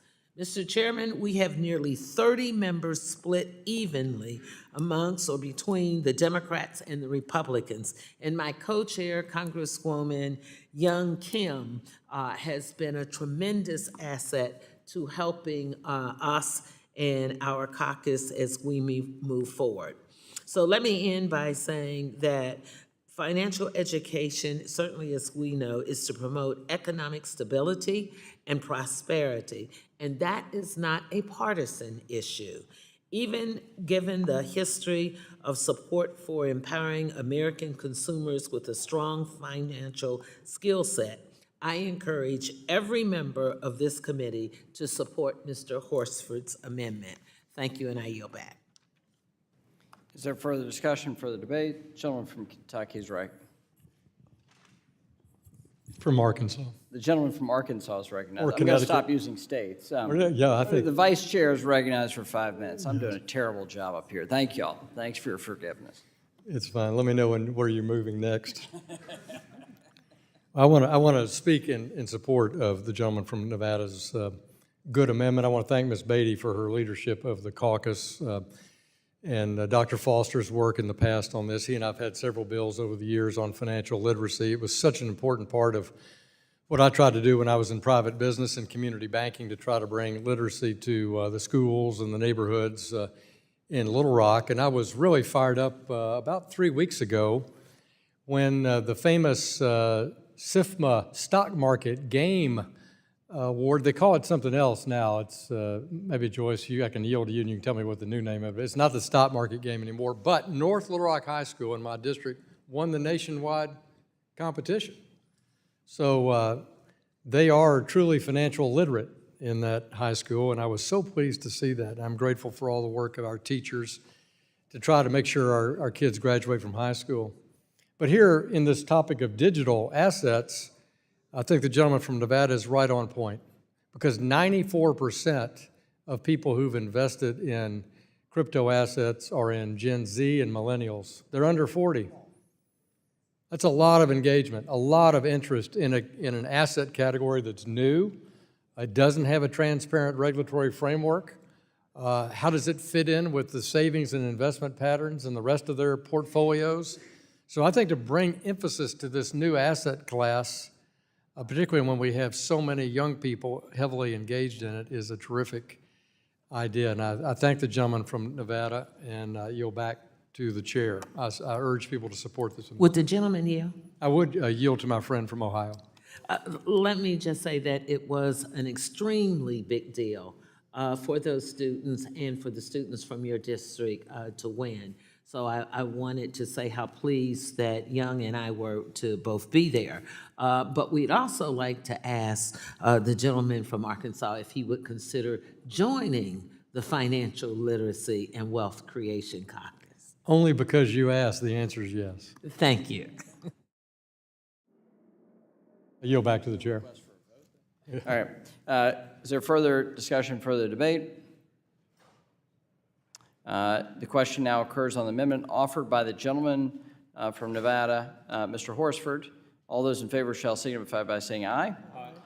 All those opposed shall signify by saying nay. In the opinion of the chair, the ayes have it, and the amendment is agreed to. Is there further discussion, further debate, further amendment?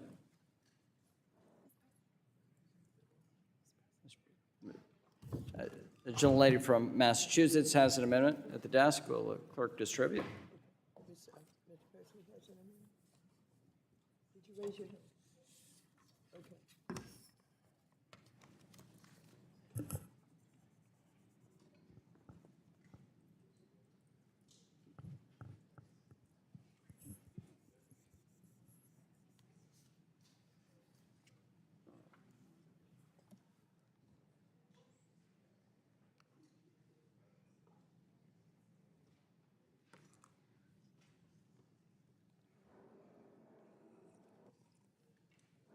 Thank you.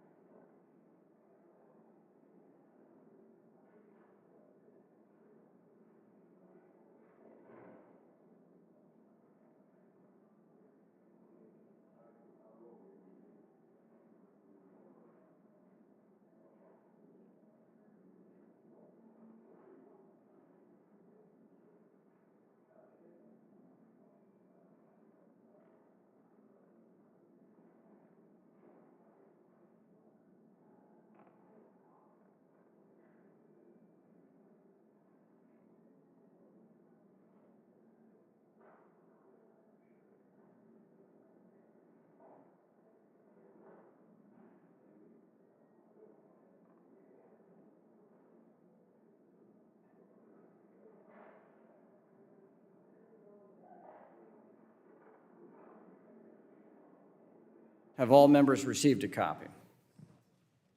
Clerk will report. Amendment to the amendment in the nature of a substitute to H.R. 4763, offered by Ms. Presley of Massachusetts. Without objection, the amendment is dispensed with. The gentlewoman is recognized to explain her amendment. Thank you, Mr. Chairman. I disagree with passing what is a very industry-friendly regulatory framework for digital assets. I think it's ripe for abuse. And that is why I'm putting forth this very simple and straightforward amendment to this bill that bans insider trading. My amendment adds Title VI on the duty of members and employees of Congress and makes clear that none of us who are entrusted by voters or our staff will trade digital assets while in possession of material, non-public information.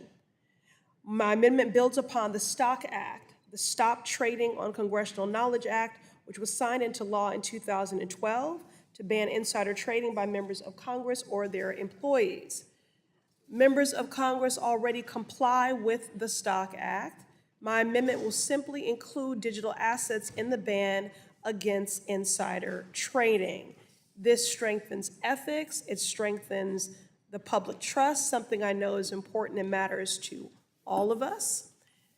And I urge my colleagues to support my amendment and signal to the American people that members of Congress continue to have integrity and are against insider trading in stocks and crypto. Thank you, and I yield. Gentlelady yields back. I move to strike the last word, recognize myself for 5 minutes in opposition. The gentlewoman's intent here, in connection with the contents of the Stock Act, it was here on committee when we passed it, the specific definitions of the Stock Act and the specific definitions of the Fit for the 21st Century Act adhere to one another. Members of Congress are obligated to follow the Stock Act disclosures and enforcement as a result of the Stock Act, and that is unchanged by this bill. Furthermore, the definitions of this bill, we do not change the definition of a security. So an investment contract offering is captured under the Stock Act. That is the definition that we accept that has been longstanding for the last 90 years in the underlying Securities and Securities Exchange Act and the 1940 Act as well. We accept those and we do not rewrite securities laws. So members will be obligated to disclose their digital asset involvement. They will not be able to participate in using material non-public information. They will have all the full enforcement mechanisms of the Stock Act. That is clear under the statute. It is clear under the Stock Act statute. It is clear under the plain text of the bill we're debating today. This amendment is unnecessary. It is not appropriate to this bill. Congressional ethics should be dealt with by the Ethics Committee and by the House Administration Committee. The Stock Act was a broader debate in this committee about insider trading, on whether or not members of Congress are under the insider trading regime. And that was a way to say, yes, we are. Section 746, the Dodd-Frank Act, is the Eddie Murphy rule. It's illegal to trade commodities using government info. So we have a separate regime for commodities, not just the Stock Act. So this language could, in fact, weaken the Stock Act by putting further definitions on that broad definitions of the current Stock Act and the obligation for members to adhere to that ban on insider trading. This bill could potentially weaken that. At the very least, it complicates the Stock Act. And if you look at the contents of the underlying legislation, it is completely unnecessary for this purpose. I do appreciate what the gentlelady is going for. If we wish to engage in further refinements of the Stock Act in separate legislation, I'm happy to engage with the gentlelady on that account. That is an important, worthwhile debate for us to have. It is. This is not the context for it. It is not appropriate it's not an appropriate amendment for the bill. And with that, I oppose the amendment and ask members to vote no. Further discussion, further debate. Or I'm happy to yield if the gentlelady has a question or wish to ask for me to yield. Yes, thank you. Just again, I think ultimately if our colleagues agree that insider trading is unfair in stock trading, then they really should have no problem in supporting the amendment. It's just a matter of pro-accountability and anti-corruption. And I think the amendment just provides greater transparency and increases accountability and ultimately strengthens the public trust in public institutions, something I know we're all committed to. I yield. I'll reclaim my time. On that account, looking at the plain text of the Stock Act, as I've just done, we have broad definitions of securities, securities-based swaps, and a full regime under the Stock Act. This amendment would clarify nothing, and in fact, make it less clear on members' obligation under the Stock Act. This doesn't change the definitions at the top of the Act and the enforceability down the Act. So in fact, this might be a carve-out for members of Congress in this space. And since we just saw this text, I cannot confirm that that is not the case. I think this is problematic and potentially weakens the Stock Act. And because it tacks on an additional definition at the end of the Act rather than the operational definitions at the beginning of the Stock Act. So happy to work with you on a different piece of legislation pertaining to the Stock Act if you're interested in that. But this doesn't connect with the bill here. And if this is an interest to vote yes on the overall bill, happy to work with you on a number of different ways to allay your concerns to vote for the overall bill. Time's expired. Yield back. Further discussion, further debate. Mr. Chairman. Gentleman from Massachusetts, Mr. Lynch is recognized for 5 minutes to strike the last word. Thank you, Mr. Chairman. I just want to weigh in support of Ms. Presley's sensible and targeted amendment. As she has described, digital assets would be subject to similar restrictions that exist under the Stop Trading on Congressional Knowledge Act, the STOCK Act. Ms. Presley's amendment would simply apply the same restrictions and investor protections that exist under the STOCK Act for stocks to now also be treated equally as digital assets. The STOCK Act and Ms. Presley's amendment deters insider trading among members of Congress and government employees. This has been an industry up to now where there has been a decided advantage of first movers in this industry and those who are early insiders.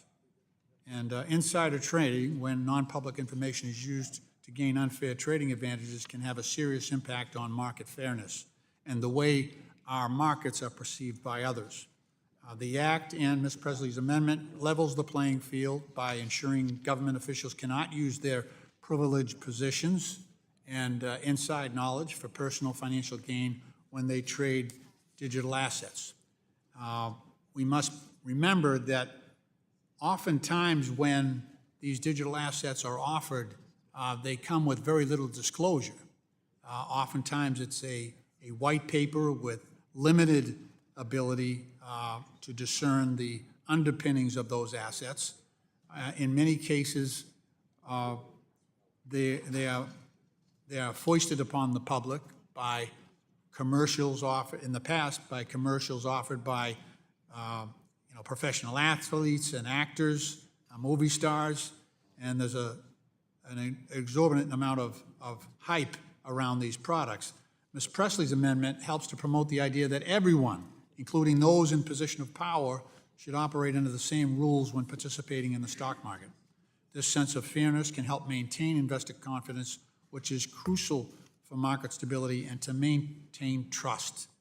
If this committee insists on moving this bill, we should ensure that members of Congress also are subject to the same trading restrictions as other types of assets. I support this amendment, and I urge my colleagues to do the same, and I yield back. Will the gentleman yield? Of course. If I would get a gentlelady from Massachusetts to engage in a colloquy. Would the gentlelady engage in a colloquy? Okay, I don't want to be rude to you, that's why I'm asking. In looking at how this amendment's constructed, would you work with us to change the construct of it so that it actually applies correctly to the Stock Act? Otherwise, what I will recommend is a no vote because this tax language onto the end of the Stock Act And if we look at the fullness of the Stock Act, where you want to do this is the definitional piece at the top, where we say that securities and we define what the operable functions are of the act. And if we can amend that and add a digital asset to that, then I think we actually fix this problem. Because, okay, it's a functional problem. So if the gentlelady would withdraw, we can work on this, and if we can get to good, if we can't get to good, we'll come back to this, and we'll reoffer and everything else. But if we can get to good, I would accept what we can come up with. Is that okay? Thanks. Sorry to awkwardly engage like that. I yield back. Okay. So does the gentlelady from Massachusetts withdraw her amendment? Gentlelady withdraws her amendment. Further discussion, further debate?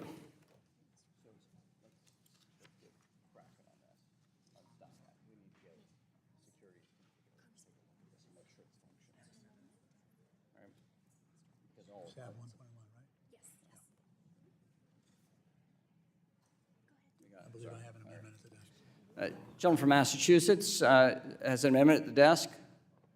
Will the clerk distribute?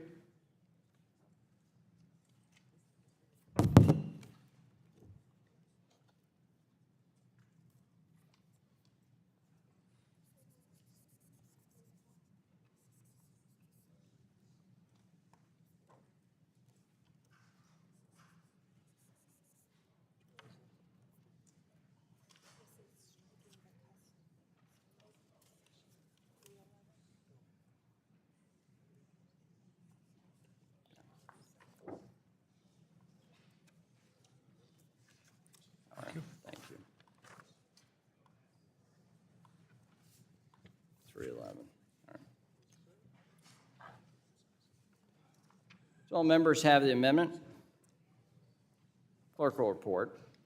Amendment to the amendment in the nature of a substitute to H.R. 4763, offered by Mr. Lynch of Massachusetts. Without objection, the amendment is considered as read. The gentleman from Massachusetts is recognized for 5 minutes. Thank you, Mr. Chairman. So this amendment would strike Section 311 of the bill entitled Treatment of Custody Activities by Banking Institution. So this section is attempting to overturn guidance from an agency through legislation and should not be included in this bill. The SEC Staff Accounting Bulletin 121 is intended to provide staff views regarding entities that safeguard crypto assets held for platform users and the technological, legal, and regulatory risks associated with those arrangements. Under this guidance, an entity responsible for safeguarding crypto assets should present a liability on its balance sheet to reflect that. And that liability should be at fair value to reflect that obligation, as well as a corresponding asset in reserve. Safeguarding crypto assets presents unique risks and uncertainties, including technological, legal, and regulatory risks. We've seen in the past crypto firms that have alleged to have reserves covering crypto assets, but in fact those assets are either not there or are of poor quality. Additionally, there is a lack of legal precedent, and the question remains as to how those safeguard arrangements would be treated in court proceedings following an adverse event such as a fraud or a bankruptcy. The SEC's goal was to enhance the information received by investors about these risks to assist in investment decisions and other decisions. The Celsius and FTX bankruptcies speak further to why this type of guidance is needed. Much of this banking industry and some of my Republican colleagues have pushed back against this guidance, claiming it will prevent banks from providing digital asset custody. Given that there is still so much uncertainty in this space, the SEC is justified in exercising caution to ensure investors are not exploited or left holding the bag. This bill should not be used as a vehicle to further this agenda, and I urge my colleagues to support this amendment. Now, the importance here is that this deals with the situation where banks are taking cryptocurrencies into custody of those banks. What we are requiring right now, and the SEC guidance indicates, is that the SEC Staff Accounting Bulletin 121 directs the banks to make sure that enough reserves are held in custody to protect against those cryptocurrencies. Now, the current bill does away with all of that. So it has the potential to leave people exposed and leave those banks exposed, as was in the case of FTX and Celsius, when FTX and Celsius both went bust.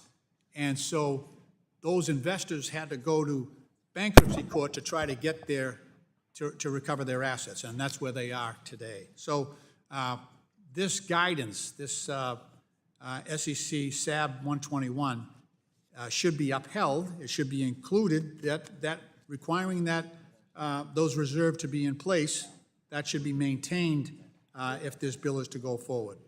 And that's all I have on that right now, and I'll yield back. Gentleman yields back. The gentleman from Nebraska, Mr. Flood, is recognized for 5 minutes. Thank you, Mr. Chairman. I move to strike the last word. Gentleman is recognized. This amendment would remove custody provisions that repeal the impact of SOB 121. Staff Accounting Bulletin 121 is a guidance released by the SEC staff that requires banks and other custodians providing custody of digital assets to hold such assets on their balance sheets. In March, I sent a letter to Chair Gensler of the SEC highlighting my serious concerns with SOB 121. In April, the chairman and Senator Loomis sent a letter to the Fed, the FDIC, the OCC, the NCUA, expressing concerns about the implications of this SOB 121. In that letter, we asked about the level of input that our prudential regulators had, or if they were even consulted. All four agencies said they were not consulted by the SEC. When Mr. Gensler testified in front of this committee, I asked him two questions. Did he receive my letter, which he did, and why didn't he respond? And then I also asked him, did the SEC, did he talk to any prudential regulators about the effects of SOB 121? And the answer, on the record, under oath, is no. This alone shows that SOB 121 was not properly fleshed out to better understand the impact on financial institutions' balance sheets.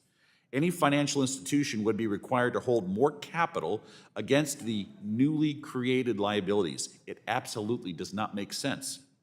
This would effectively eliminate the ability for custodians to provide this service in a cost-effective manner.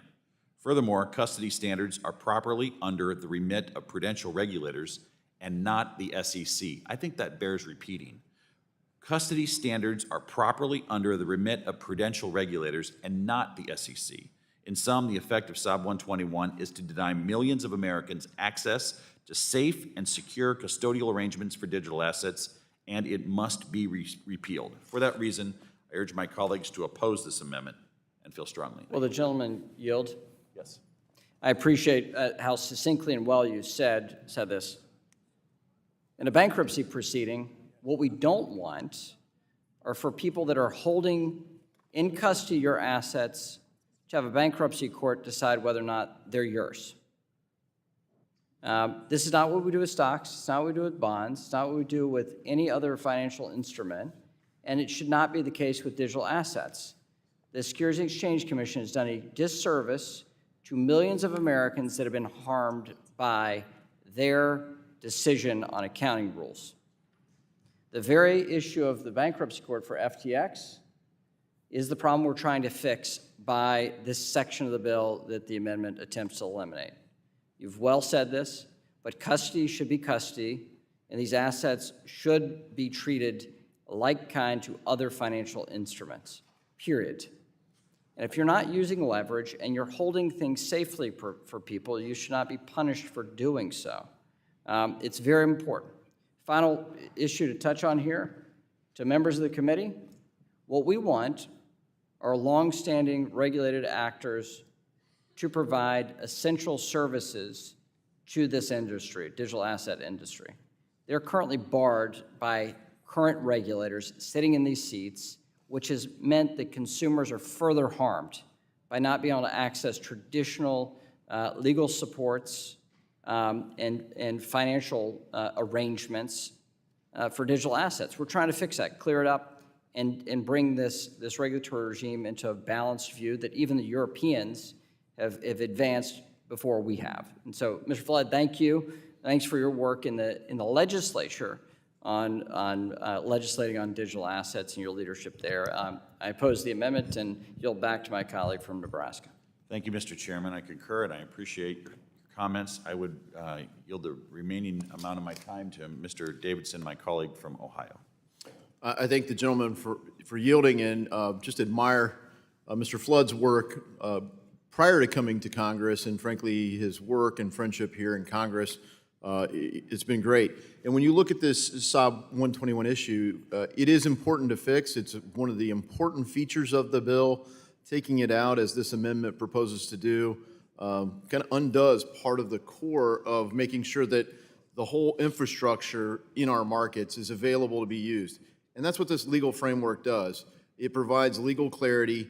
It's going to be important for banks to be able to have that clarity, but other financial institutions as well. I think the chairman made the point on the chain of custody when we look at proceedings, whether they're bankruptcy or estates or other things. So I also oppose the amendment, and I yield back to the gentleman from Nebraska. Gentleman's time's expired. Further discussion, further debate. Green from Texas, Mr. Chairman. Gentleman from Texas is recognized for 5 minutes. Thank you, Mr. Chairman. I'd like to yield to Mr. Lynch. I thank the gentleman. So let me just make this clear. This is not law. This is an opinion by the SEC staff accountants. So this bulletin basically says that because banks, okay, these are FDIC-insured banks, and in some cases it's national credit unions as well. So when they take in crypto products that are likely to explode or drop in value or go to zero, these are FDIC-insured banks. The deposits in these banks are at risk if that bank goes under. So what the SEC staff has recommended is that whenever a bank does that, you need to bring in hard assets to back that cryptocurrency up in case there are demands on that. That's what happened with FTX. That's what happened with Celsius. That's what happened with Signature Bank. That there was a flight to safety of depositors, and so the underlying institution was affected. What we're asking is to make sure that those reserves remain in place. I realize it's not a cost-effective model. It's not, because you have to put in assets to protect against those cryptocurrencies going to zero. But it is to protect. So these are FDIC-insured deposits and banks, and that's why we need to make sure that those institutions are protected. That's the reasoning behind SAB 121. It's intended to provide a safeguard in the case of banks that hold crypto assets for various platform users and to guard against the technological, legal, and regulatory risks associated with those special arrangements. Safeguarding crypto assets presents unique risks and uncertainties, unlike other assets. And crypto assets are rapidly changing. They present new and changing risks. They're not present with other arrangements to safeguard assets. And additionally, there's a lack of legal precedent, and questions remain to how safeguard arrangements would be treated in court proceedings. So in the FTX example, many of those people had to march into bankruptcy court, get in line, and then try in some way to get their money back. Many of them are still waiting. I guess there were 1 million different investors in FTX. Thankfully, 99% of them are outside the United States. But those bankruptcies speak further to why this type of guidance is needed. Much of the banker industry and some of my Republican colleagues have pushed back against this guidance, claiming that it will prevent banks from providing digital asset custody. There's a reason for that. There's a reason for that. We don't want bank failures. We're afraid that the risk associated, look, these cryptocurrencies are very volatile. Very volatile. The values go up and down day to day. They're very unstable. Coins are very unstable.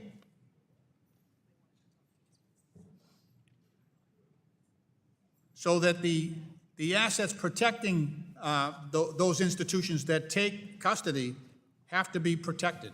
And that's what the Staff Accounting Bulletin 121 does. It should not be stricken from this bill. It's odd in a way. We usually don't legislate opinions out of existence, but that's what this section is trying to do. It's the Staff Accounting Bulletin 121 opinion of the SEC staff that banks should undertake these protections.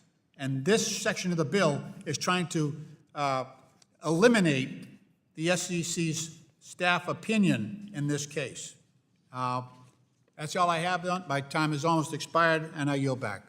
Gentleman yields back. Gentleman from Ohio is recognized for 5 minutes to strike the last word. I do strike the last word.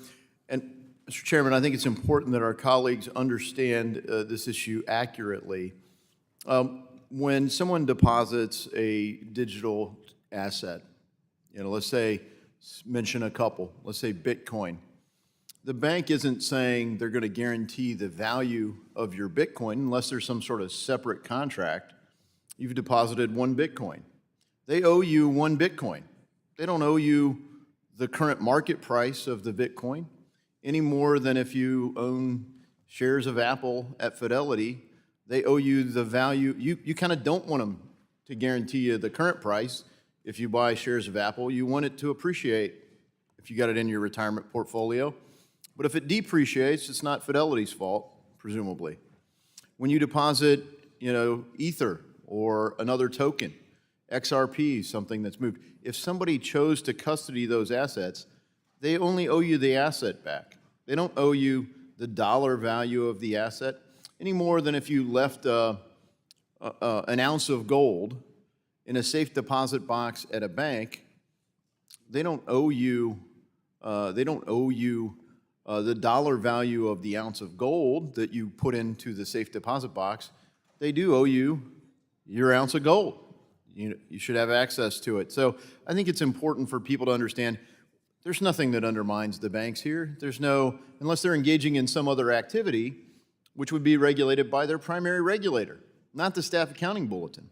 And frankly, these kinds of things are being used by regulators and others to create fear, uncertainty, and doubt that makes these arguments against having banks even be able to take cash deposits from people. And the cash is still worth the cash. It's US dollars. And if somebody deposited pound sterling somewhere, and the pound sterling would be owed back, you put in, 10,000 British pounds into the bank, you're owed 10,000 British pounds. But it doesn't guarantee that it's going to be worth the same amount of dollars as when you deposited. I think, we should at least make the arguments as to how it actually works. And I think it's important to address. That's why I wanted to claim this time. And I would like to yield to the chairman. What this provision does is say that if you ask somebody to hold your stock certificate or your digital asset, it has the same treatment. That's it. And if somebody's holding your asset in custody under law at the state level, every state in the nation, if that institution fails, you get your asset back. They were holding it for you for safekeeping. Your safe deposit box explanation the gentleman from Ohio used is perfect here. That's how it's supposed to work.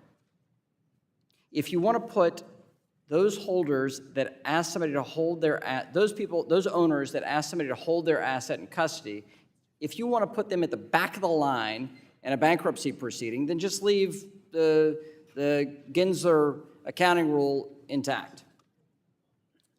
But if you think they deserve treatment as though that person is holding a cherished thing on somebody else's behalf and needs to keep that special and safe, unlevered, then do what's in the bill, okay? So the arguments here are actually flipped on its head. The staff accounting bulletin at the SEC has created enormous consumer harm by consumers being put at the back end of the line in bankruptcy proceedings. This treats them like every other financial product we have in the United States of America, those we have in Europe, and the whole Western world has this approach of custody on someone's behalf. So reject this amendment, accept the underlying text, let's move on. Yield back to the gentleman from Ohio for the discussion. And I yield back. Gentleman yields back for the discussion, for the debate.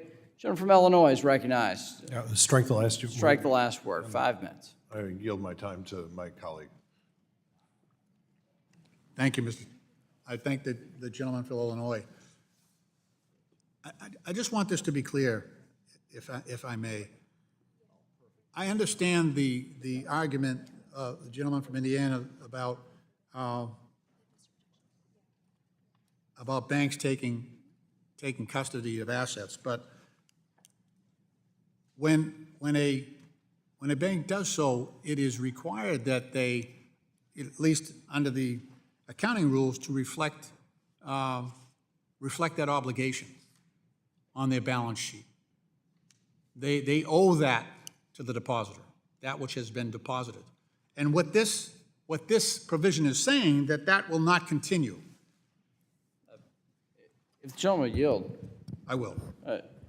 That is in fact not the case. What the staff accounting bulletin did was, instead of on their K-1, publicly disclosing assets that they hold on others' behalf as a separate line item, they told those that hold digital assets they have to put it on their balance sheet.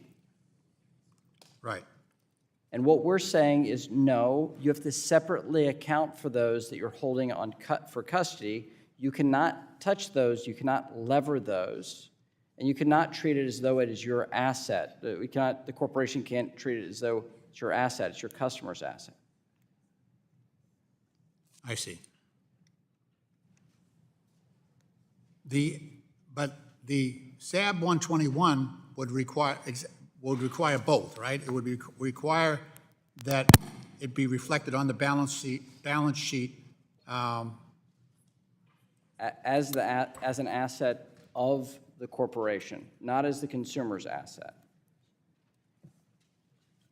I think that what the gentleman is arguing for is the intention of the language of this bill, rather than what the accounting bulletin is from the Securities and Exchange Commission. I want to make sure that customers are treated the same way, whether it's a digital asset or a stock certificate, or your trading card that you put in a safe deposit box at a bank. Okay. That's the intention. Okay. So I'm going back to the language of the bill. That's the best starting point.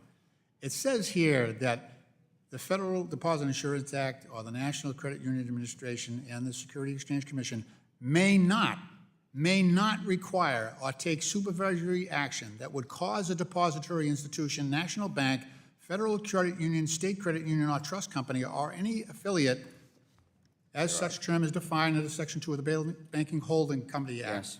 to include assets held in custody or safekeeping, or the assets associated with a cryptographic key held in custody or safekeeping as a liability on such institution's financial statement or balance sheet.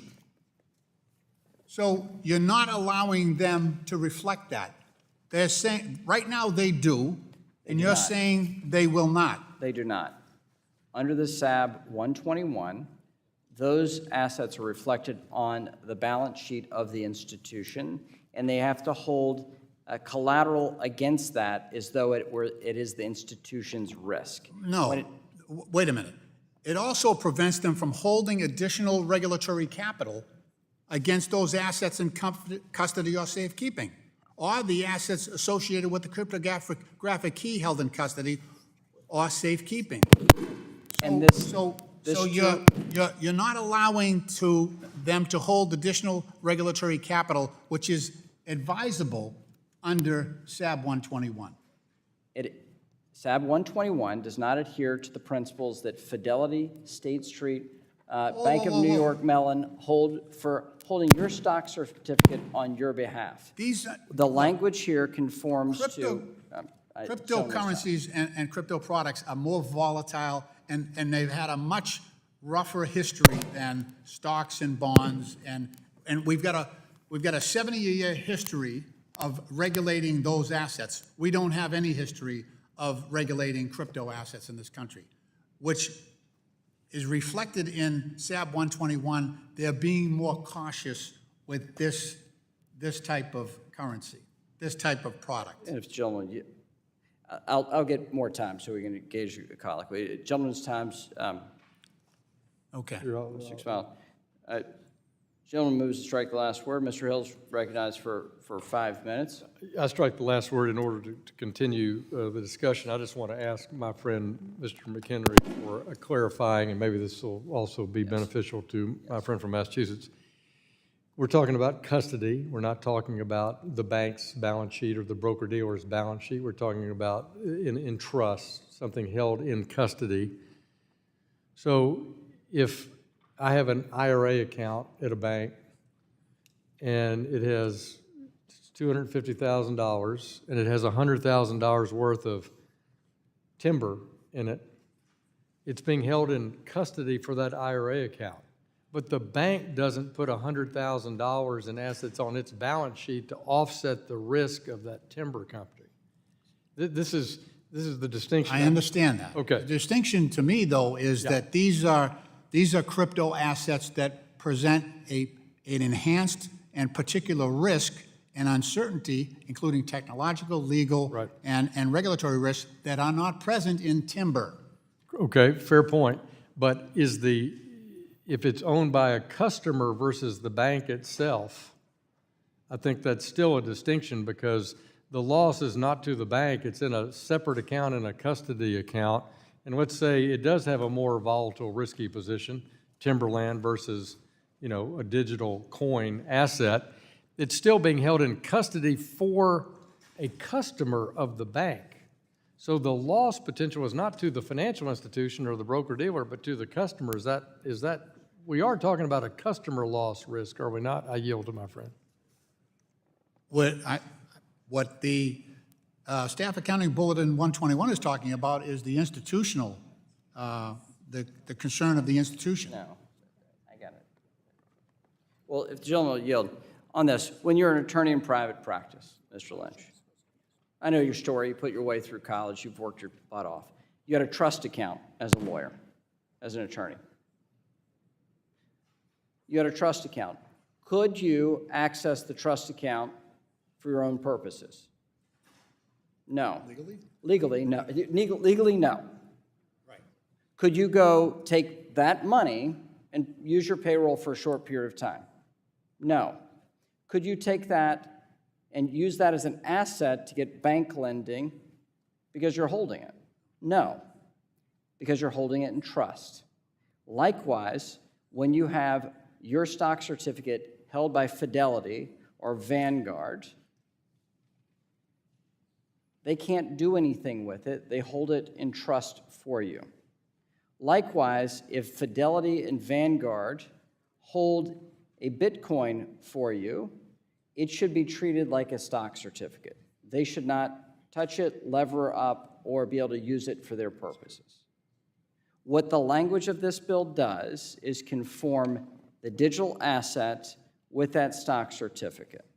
What the Staff Accounting Bulletin said was, we're going to treat this as a icky product. That's a technical term, but a distinct product that we have said, if you wish to hold this, you have to hold it on your balance sheet. And since you have to hold it on your balance sheet, it is risk that the corporation has to hold assets against. When all the customer wanted was for them to have a safe place to put this thing. So what I'm suggesting is the Staff Accounting Bulletin goes against consumer protection. It goes against safety and soundness of these institutions. Rather than holding it in trust They are holding it on their balance sheet. And I think that is a risk for the institution and for the customer, even if the asset is risky. That is a secondary question when you're holding something in trust. You may have a fundamentally untrustworthy person you believe is probably likely to go to prison, but you're holding that money in the trust account. Right. So I'm happy to yield, but you may have a fundamentally untrustworthy client who's giving you money that you're holding in trust for them. That is a secondary question whether or not you actually protect their asset. What I'm suggesting is regardless of the asset, it should be protected. That's what the language conforms to. We've belabored the point, but I think it's an important distinction here. Yield back. I will not belabor the point. I yield back to the chair. Further discussion, further debate? No further discussion, further debate. The question now occurs on an amendment offered by the gentleman from Massachusetts, Mr. Lynch. All those in favor shall signify by saying aye. Aye.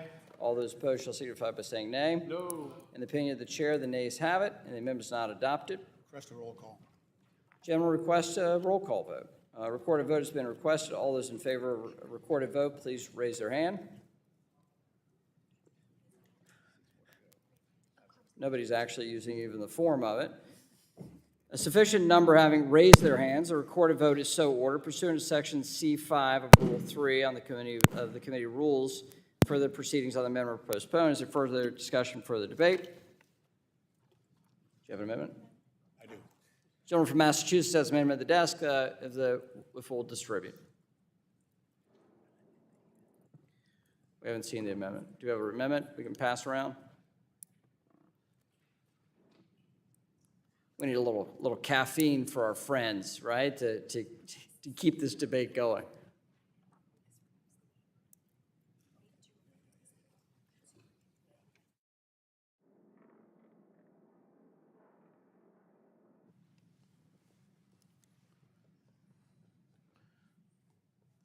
Mr. Chairman, reserve a point of order. Gentleman reserves a point of order. Gentleman from Ohio reserves a point of order.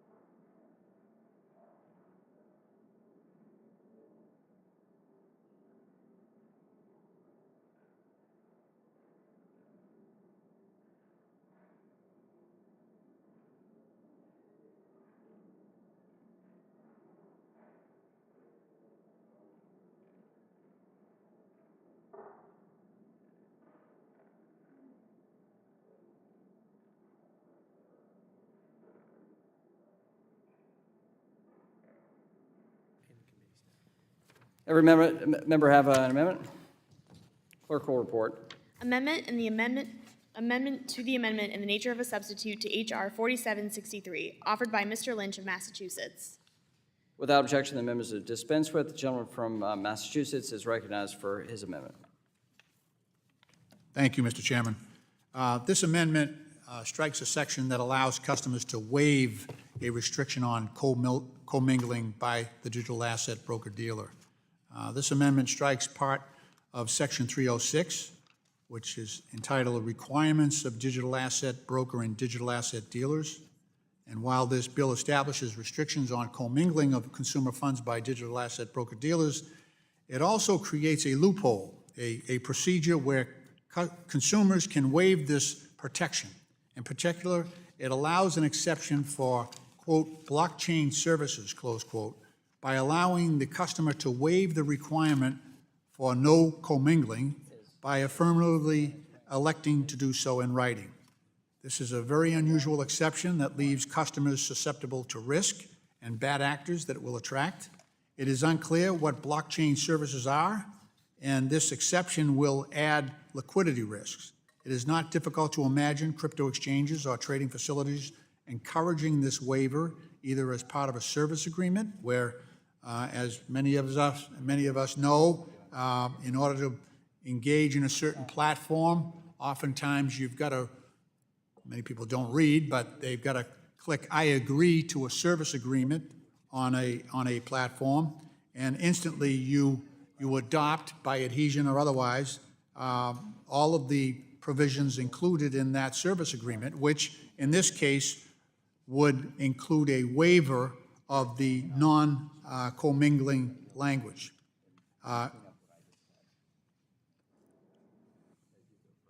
It may also make it easy, unlike the it may also encourage this waiver either as part of a service agreement or making it easy for consumers or investors to check a box without realizing that doing so gives the trading firm ability to commingle customer assets with that of the firm or its affiliated hedge funds.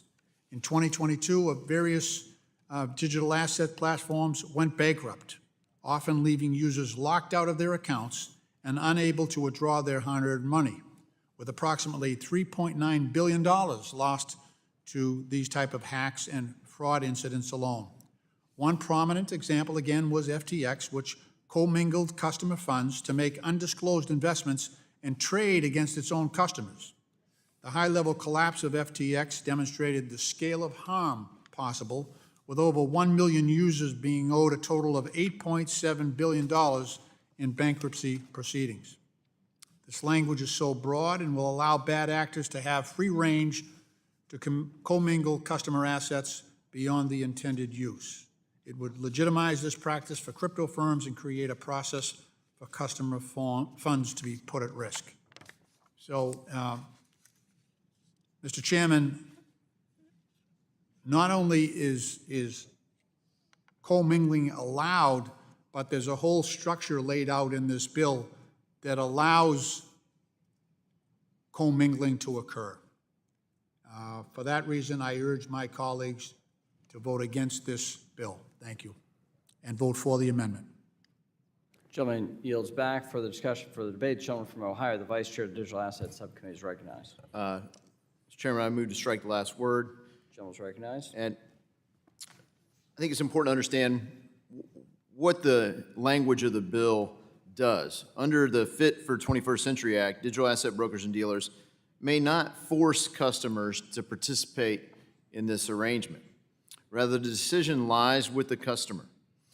This ensures that the risk is assumed by the customer and that no other digital asset holders are susceptible to additional risk by claiming this exception from segregation.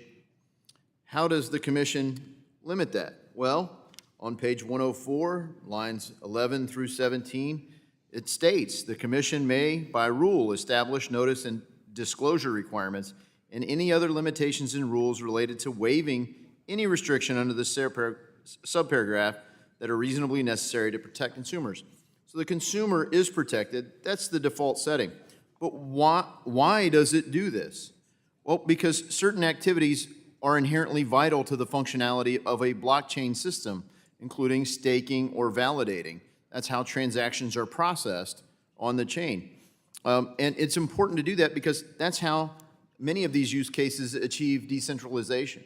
Because if a lot of people choose to use one platform, or two, let's say Coinbase and Robinhood, if they couldn't do this, they would all just be seen as all the assets of Coinbase or Robinhood, and there wouldn't be, the thousands, hundreds of thousands, or maybe millions of people that actually own the asset, and so it would look more concentrated than it is. So it's important that the function of the blockchain do that. So removing the exception could greatly restrict many blockchain systems and discourage consumers from interacting with them. It would likely, or frankly almost certainly, have a material effect on the market. So we've had 2-page flips of this legislation. We've had numerous legal experts weigh in for months on the bill now. And with that, I'd like to yield time to the chairman.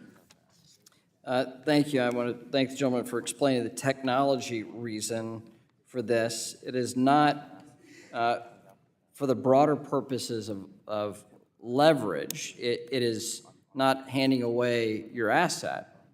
What is in fact it's doing is on page 104, line 18 through 25, it defines what a blockchain service is defined. It's validating transactions on the blockchain system, providing security for the blockchain system, or similar activity required for the ongoing operation of a blockchain system. These are ongoing live instruments, and so you have to ensure that the network functions. In order for you to have network functionality, the asset needs to be functional. If you lock it away and put it in a cave somewhere, it's not functional, so you need to make sure there's a pool to make sure you can work that and use that asset so the network functions. That's the purpose of this. It is a technology-specific piece of language we have here. There's a general prohibition of commingling, except in this circumstance of how you actually utilize the asset to protect the network and ensure it functions. Happy to yield back to the gentleman to clean up my technological explanation. Appreciate the chairman for clarifying. And I just think a lot of the things that we hear from people opposed to the bill, as we talk about it, it just hopefully is further providing member education. I recognize by the diminished attendance as the day has worn on that we may not be doing much member education, but I hope we're doing some. And hopefully people will understand, yeah, we have thought of that. It is in the bill, and it is essential for the market function. So with that, again, I oppose the gentleman's amendment. I support the text of the bill as drafted. I urge opposition to the amendment, and I yield back. Gentleman yields back. Further discussion, further debate. Green from Texas, Mr. Chairman. Recognized for 5 minutes. Thank you, Mr. Chairman. I yield to Mr. Lynch. I thank the gentleman from Texas. Thank you, Mr. Chairman. The idea here of commingling funds and basically introducing a procedure in this bill that would allow broker-dealers to use the funds of their clients. They could do so by inducement. They could do so by enticing a waiver. They could do so by including it in terms of it just requires that it be in writing and that it be quote-unquote voluntary. The problem that we had with FTX was that the very act of commingling funds with company funds was that the client's funds were at risk. And so when FTX collapsed and went bankrupt, the commingled funds went with it.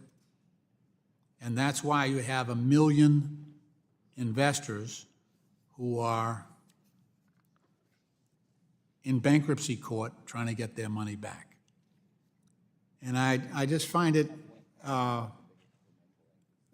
very, very reckless to take as volatile a product as some of these cryptocurrencies are, and as much volatility as we've seen, and as many disasters as we've seen, and the lack of consumer protections throughout this bill, and now we're going to allow the investors' funds to be commingled with the company.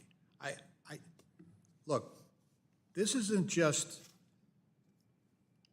allowing a financial disaster. This is manufacturing one, where the funds of these investors will be put at risk.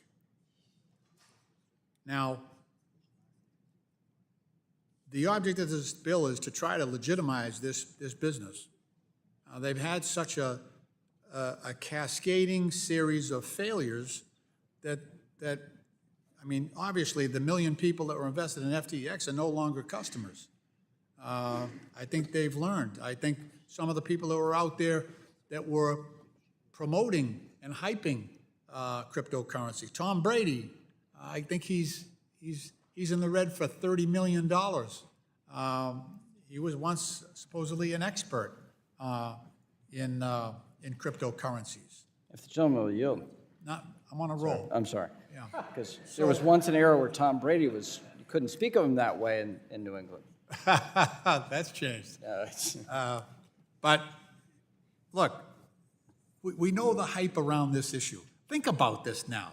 This is a private sector entity and industry.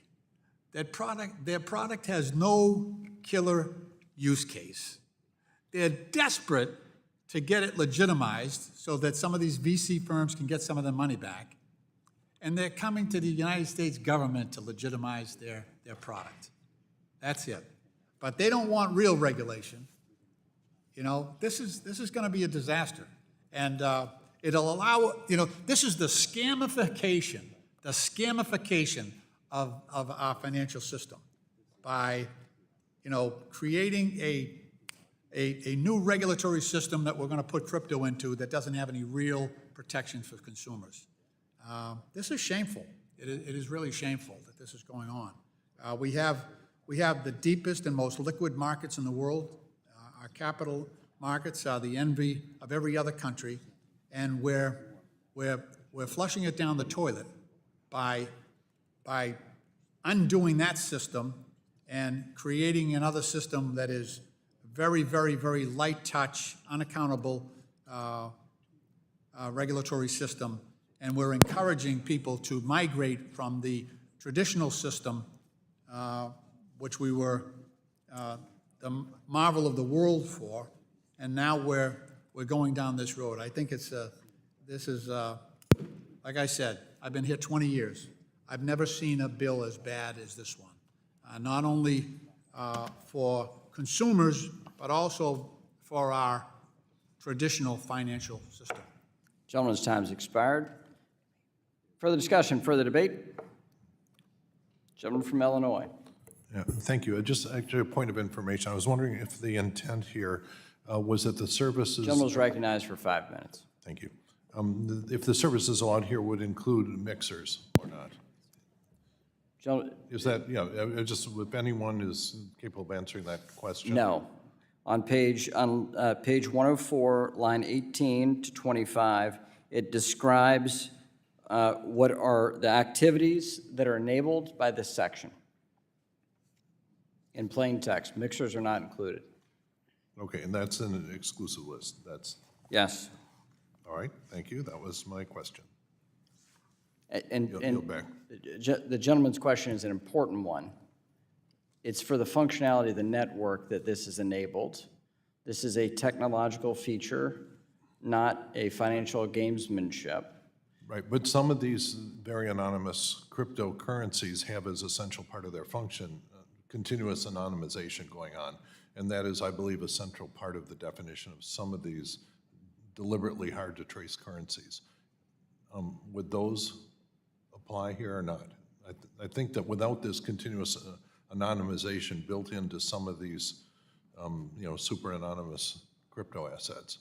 Well, we've seen FinCEN and FBI take enormous action in this administration and the last, and that has not been a named product that they've come after. Mixers, yes. In some cases, the mixing is kind of built into the definition of the asset. We've got to be more specific about what that is, and we can go have a debate about that software code. What we're enabling here is broad legal structures. We have in the security space smart money going after a dumb startup that goes broke. Here, you may still have technology that fails. If it doesn't function and it's not a decentralized network, it will not become a digital commodity. And we have that built into this product. Unless you are real and functional, you don't get this is a very harsh product for what you're purporting to be a digital asset. Okay. Yield back my time. Gentleman yields back. Further discussion, further debate?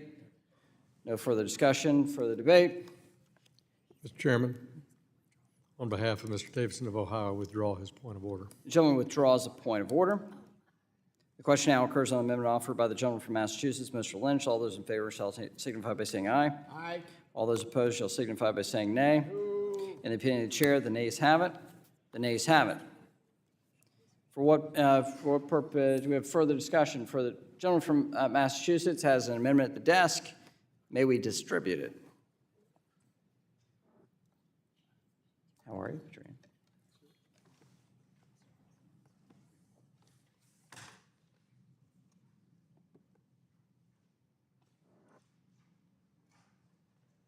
Chairman, Mr. Vice Chair. reserve a point of order on this amendment. Gentleman reserves a point of order. Members receiving copies.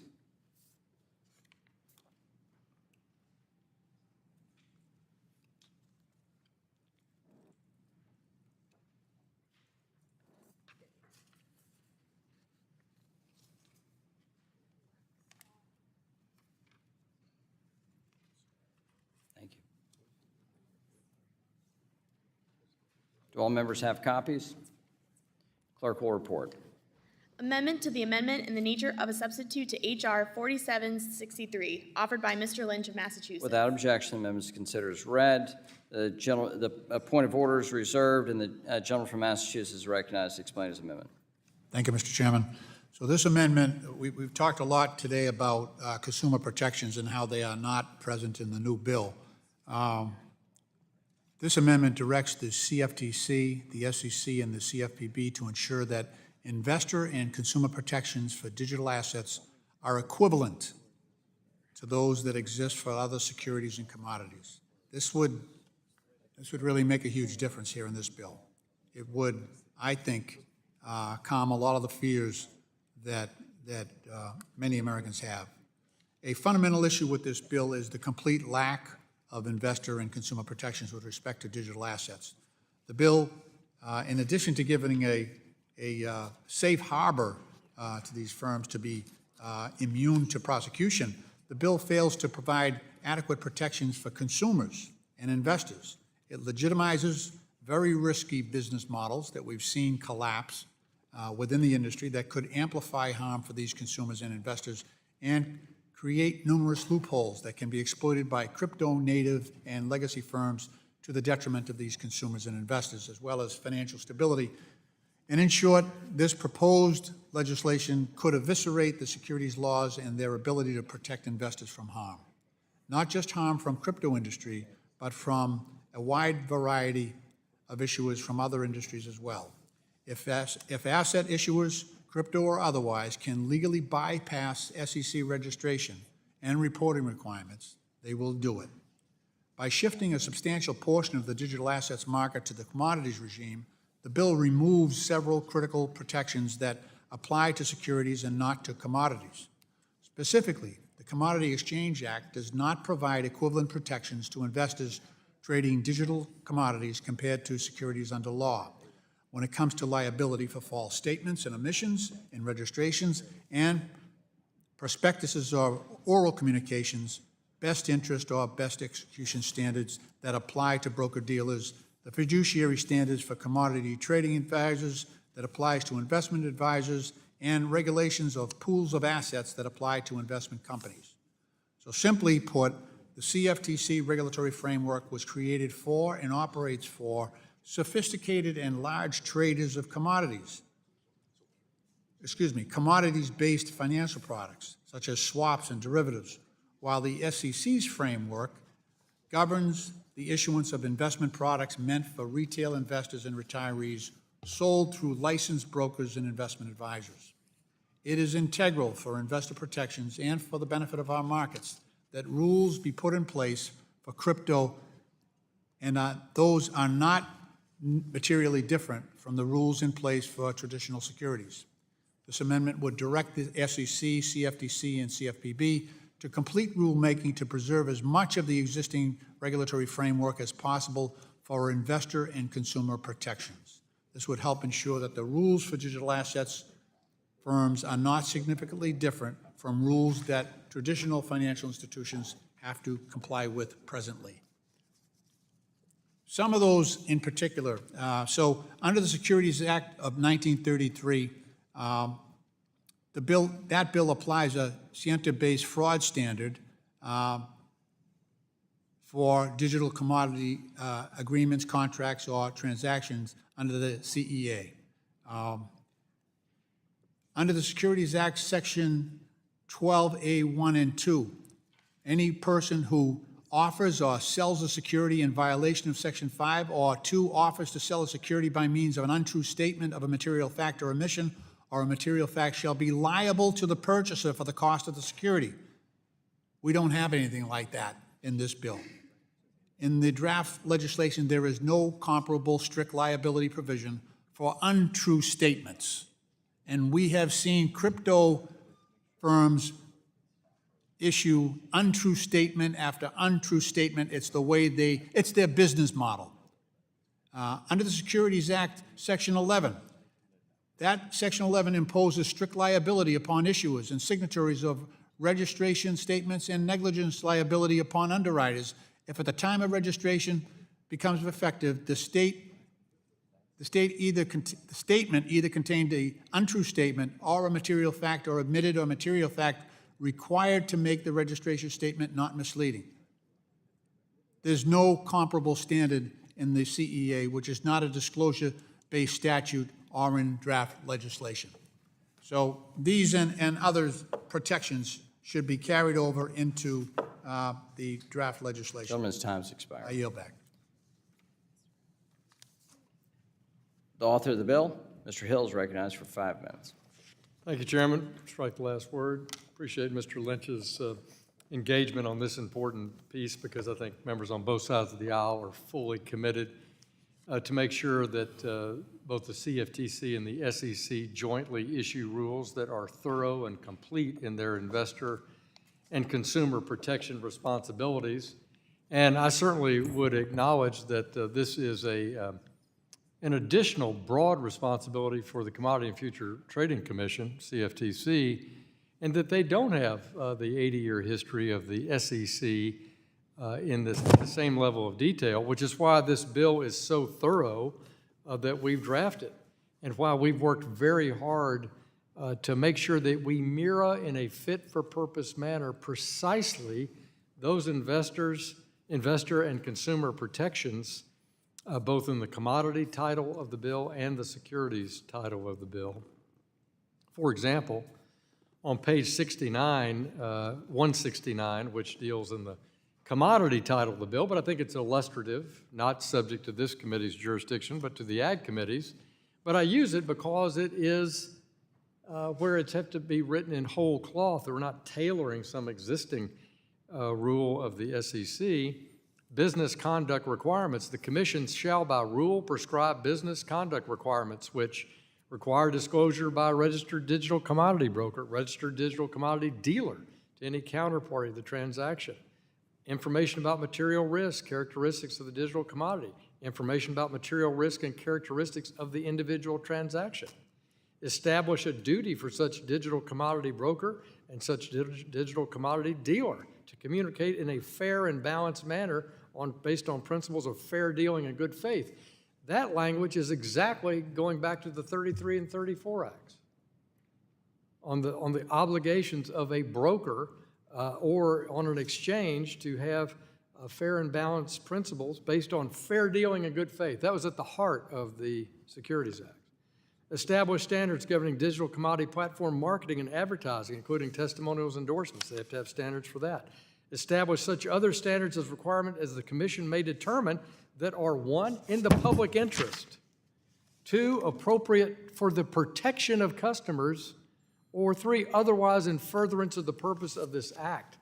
And I read that one section, but throughout this bill, these entities being registered by the CFTC and SEC are subject to the same requirements to protect customers as anybody else in the traditional securities or commodity business. These dealers, they have to be members of the Futures Association or FINRA, or both if they're duly registered. And so we're already in this act authorizing these 2 major entities to do joint, tailored investor and consumer protection. So I thank Mr. Lynch for his, again, focused concern here, but I think it is absolutely dealt with in a broad way, with one exception, and that is that he's raised somehow the Consumer Financial Protection Bureau in his amendment. I don't think that's relevant to the topic. I think his principal concerns are fully met in the draft of the bill. I oppose the amendment. I yield back to the chair. The gentleman yield?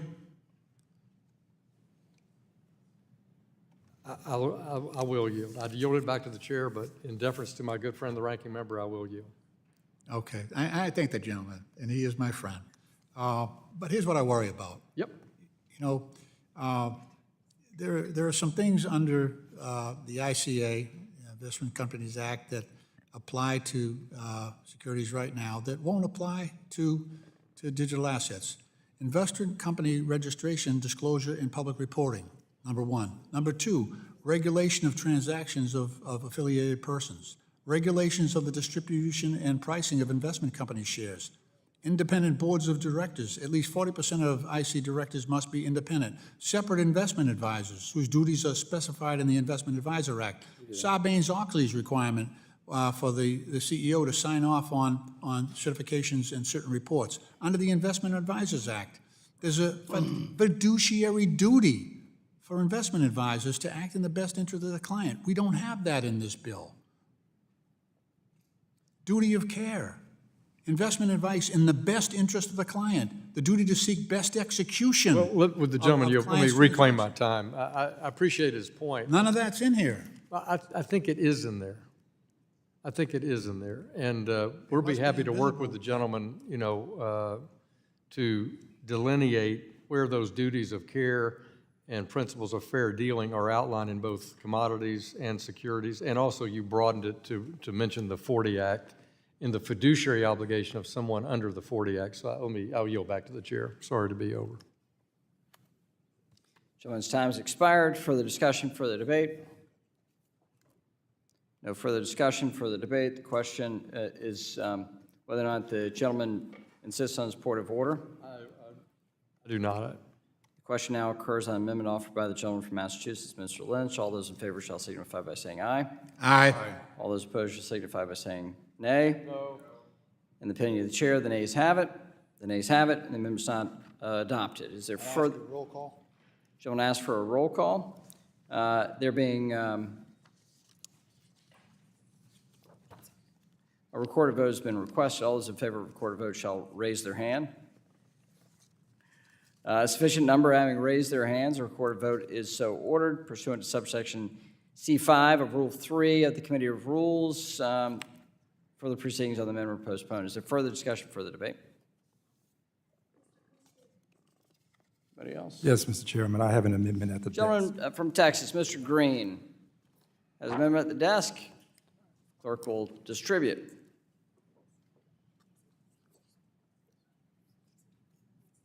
You have an amendment?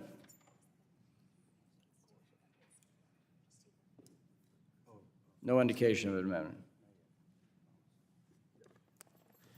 Mr. Chairman, in the interim, I would reserve a point of order on the amendment. The Vice Chair reserves a point of order against the amendment.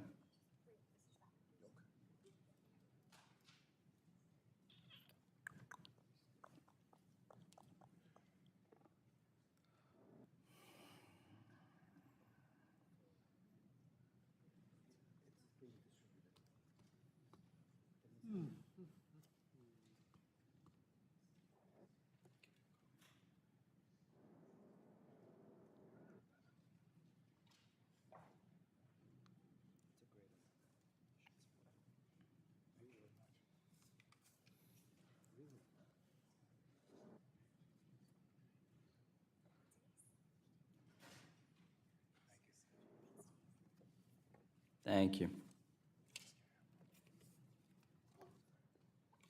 If all members have the amendment, clerk will report.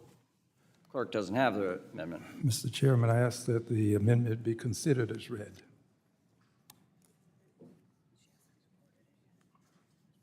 We'll allow the clerk report, then I'll take your note, Mr. Green. Clerk will report. Amendment to the amendment in the nature of a substitute to H.R. 4763, offered by Mr. Green of Texas. Ask that it be considered as read, Mr. Chairman. The gentleman's without objection, and the gentleman is recognized for 5 minutes. Thank you, Mr. Chairman, and I thank the ranking member as well for his eloquence. I also would like to thank Mr. Hill for what he's done, together with you, to plug one of the glaring loopholes in the first draft of this bill. The initial draft, while firms were provisionally registered with the SEC and the CFTC, the agencies would have been barred from bringing any enforcement against these firms. As members know well, provisional registration could last years, perhaps even decades, which means our regulators would have been disarmed from protecting investors and instilling market integrity. This would have been an unconscionable mistake on our part. We essentially were going to insulate an industry that's rife with scams and frauds from any accountability. I'm very pleased that Chairman McHenry and Mr. Hill saw through the implications of this and allowed a new version of the bill to plug up these glaring loopholes. Mr. Chairman, we need to do more. This bill that we have currently does restore the CFTC's authority to go after market manipulation and use their anti-fraud authorities. However, this is not enough. My amendment would specify additional market practices that are harmful to investors and would authorize the SEC and CFTC to go after bad acts concocted to cheat, steal, and harm investors as well as consumers. This amendment also ensures that the SEC can pursue enforcement in illegal market activities such as price manipulation, insider trading, Ponzi schemes, fraud, wash trading, common ownership of tokens trading on an exchange against consumers, and prop trading. Additionally, my amendment would protect whistleblowers against retaliation who go to the SEC and CFTC and expose wrongdoing by provisionally registered firms. As the chairman well knows, I have long advocated for protection of whistleblowers, as I think they often put themselves at great risk when they offer their services to our country by exposing wrongdoing. Mr. Chairman, I was here when we had the Bernie Madoff scandal, and I realized then how difficult it is to prevent criminality, even with strong enforcement protections. Without these strong enforcement provisions, investors will be without that which we can provide. We are in a unique position. We're at the genesis of a process, and we have the opportunity to provide the necessary protections that the investors will need. Mr. Chairman, you and Mr. Hill have done an outstanding job by revising the bill such that we can deal with fraud. But these additional protections are needed, and if they are not placed in the bill, my fear is that someday we will find ourselves here with a situation similar to that which we dealt with in the Bernie Madoff scandal. There is no reason, as I can see it, for us to allow ourselves to fail to protect investors when we have but only the need or the will, if we have but only the will to make a difference. I think we have the will. This amendment provides the way, and I will yield back the balance of my time. Will the gentleman yield? Yes, of course, Mr. Chairman, I Is the yield. gentleman trying to ensure that whistleblower protection, is that the primary issue we're dealing with? Because I'm reading this in live time. I thank you for allowing me to give the explanation. It is true that whistleblower protection is a concern, but I don't want to make it primary, secondary, or tertiary. I'd like for both of these concerns to be considered together. The amendment also protects against insider trading while there is this provisional place for these firms and Ponzi schemes and wash trading. And of course, there's proprietary trading, which means that the firm would use the money of other folk to do their own investing and trading, which would be inappropriate. All right, gentleman's time has expired. Thank you. Mr. Hill is recognized for 5 minutes. Thank you, Mr. Chairman. Appreciate the amendment from my friend from Houston. And like Chairman McHenry, I'm reading it in real time and have reflected on it, so I'm not going to deliver a true opinion. But in your Section 2 rule of construction, when you want to prohibit things connected with a digital asset, Ponzi schemes, fraud, proprietary trading or affiliated trading, wash trading, et cetera, you've got a mixture here of things that are obviously illegal and already illegal in federal law and already dealt with in the bill, like fraud, as we talked about, wash sales dealt with, proprietary trading against the customer, that's prohibited. Insider trading is already illegal. Common ownership of tokens trading on exchange against the customer, that's prohibited in this bill. So generally, I would say we address this pretty effectively throughout the bill, in addition to other federal laws where these things are illegal anyway. And so, like Mr. McHenry, I was interested in your Section 3 on whistleblower protections for someone who's in provisional registration. That's something we might be willing to work with the gentleman on. And in your section savings provisions, I don't support any of those provisions, as I think they gut the intent of the bill, so I can't support that. But if the gentleman's interested on Section 3, whistleblower protections, finding language we could jointly support there, I'd be willing to work with the gentleman and yield to the... Would you yield? I will yield to my friend from Texas. Thank you very much. Whistleblower protection is exceedingly important, and I do concur with you that without the bill, many of these other protections are available.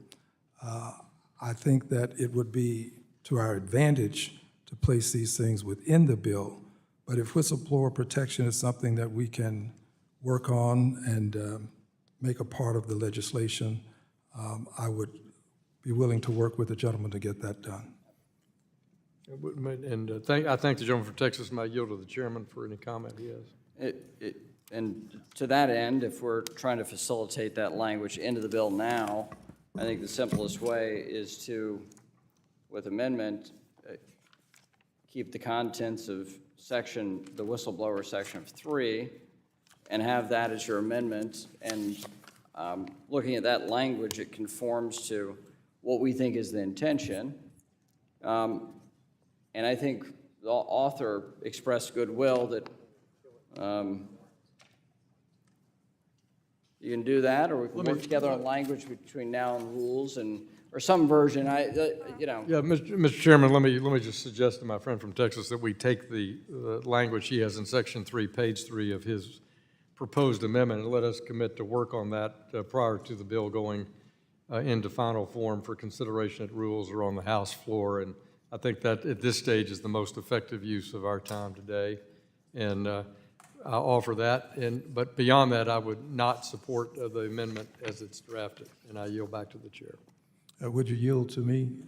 I will yield to my friend from Texas. Thank you. I accept the offer and would ask that you revisit the offer made by the chair to simply take Section 3, add it as an amendment today. I think you'll find, as you've indicated, that this is acceptable, and that would not require the additional work after today's hearing. Yeah. I yield back. Well, thank you, the gentleman. And let me say this: I would be, if we could assign our staffs to look at the language of the bill, how it conforms to the draft legislation where it properly fits, and then bring back, this text in amendment form where both sides have had a chance to look at that, and just move it to the end of the queue here. That would be acceptable to me as well. Yeah. I think we have an agreement. Very good. I yield back to the chair. Gentleman from Illinois seeks recognition, recognized for 5 minutes. Thank you. I'd just like to just briefly point out, although things like wash trading are arguably still, not allowed under this legislation, unless we provide a mechanism to detect wash trades with anonymous self-hosted wallets, it's kitty bar the door. So I think it's really important to understand the huge gap that is left unless we do something about, anonymous actions with self-hosted wallets. That's all. I'll yield back. Gentleman yields back. Further discussion, further debate. Mr. Lynch is recognized for 5 minutes. Thank you, Mr. Chairman. I agree with the gentleman from Illinois. His amendment earlier would have dealt with wash trades. However, with no changes to prevent that, that'll still be an industry practice here, wash trades, which is a form of manipulation. I do want to go down, I do appreciate the gentleman from Texas's amendment, and I just want to go down the list. Proprietary trading is something that he wanted to guard against, but proprietary trading is actually allowed under this bill because these crypto firms are allowed to trade right beside their clients and investors on the same network. So, the very definition of proprietary trading. They are also allowed to front run their clients as well. Wash trading is allowed, as I mentioned before. Common ownership of tokens trading on an exchange against customers. You could say that commingling of funds that exist in this bill would allow that as well. And any other manipulative or deceptive acts as determined by the Commodities and Future Trading Commission, also there. Mr. Green's amendment adds a few more important and specific practices and authorities for the SEC so it could stop bad actors from harming investors in digital assets. For example, the amendment would authorize the SEC and CFTC to go after bad actors that engage in wash trading. I think that's a good recommendation. I think that's a good recommendation, and I've seen some studies where they're able to discern those individuals who are actually doing that. However, there are significant barriers to enforcement of the securities laws in this bill. Number one, there's the deferral of enforcement. So agency enforcement powers restricted during provisional rulemaking prevent the SEC and CFTC from taking action until after the joint rulemakings are finalized. That could be, we have estimates of 8 to 9 years. So there'll be a lack of enforcement during that provisional registration period. It also reverses the burden of proof. Even afterwards, the burden will be on the CFTC to disprove certification. So there's a presumption of certification once that safe harbor ends, which is contrary to the current process under the Securities Exchange Act for listing securities for trading, where the applicant has to demonstrate a rule or amendment to a rule is consistent with securities law and public interest. The safe harbor provision.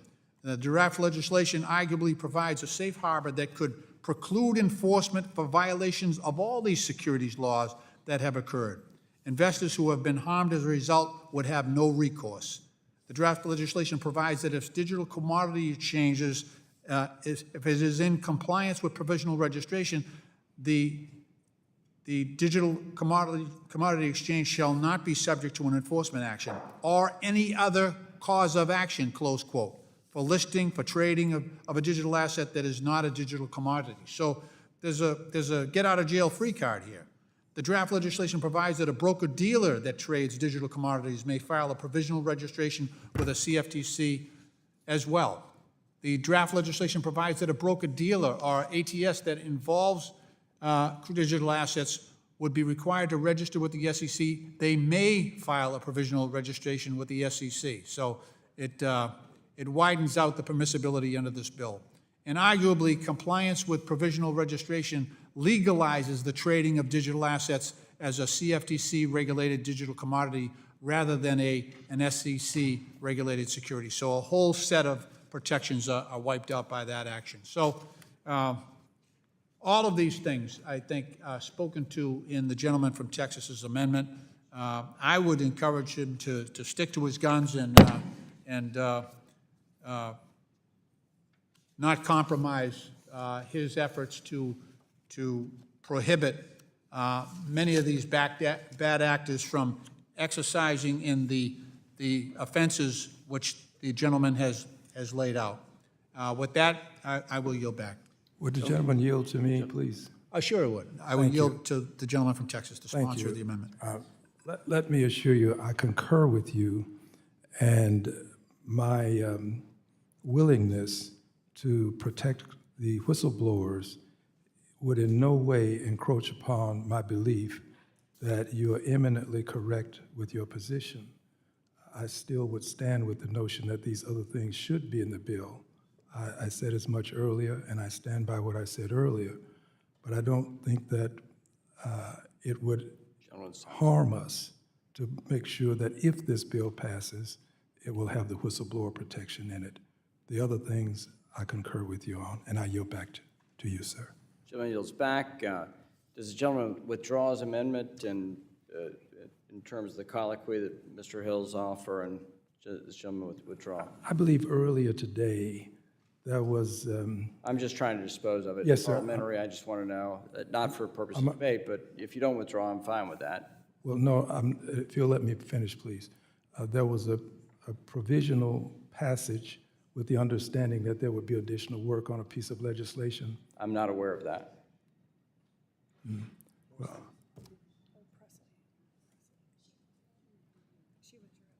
she withdrew, the Presley Amendment, she withdrew, and we're working to get the language correct so it is enforceable. I see. Well, withdrawing, yes, with the understanding that we will work in good faith with Mr. Hill to reach an agreement on whistleblowers. Thank you. Gentleman withdraws. And I withdraw as a point of order, Mr. And gentleman withdraws his point of order. Gentleman withdraws the, there being no further amendments, I'm sorry, are there further amendments? Further discussion, further debate? Gentlelady from Colorado to speak on the underlying bill. Thank you, Mr. Chairman. I move to strike the last word. Gentlelady is recognized. Thank you. I really appreciate the opportunity to express some concerns that I continue to have about this bill. Something that this bill does not address is the use of cryptocurrency and digital assets in illicit finance. I think that we really need to work to do more on this issue. We know that cryptocurrency is one of the ways, it's not the most prominent way, but it is used to facilitate the illicit drug trade. This is an issue that all of us on this committee are trying to work on to address.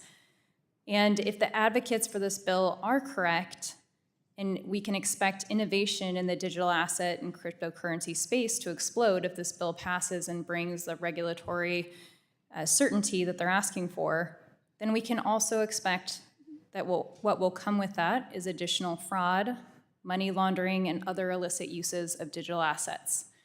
So not enough is said in this bill about how the SEC and the CFTC will be able to handle the influx of new businesses, new opportunities, and additionally, unfortunately, new scams. With that, I want to ask for a commitment from the chair to work with me to ensure that this bill can be implemented in a safe and sound manner, and recognizing that we have worked on some language, but right now we don't have an amendment that is ready. So we know that this is not a question of whether this will be a problem down the line. We know that it already is. So I want the commitment that you will continue to work with me on developing amendments for the floor that will focus on this aspect of the committee's bill. Gentlelady yields. Mr. Hill, if you wish to. Of course, and I thank the gentlewoman from Colorado for expressing this important constraint. This is a important topic.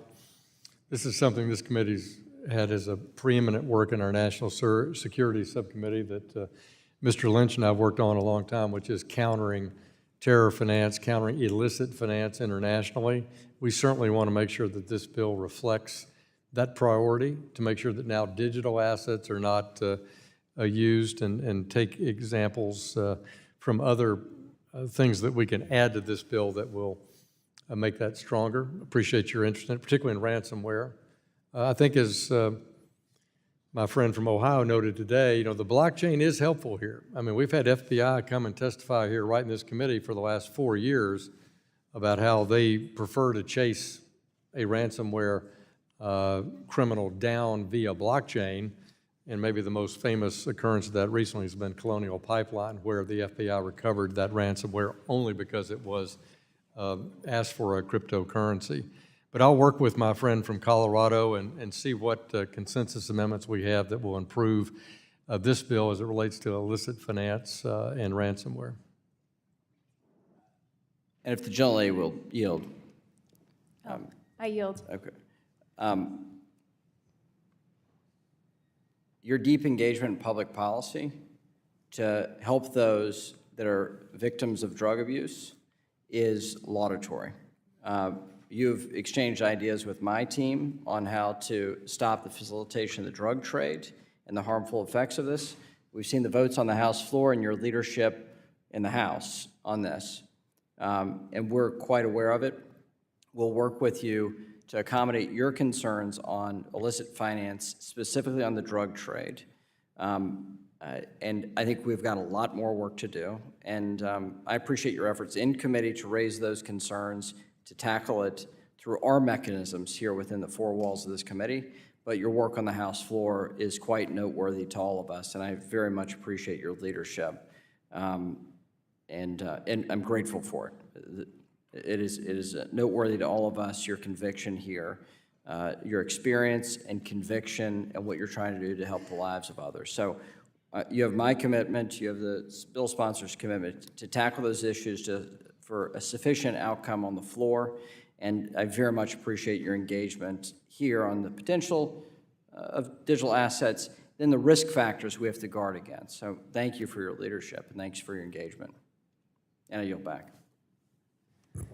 I really appreciate that. Thank you for your willingness to continue to work together. I know it's a long, messy process, and so we still have time to get this done, and thank you for your commitment. Thank you. Thank you. Gentlelady yields back. Further discussion, further debate. Hearing no further discussion, and without there being no further amendments, without objection, the previous question is ordered, and recorded votes on the amendments have been postponed.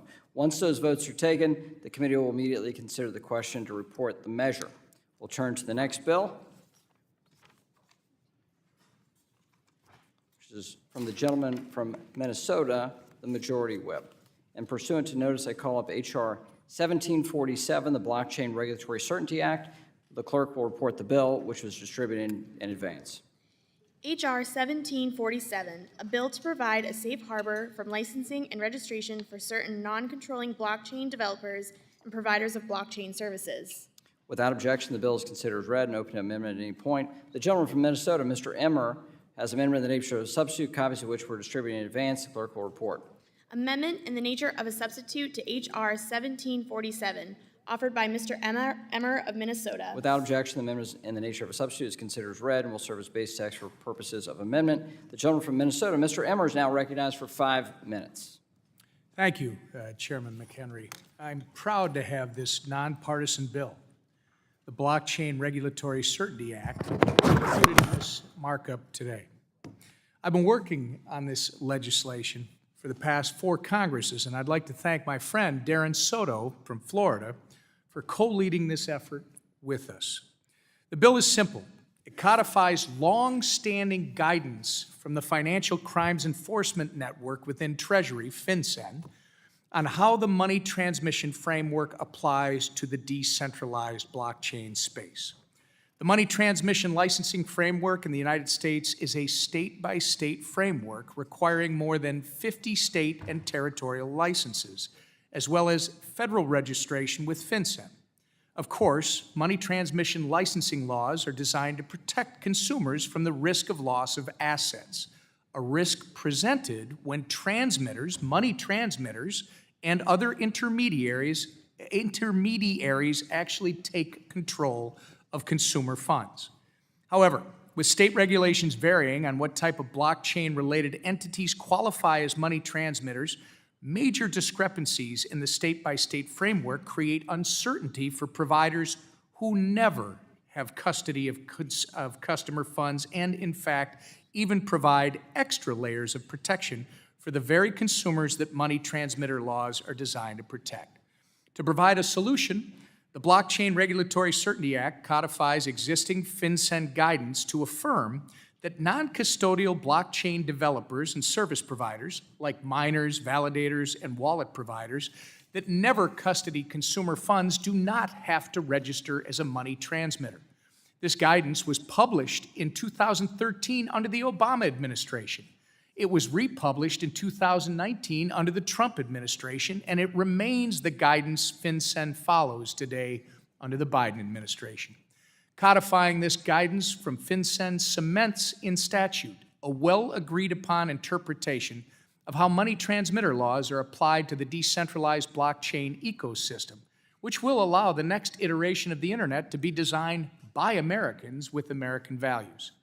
The markup today and the markup tomorrow in this committee are focused on providing regulatory certainty for the digital asset ecosystem as a new, emerging innovation that has the potential to redesign the digital economy and provide the economic boom the United States needs to climb out of our $32 trillion national debt. Guidance is not as concrete as statute. Statute gives certainty. Guidance can change at the political whim of a new administration. Fortunately, that has not been the case with this FinCEN guidance, but we need to give this industry certainty in the form of statutes if we're going to stand a chance in developing the next iteration of the internet and the digital economy so that it reflects our values, American values. Again, thank you, Chairman McHenry, for holding this markup today. Thank you again to my friend Darren Soto for his continued nonpartisan collaboration with us on this bill and other digital asset legislation. I'd also like to recognize Ranking Member Waters and her staff for their open dialogue with our office on this bill in the days prior to this markup. I understand the time constraints haven't allowed for committee Democrats to gather feedback from the Treasury, but I appreciate your team's attention to the bill, and I'd like to offer to work with you and your team once this bill passes out of committee to make alterations you need so that we can continue to move this legislation forward in the nonpartisan fashion that is being offered. And I yield back the balance. Will the gentleman yield? Yes, to the chair. I'd like to thank the member for his leadership on this bill, this bipartisan bill between he and Mr. Soto. When the infrastructure bill passed last Congress, I think all of us heard from market participants about the overly broad language and how it can impact blockchain technology generally. But let's go back in time. From the moment my colleague came to Congress, he was a committed advocate for a smart regulatory pathway for digital assets. He's an OG to this space. And has been, since I've known him, even before being a member of Congress, he's been a leader in this space. We are the culmination of years of work that he has been about in a piece of legislation that is a culmination of his work. Others have joined along the way. Mr. Davidson certainly has, Mr. Hill, Ms. Waters. But I know the OG in this space is Tom Emmer, and I want to thank you for your leadership, not just on the market structure bill and this important bill, but generally speaking for digital assets. Thank you for yielding the time, and thank you, and I yield back. Gentleman yields back. I said OG, didn't I? All right. Further discussion, further debate. Mr. Lynch is recognized for 5 minutes. Thank you, Mr. Chairman. I must admit I'm a little surprised that the chairman and our colleagues across the aisle would put this bill forward today. As you know, we're here for the markup of 4 national security bills that focus on illicit finance and its uses by bad actors like fentanyl traffickers and terrorists and the Russian war machine working to destroy Ukraine and food security around the globe. One Republican bill, in fact, is focused on the use of emerging technologies like digital assets by terrorists and sanctioned evaders. Yet, while we vote on those other well-crafted bipartisan bills to target the abuse of the financial system, we have Mr. Emmer's bill, which would carve a hole in our defense against financial crimes that could be abused by the very same fentanyl traffickers, terrorists, and Russian war criminals. The only distinction here is the use of a blockchain. I'll also note that Republicans added this bill to the markup list at the last minute. Not only was this in violation of our longstanding informal agreement to provide a list of markup bills at least 7 calendar days ahead of markup, but it denied members, including myself and our committee staff, the time to confer with stakeholders like the Financial Crimes Enforcement Network and the Consumer Financial Protection Bureau. So I'm a past chairman of the Financial Crimes Task Force that we had here in Congress for many years. I've worked closely with FinCEN, and you know, the one thing that I see as a pattern is this bill includes a provision that it basically says that no law, nothing in this section shall, no cause of action may be brought and no liability may be imposed under state or local law that is inconsistent with this section. So we're basically, again, creating an avenue for these people to work their business without any liability or the threat of liability. And you know, I understand the idea of a safe harbor. I do know that there are occasions when that is necessary, but we have seen so much abuse in this space. And to give a carve-out just because someone is operating on a blockchain, it's a great gift for the blockchain association, but it undermines, I believe, our ability to sit down and talk to FinCEN and to find out whether or not this actually facilitates, you know, financial crimes by the use of a blockchain or a system that rides on the rails of a blockchain. So I urge my colleagues, you know, first of all, we have not had time to prepare for this, and this was put in, you know, I've never seen a bill done this way. We've usually had an informal agreement where, you know, we get notice of bills well in advance. We have time to prepare. Staff has time to prepare. We get a chance to talk to the stakeholders. That has not happened here. That has not happened here. So, Gentlemen, you'll yield? and just so you know, on that specific agreement. yeah. Well, FinCEN has said we don't have time to. They got this so late that they haven't had time to review this and give us. Will the gentleman yield? Yeah. I find that interesting. This has been FinCEN's own guidance that was created under the Obama administration, which has been in force all throughout the time since. We are merely taking FinCEN guidance and codifying it. I yield back. That is not what they say. So we have a difference of opinion, but that's the information we got from them that they don't have time to give us an assessment of what this would do. So, Will the gentleman yield on? Of course. The process Yeah. piece? Yeah. We attached this to a hearing in March. Under our House rules, we have to attach a hearing and have a hearing about it, just like you all did when Democrats in the majority. When we put it on the calendar, that shouldn't have been a shock. We'd already done a hearing about it. Mr. Emmer has talked about this for 7, 8 years, roughly. This is not a gotcha thing, and Mr. Soto, his Democrat co-sponsor, they've been longtime advocates for this. So this is not a last-minute thing. Just want to reclaiming my assure time. my colleagues. Chatting about things is one thing, but having a markup on a bill is quite a different process. So we would have liked to have an immediate conversation, something near to the term of this bill's presentation with FinCEN and with CFPB before we have to make a decision on that. So that's the process. Gentleman's time's expired. Gentleman from Nebraska, Mr. Flood's recognized for 5 minutes. I move to strike the last word, Mr. Chair. Gentleman's recognized. Thank you, Chairman. I'd like to express my support for this legislation. I'd like to thank my colleague and the Majority Whip, Mr. Emmer, for offering it. This bill is simple. It codifies guidance from FinCEN that ensures that regulatory compliance is tailored to the actual activities of a blockchain firm. Some state laws classify non-custodial blockchain businesses like Bitcoin miners as money transmission businesses. The problem is that in a relatively new space like blockchain, sometimes it takes a while for state law to catch up with the reality of how the technology is used. Miners aren't money servicers. How could they be when they don't actually handle money? They are simply participating in a process that allows for another token to be created. That's very different than the work someone does in the money service business does. One of the challenges we are taking on in this committee is modernizing our laws to ensure that we don't lose out on innovative jobs simply because of misalignment between our existing regulatory structure and the way blockchains actually work. This bill is an important step in that iterative process. It is in order to position the United States as a destination in the coming innovation economy, we need to ensure that our regulations are fit for purpose.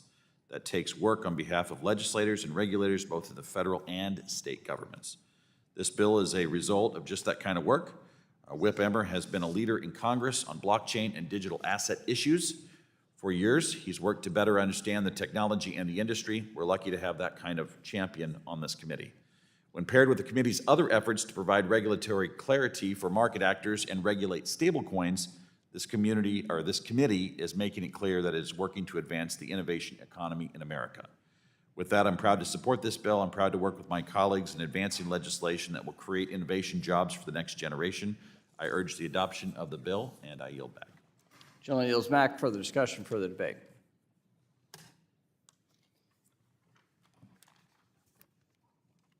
There being no further discussion or amendment to H.R. 1747, the question now occurs on the adoption of the amendment in the nature of a substitute offered by the gentleman from Minnesota. All those in favor shall signify by saying aye.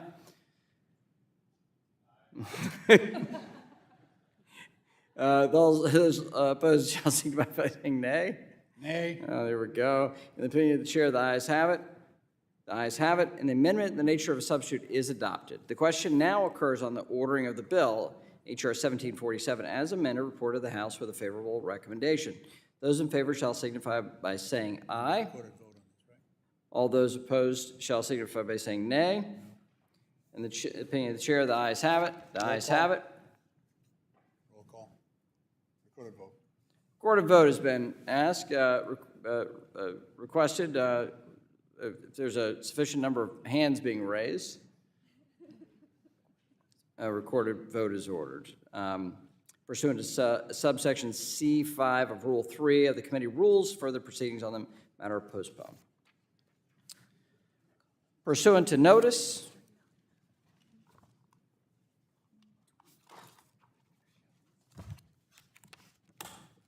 I call up H.R.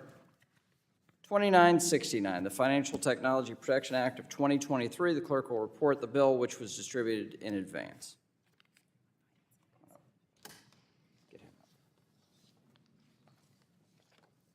H.R. 2969, a bill to establish an independent financial technology working group to combat terrorism and illicit financing and for other purposes.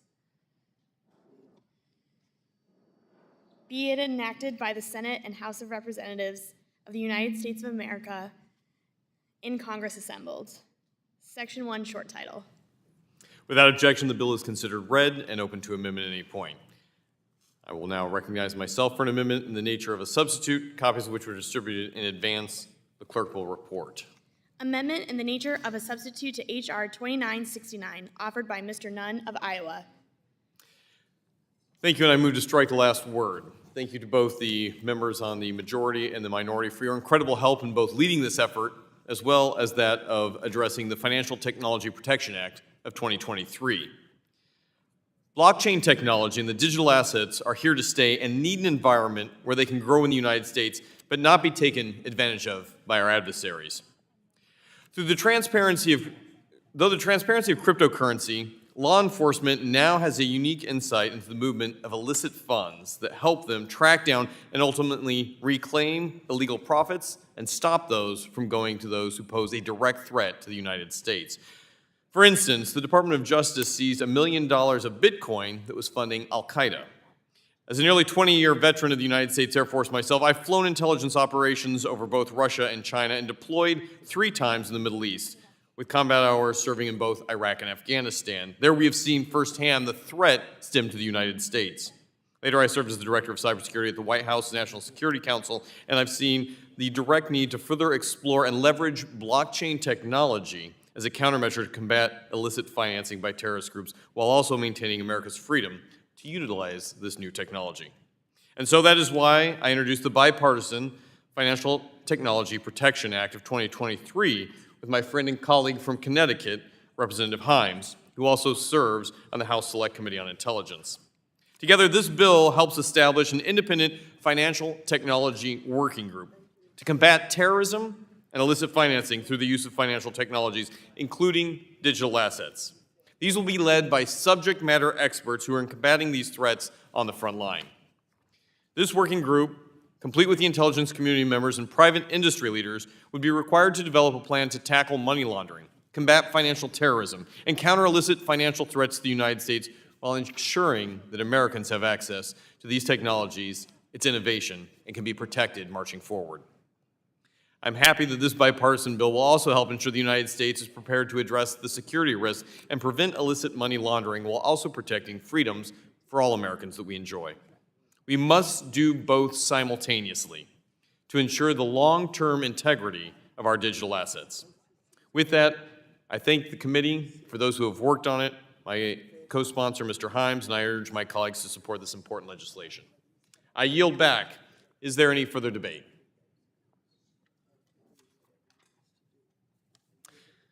There being no further discussion or amendments to H.R. 2969, the Financial Technology Protection Act of 2023, the question now occurs on the adoption of the amendment in the nature of a substitute offered by the gentleman from Iowa.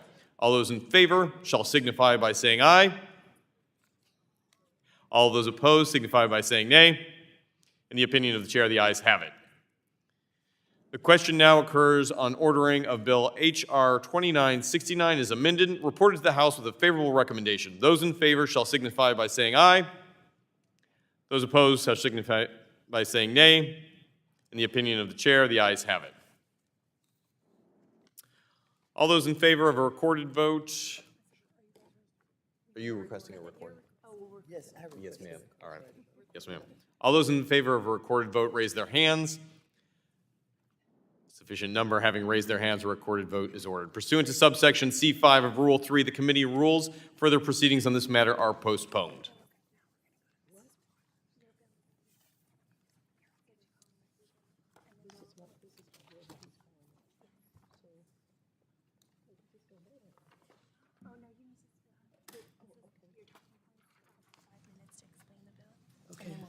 Now pursuant to notice, I call up H.R. 4768, No Russian Agriculture Act. The clerk will report the bill, which was distributed in advance.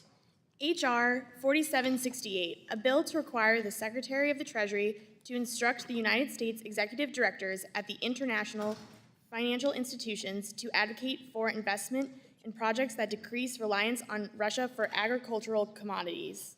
Without objection, the bill is considered read and open to amendment at any point. The gentleman from California, the ranking member, has an amendment in the nature of a substitute, copies of which were distributed in advance. The clerk will report. Thank you very much. Last week, An amendment in the nature of a substitute to H.R. 4768 offered by Ms. Waters of California. Without objection, the amendment in the nature of the substitute considered as read and serve as basis for text proposed amendments. The gentlewoman is now recognized for 5 minutes. thank you. Thank you, ma'am. Last week, I introduced the No Russian Agricultural Act with my co-sponsor, Representative Nunn. Over the last 17 months, Russia's unprovoked criminal war against Ukraine, led by Russian President Vladimir Putin, his military, and his mercenaries, has posed tremendous harm to Ukraine's infrastructure and its citizens. Among its bad acts, Russia has endeavored to strangle Ukraine's economy by restricting the country's exports, including those of its agricultural sector, which is critical to maintaining the world's food supply. My bill responds to this serious issue, both by confronting Russia and strengthening global resiliency. H.R. 4768 would require the Secretary of the Treasury to use our voice, vote, and influence at the World Bank and the IMF and other multilateral development banks to support projects that decrease the reliance that countries have on Russian agricultural commodities, particularly fertilizer and grain. My bill is particularly timely as Russia recently withdrew from the Black Sea Grain Initiative, which had allowed Ukraine to ship essential agricultural products to other nations. Russia has also begun bombing ports and grain stores used for shipping agricultural products into the global market. This has endangered market stability, provoked spikes in food prices, and as Russian leadership knows, it will potentially propel millions of people into hunger. Indeed, the effects on market stability and food prices following these attacks have already been significant, with wheat prices increasing 8.6% just last Wednesday. Russia has benefited from a crippled Ukrainian agricultural sector, having eliminated a chief competitor from the market and potentially allowing Russia to weaponize its wheat exports by allowing hikes in export taxes and using proceeds to fund the war against Ukraine. This bill will reduce the world's reliance on Russian food and eliminate the country's leverage in the world. Russia's unprovoked, brutal invasion of Ukraine threatens people around the globe by intentionally disrupting the world's food supply. Putin is knowingly causing pain and threatening nations with food scarcity and hunger. This bill is significant because it will help push back on these Russian bad acts while increasing grain resiliency in the face of the shocks that Russia is causing in the world's agricultural markets. So I would urge my colleagues to vote in favor of this critical bill. Thank you. I yield back. The woman yields back. Is there further debate? The chair recognizes himself for 5 minutes. I move to strike the last word. I want to begin by thanking a great leader, Maxine Waters here, who has been a strong fighter, both for the defense of agriculture, but also for that in standing up to a totalitarian regime in Russia. It is a privilege to get to co-sponsor this with you, not only your decades of experience, but your continued commitment to the people of the world. Over the past 3 years, the global economy has experienced enormous disruption, prompting the need for the United States to diversify its supply chain, both for economic and national security reasons, which brings us to H.R. 4768, No Russian Agriculture Act. While there are a number of factors that have contributed to the near record level of prices of global agricultural commodities, the war in Ukraine has further disrupted global agricultural markets, global food security, and nutrition. Despite my home state of Iowa being far from the front lines of battle in Eastern Europe today, the effects of war in Ukraine are rippling across the fields of the Midwest. It is notable that when Russia first invaded Ukraine, not only did it strike population targets, but it focused on striking fertilizer that provided food for the rest of the world to be able to survive. For decades, Russia has been a prominent player in the agricultural sector, serving as a major producer of key fertilizer nutrition.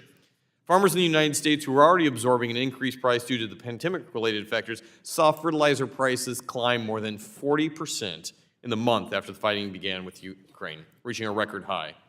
To ensure its own domestic food security, Moscow imposed export taxes and quotas. In another overt action to threaten global food supplies, Russia withdrew from the Black Sea Grain Initiative, exacerbating uncertainty, disruption in the regional grain field, and the fertilizer trade, including its most recent decision to send drone strikes on grain silos throughout Odessa. The ripple effects of Russia's decision to reach far beyond the borders of the Black Sea region, the global economy is interconnected, and disruptions in one region certainly reverberate across the world. To be clear, failure to diversify our own supply chain and continued reliance on countries like Russia for key inputs will result in ongoing long-term disruptions that put farmers across the United States, including Iowa row croppers, at risk. Simply stated, Moscow's willingness to weaponize agricultural trade makes the need to diversify and de-risk the global supply chain from Russia even more essential. The United States agricultural sector does not want, nor should it be, reliant on foreign adversaries. International financing institutions, the IFIs, can play a pivotal role in responding to and addressing these challenges. And that is why joining Ranking Member Waters in introducing the No Russia Agriculture Act to decrease reliance on Russian agricultural commodities and inputs and ensures the resilience of our global grain supplies. The benefits of this legislation are twofold. First, it encourages the international financing institutions to provide financial and technical assistance to cultivate agricultural sectors in developing countries, including through improvement in vital infrastructure like rural roads, irrigation, and mechanization. Second, this legislation underscores how reducing U.S. dependence on Russia requires a strong backing for our farmers and our agricultural businesses right here in the United States. While the United States does not borrow from developed banks or any serious strategy against Russia recognizes the need for a robust food production in both the developing and developed countries alike. Resilience must be our watchword, particularly when it comes to the food supply meant to support U.S. agriculture. Food security is indeed national security. I thank you, Ranking Member Waters, for your service, for your leadership, and your co-lead on this important legislation. I urge my colleagues to support passage, and I yield back the balance of my time. Is there any further debate?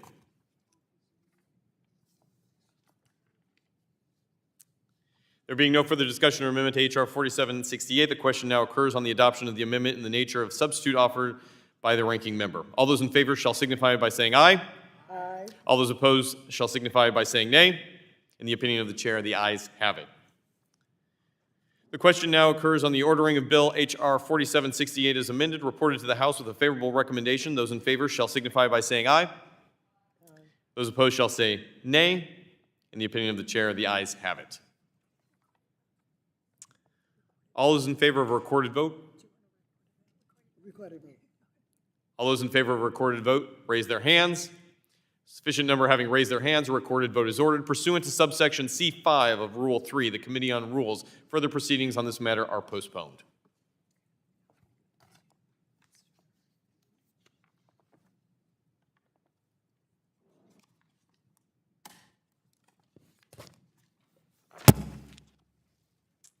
Now, pursuant to notice, I call up H.R. 4765, exposing China's support for the Taliban Act.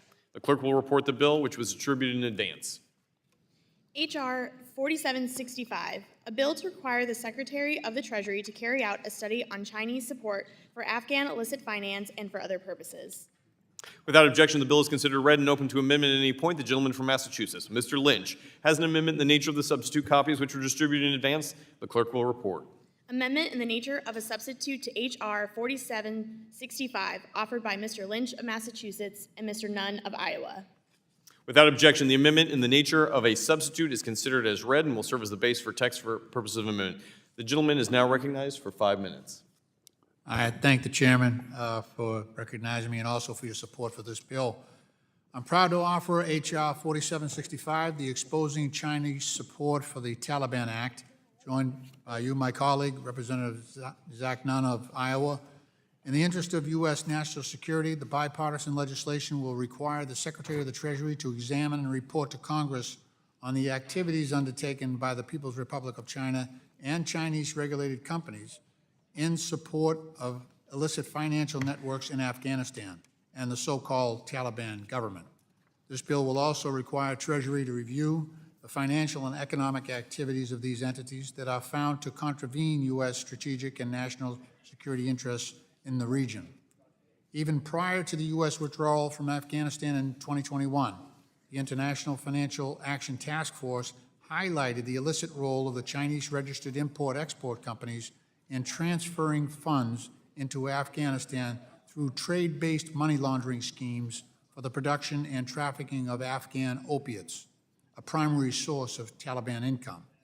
According to the report, several operators of money or value transfer services specifically articulated the importance of China to their services, which FATF described as critical capability for opiate trafficking networks. Following the return of the Taliban regime, China has only increased its engagement in the country. While the United States has not yet recognized the Taliban as the official government of Afghanistan, China's foreign minister has described the group as a pivotal military and political force. Moreover, the government of China is engaging in active diplomacy with Sirajuddin Haqqani, the supposed Afghan interior minister who also happens to lead the Haqqani network.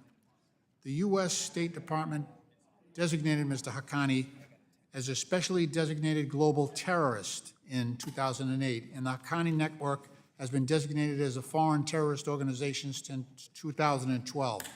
As reported by monitors from the United Nations, the Haqqani network serves as the primary liaison between the Taliban and al-Qaeda. Just this week, the Washington Post reported on Taliban efforts to actively exploit Afghanistan's vast lithium reserves at a time when the International Energy Agency estimates that global demand for lithium could rise 40-fold by 2040.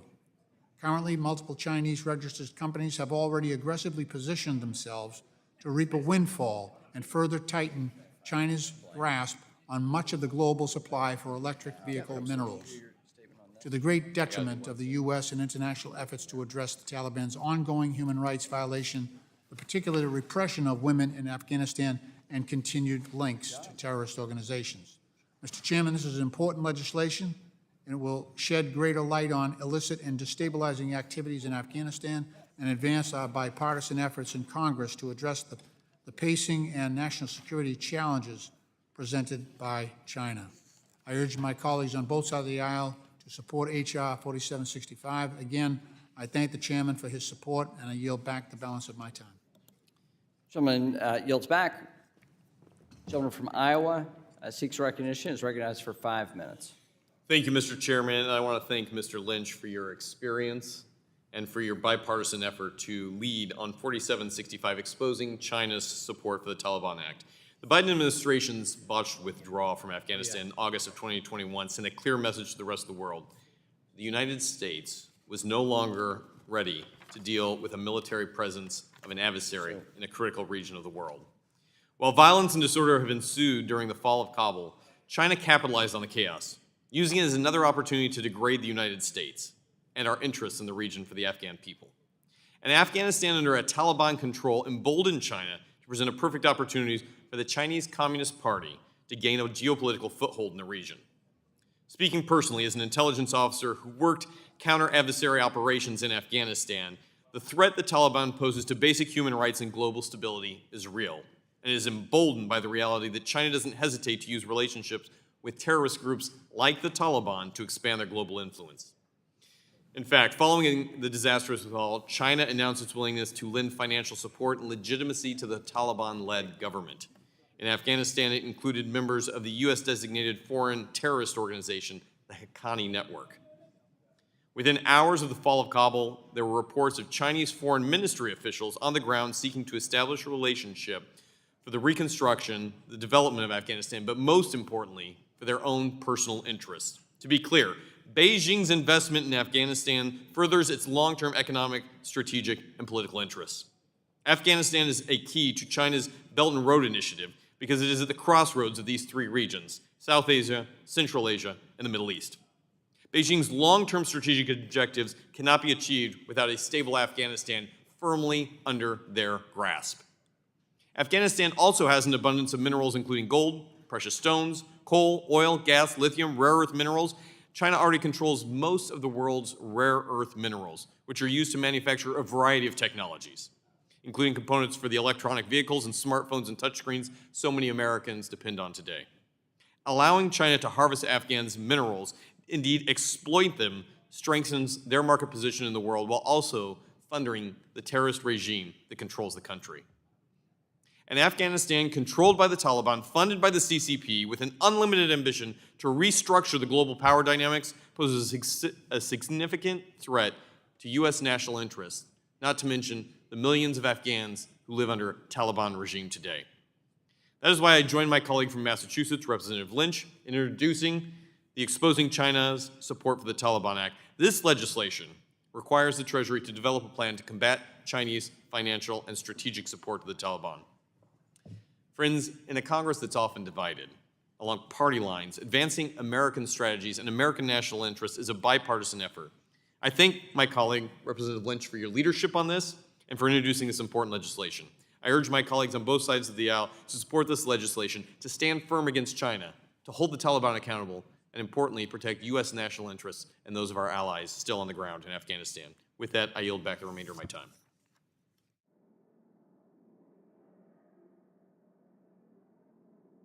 Is there further discussion, further debate? Hearing no further discussion or debate or amendment to H.R. 4765, the Exposing China's Support for the Taliban Act, the question now occurs on adoption of the amendment in the nature of a substitute offered by the gentleman from Massachusetts. All those in favor shall signify by saying aye. Aye. All those opposed shall signify by saying nay. In the opinion of the chair, the ayes have it. The ayes have it. And the amendment in the nature of a substitute is adopted. The amendment now occurs on the ordering of the bill. H.R. 4765 as amended, reported to the House with a favorable recommendation. All those in favor shall signify by saying aye. Aye. All those opposed shall signify by saying nay. In the opinion of the chair, the ayes have it. The ayes have it. We request a all the- recorded vote. If you wish. All those in favor of recorded vote, raise their hand. I see plenty of hands. If sufficient number having raised their hands, a recorded vote is ordered pursuant to subsection C5 of Rule 3 of the committee rules. Further proceedings on the matter are postponed. There's a vote series at 5:45 on the House floor. The goal was for us to finish up debate. The next bill sponsor is not here in accommodation of him. It's my intention to recess until 7 p.m. We'll debate Mr. Luetkemeyer's bill then, which should go pretty expeditiously. And then pursuant to the chair's previous announcement, we'll roll votes until that time. So we'll recess until 7 p.m. And the committee will stand in recess until that time. Thanks so much.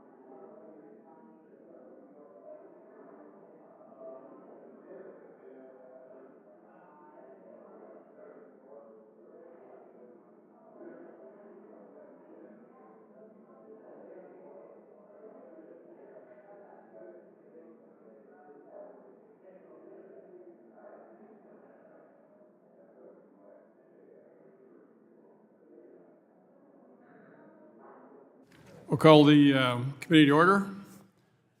Now pursuant to notice, I call up H.R. 3244, the Stop Fentanyl Money Laundering Act of 2023. The clerk will report the bill, which is distributed in advance.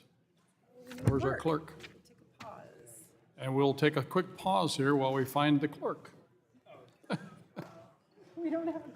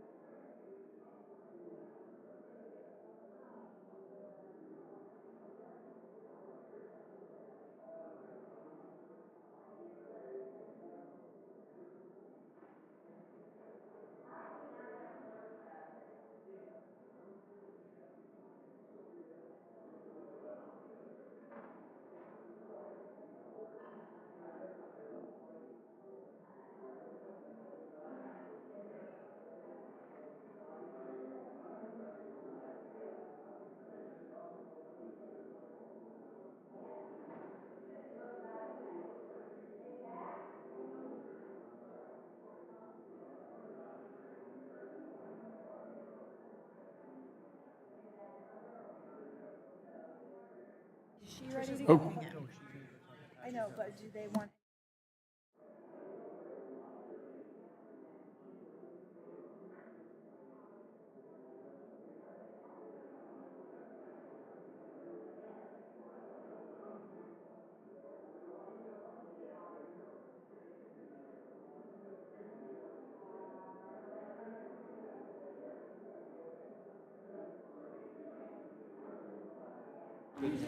Okay, we're going to try this again. We pulled the trigger a little bit early a while ago. We anticipated everybody to be in their spots, but wasn't to be. So now, pursuant to notice, I call up H.R. 3244, the Stop Fentanyl Money Laundering Act of 2023.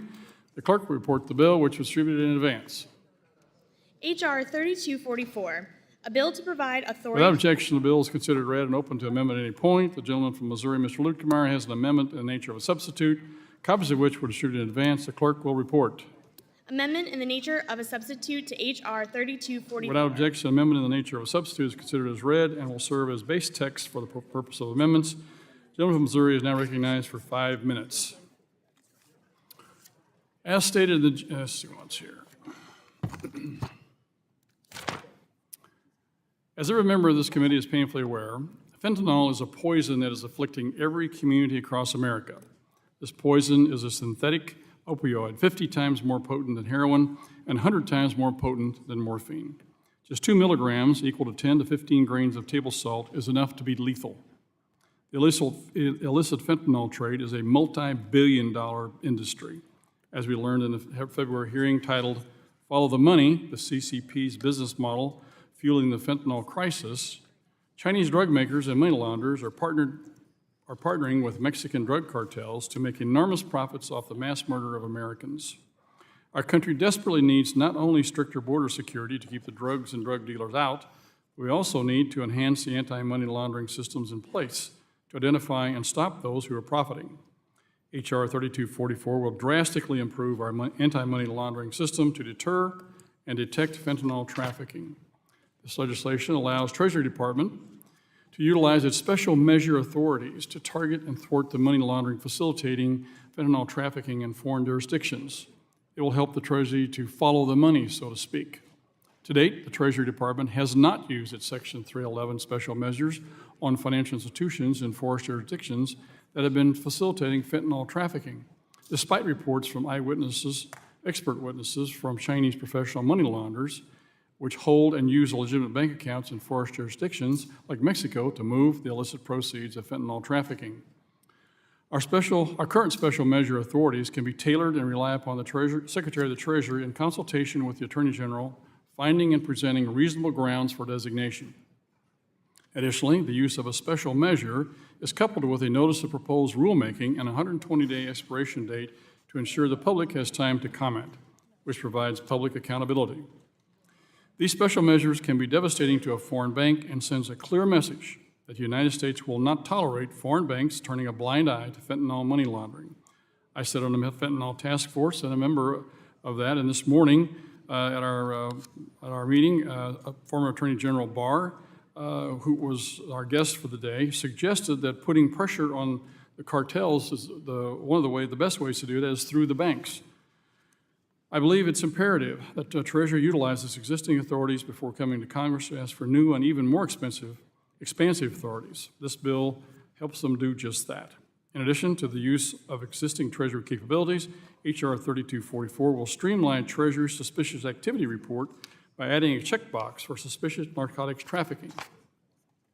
As stated in the GAO's report on virtual currencies, FinCEN officials told us they searched narrative SAR data for common payment methodologies associated with drugs, such as trade-based money laundering and other controlled substance terms, such as drugs, narcotics, fentanyl, and the names of cartels. In other words, without a narcotics trafficking SAR box, the law enforcement approached SARs like a game of Family Feud, with a category being named something related to drug trafficking. Structuring data via a SAR checkbox for narcotics trafficking will prove anti-money laundering effectiveness in that the data will become easily searchable. A narcotics trafficking suspicious activity checkbox will reduce the chance that the IRS, FBI, or DEA will miss a relevant SAR. Currently, law enforcement must perform a keyword search and hope that those are the same terms and spellings that financial institutions used in the SAR narrative. These are common sense changes which will streamline law enforcement investigations and ultimately limit the burden on financial institution BSA AML teams. I thank Chairman Barr and Reps Nunn and Kim for joining H.R. 3244 as co-sponsors, and Rep. Pedersen for her support as the lead Democrat co-sponsor. We have no time to waste. This bill will have an immediate impact on disrupting the business model of the fentanyl trade. I urge my colleagues to support the bill, and with that, I yield back. Is there further debate? Recognize Ms. Pedersen. Thank you, Mr. Chairman.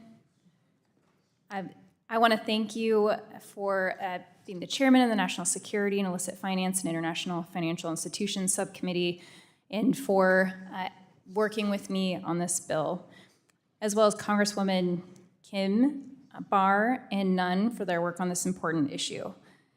This bill seeks to stop money laundering of fentanyl by directing FinCEN to use its authorities to review possible targets, including Chinese entities, to review fentanyl trafficking related to activities and participants and determine if FinCEN should use its special measures authority.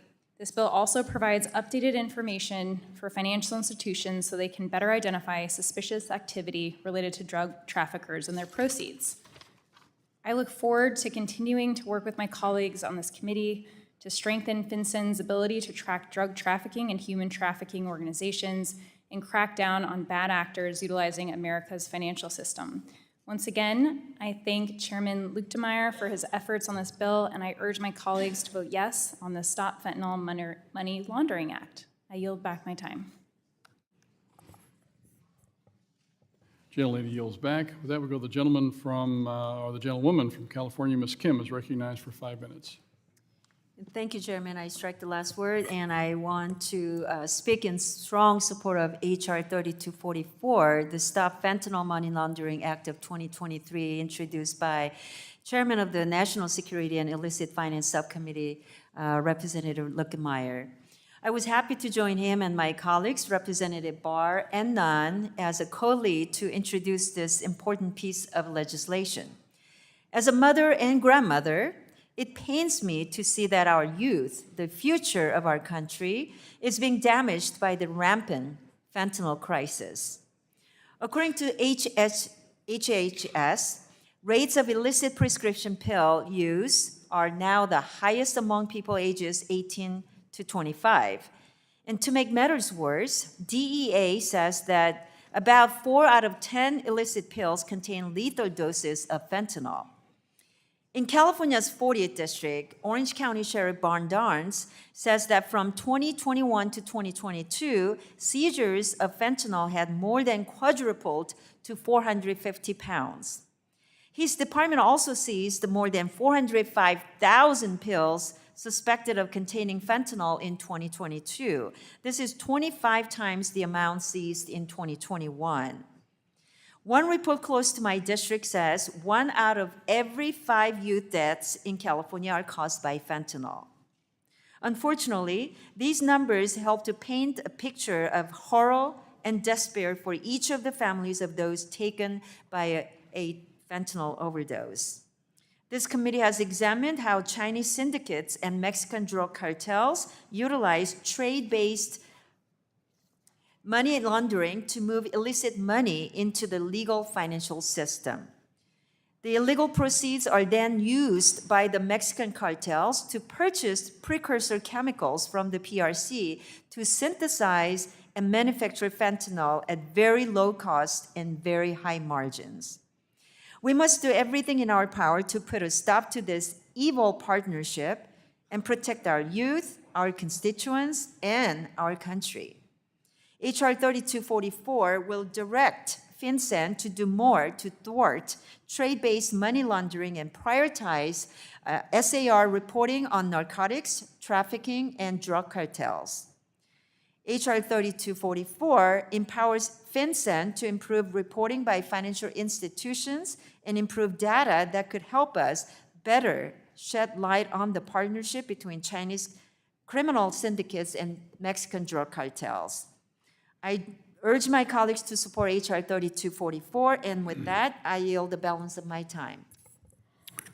The gentlelady yields back. With that, for what purpose does the gentlelady from Ohio, Ms. Beatty, want to be recognized? I move to strike the last words. Lady moves to strike last word. She's recognized for 5 minutes. I support H.R. 344, the Stop the Fentanyl Money Laundering Act of 2023, sponsored by my colleagues and our chairman, Chairman Luetkemeyer, Chair of National Security Illicit Finance and International Financial Institutions, where I proudly serve as ranking member. And of course, my colleague and friend, Congresswoman Pedersen, which seeks to disrupt the finance streams for illicit fentanyl, the drug that is tearing through communities across the nation. Illicit fentanyl is now the #1 cause of deaths for Americans ages 18 to 45, taking the lives of more than 70,000 Americans every year. This matter is especially close to my heart because it's a huge impact in my home state of Ohio. CDC data shows that Ohio ranks in the top 4 highest drug overdose mortality rates in the country. And fentanyl-related substances make up nearly 80% of overdose deaths. There is not a corner in my state of Ohio that hasn't been impacted by this crisis in one way or another. Furthermore, synthetic drug overdoses disproportionately affect communities of color, with death rates rising significantly for Black Americans, Latino, and Indigenous people compared to their white counterparts. We must do everything we can to stem the flow of this illicit drug into our communities. Following the money takes us to the origins of the supply chain in the People's Republic of China, the primary source of synthetic drugs and their precursors. As ranking member of the Subcommittee on National Security, Illicit Finance, and International Financial Institutions, I am proud to support this anti-money laundering legislation that targets the illicit fentanyl trafficking in foreign jurisdictions. I urge all my colleagues to join us and support this bill. I yield back. Gentlelady yields back. With that, for what purpose does the gentleman from Iowa, Mr. Nunn, seek recognition? Thank you, Mr. Chair. I move to strike the last word. Gentleman has moved to strike the last word. Recognized for 5 minutes. Thank you, Chairman. I rise in strong support of Chairman Luetkemeyer's legislation to stop the Fentanyl Money Laundering Act. The illegal production, distribution, and sale of fentanyl has contributed to a surge in overdose deaths and a severe addiction worldwide. Cheap but deadly fentanyl is flooding into the United States, wreaking havoc on communities across this country and killing a record number of Americans in a record limited amount of time, including in my own district. In Iowa alone, over the last 2 years, we've seen a 34% increase in death overdose with fentanyl implicated in 83% of those statewide. Among young Iowans, those 25 and under, drug overdoses have increased by a whopping 120% in the last 24 months alone. We are literally watching a generation of Americans being wiped out, and the first responders, the families who are left trying to pick up the pieces. We are facing additional fentanyl pouring into this country at an alarming rate on our southern border. Sophisticated money laundering networks have facilitated the movement of vast sums of illicit proceeds, enabling criminals to disguise the origins of their illegal profits and further perpetuate the illicit fentanyl trade. Though China has changed its methods of funding and the profiting off of the fentanyl crisis over the years, it remains the primary source of fentanyl in global circulation today. China now produces the chemicals and outsources the final production to cartel laboratories across Mexico and Central America. But their involvement doesn't end there. Chinese money laundering organizations facilitate the movement of cartel cash from America back to China, thus continuing an infinite loop of Chinese-directed fentanyl production and continued distribution. The longer we let China go unchecked as the primary production and funding source, the more dangerous this crisis will get. That is why I am proud to co-sponsor the Stop Fentanyl Money Laundering Act with my colleagues, Chairman Luetkemeyer, Chairman Barr, and Congresswoman Kim. This legislation enhances the anti-money laundering system and is an important step to our efforts to identify and stop the funding at its source before fentanyl trafficking further devastates our communities and our country. I want to be clear. My heart goes out to all the families who I've spoken to firsthand and for those across the United States who have lost loved ones. Many of these things are preventable, and it's a direct threat both to our hometowns, our country, and our national security to not attack fentanyl where it begins, in China and the dirty laundering of money that continues to allow it to perpetuate itself in our border and against our youth. Let's hold these offenders accountable. I urge my colleagues to support this legislation and yield back the balance of my time, Mr. Chair. Gentleman yields back. For what purpose does the gentlelady from Texas, Ms. Garcia, seek recognition? I move to strike the last word. Gentlelady's moved to strike last word. She's recognized for 5 minutes. The Stop Fentanyl Money Laundering Act of 2023, sponsored by Representative Luetkemeyer and Peterson, would require FinCEN to focus more intently on drug trafficking, including the trafficking of illicit fentanyl and other synthetic drugs. This legislation is critical as agile traffickers, with the help of Chinese money laundering organizations, scheme to lower prices, increase dependency, and evade interdiction. This pattern has led to a rise in the drug-related harm, and the United States now has the world's highest overdose death rate. Importantly, this legislation includes focus on trade-based money laundering, a primary method used by traffickers and Chinese money laundering organizations to launder the proceeds of U.S. drug sales. Thus, I urge my colleagues to vote in favor of this important bill. Thank you, and I yield back. Gentlelady yields back. With that, for what purpose does the gentleman from Illinois, Mr. Foster, seek recognition? Strike the last word. Gentleman moves to strike last word. Is recognized for 5 minutes. Yeah, I just want to make the point again that we should not pretend that we're doing much to suppress fentanyl production and trafficking if we're not doing anything about crypto. A recent study by Elliptic Research identified 90 Chinese-based companies that supply fentanyl precursors. And guess what? 90% of them accepted crypto as payment. You know, it's incredible to me that we are about to apparently mark up and pass a bill that provides safe harbor for mixers, which are one of the many fundamental tools that are used to anonymize crypto, and that we're passing a bill that's going to legitimize crypto in a completely anonymous manner. And this is simply unacceptable to certainly the people in my district that are faced with fentanyl deaths, every week. And every one of us who sees fentanyl as a problem has to be serious about dealing with anonymous crypto transactions. And I'm very disappointed that this committee is going in the opposite direction. Yield back. Is there any other debate? Seeing none, there being no further discussion or amendments on H.R. 3244, the Stop Fentanyl Money Laundering Act, the question now occurs on adoption of the amendment in the nature of substitute offered by a gentleman from Missouri. All those in favor shall signify by saying aye. Aye. All those opposed shall signify by saying nay. In the opinion of the chair, the ayes have it. The ayes have it. The amendment is in the nature of substitute is adopted. The question now occurs.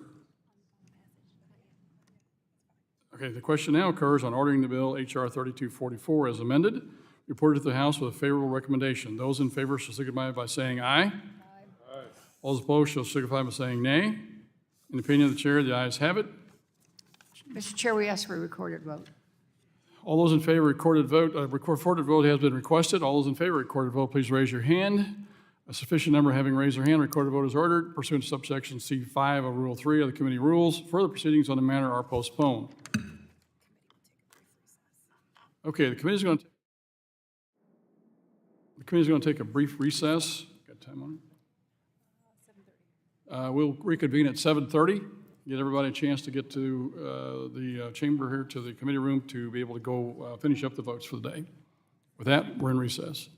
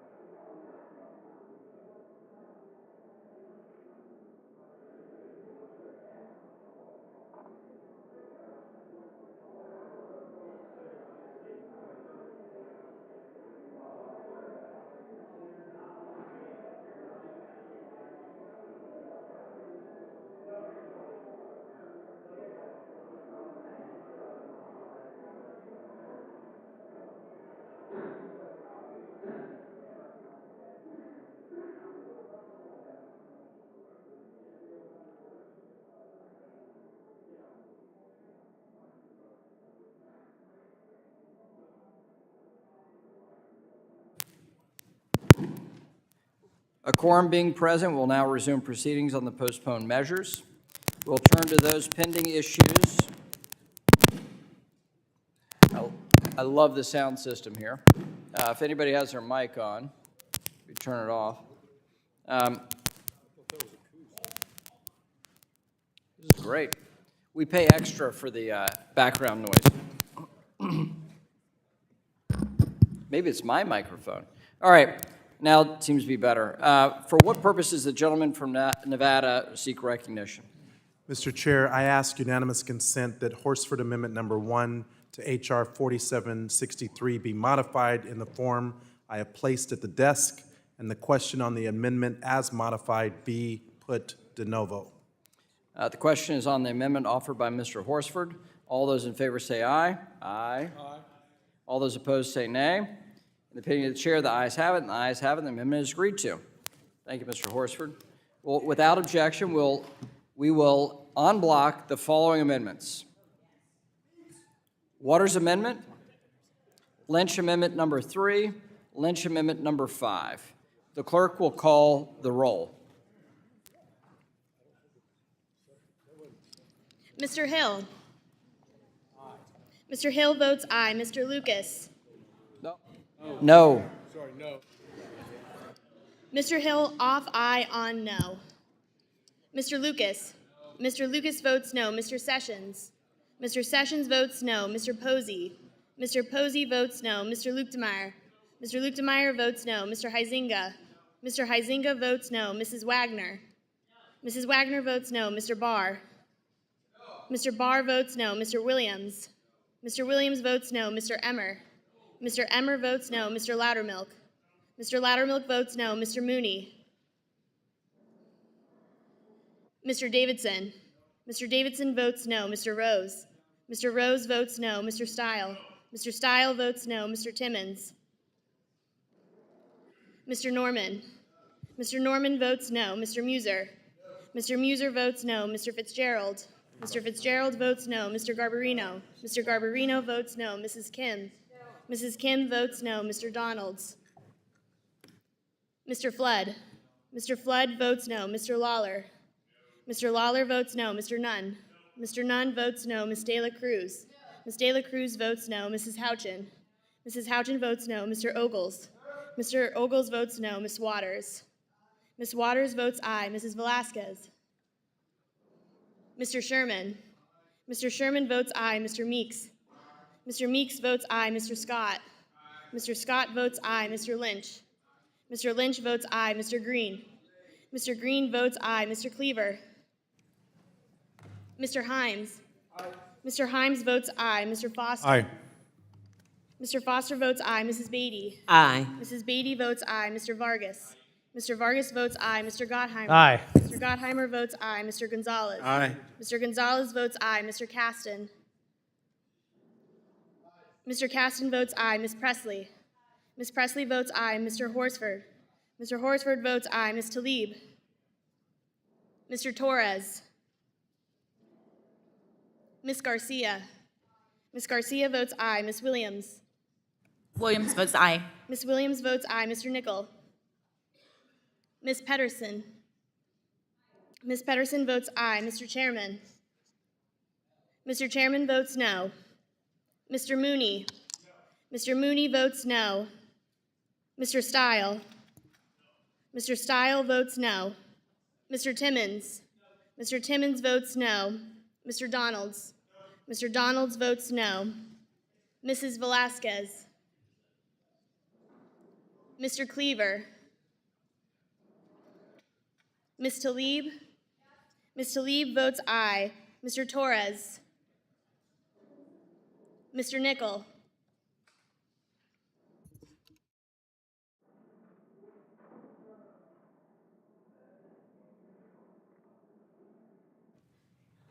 Is there any member who hasn't voted or wishes to change their vote?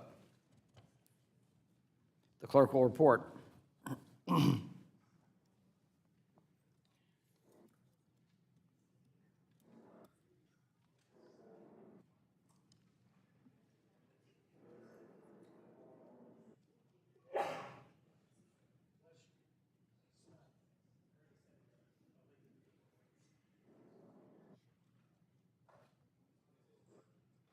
Mr. Chairman, on this vote, the ayes are 19 and the nays are 29.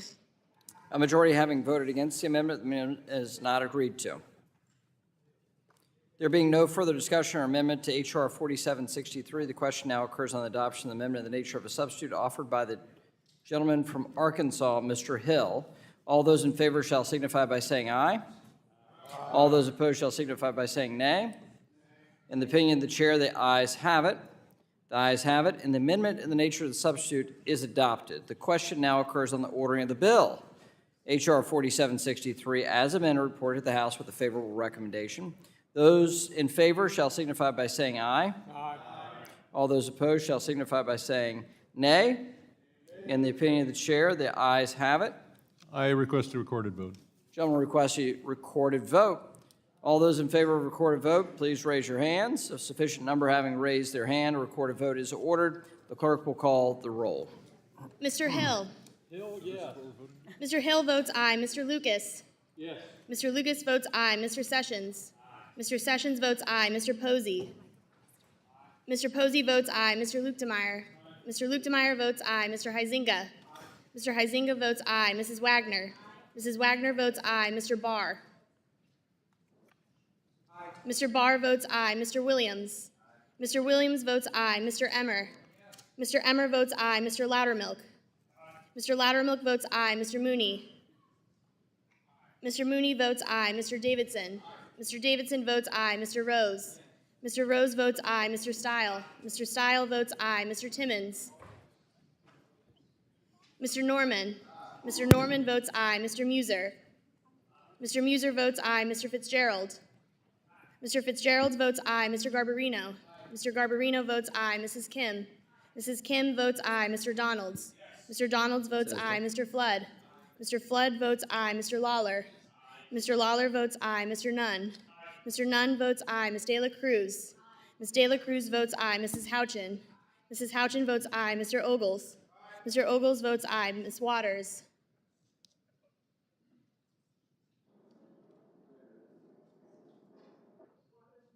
Ms. Waters votes no. Mrs. Velasquez. Mr. Sherman. Mr. Sherman votes no. Mr. Meeks. Mr. Meeks votes no. Mr. Scott. Mr. Scott votes no. Mr. Lynch. Mr. Lynch votes no. Mr. Green. Mr. Green votes no. Mr. Cleaver. Mr. Himes. Mr. Himes votes aye. Mr. Foster. No. Mr. Foster votes no. Mrs. Beatty. Mrs. Beatty votes no. Mr. Vargas.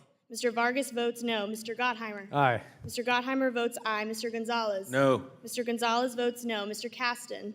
Mr. Caston votes no. Ms. Presley. Ms. Presley votes no. Mr. Horsford. Mr. Horsford votes aye. Ms. Tlaib. Ms. Tlaib votes no. Mr. Torres. I vote aye.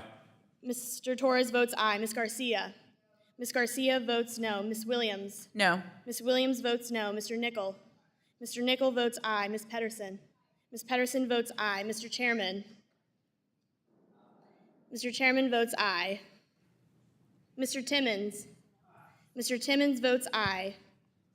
Mrs. Velasquez. Mr. Cleaver.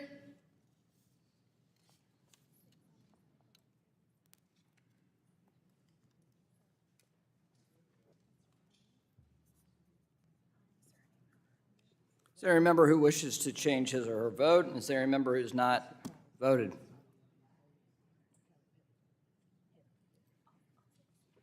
Clerk will report.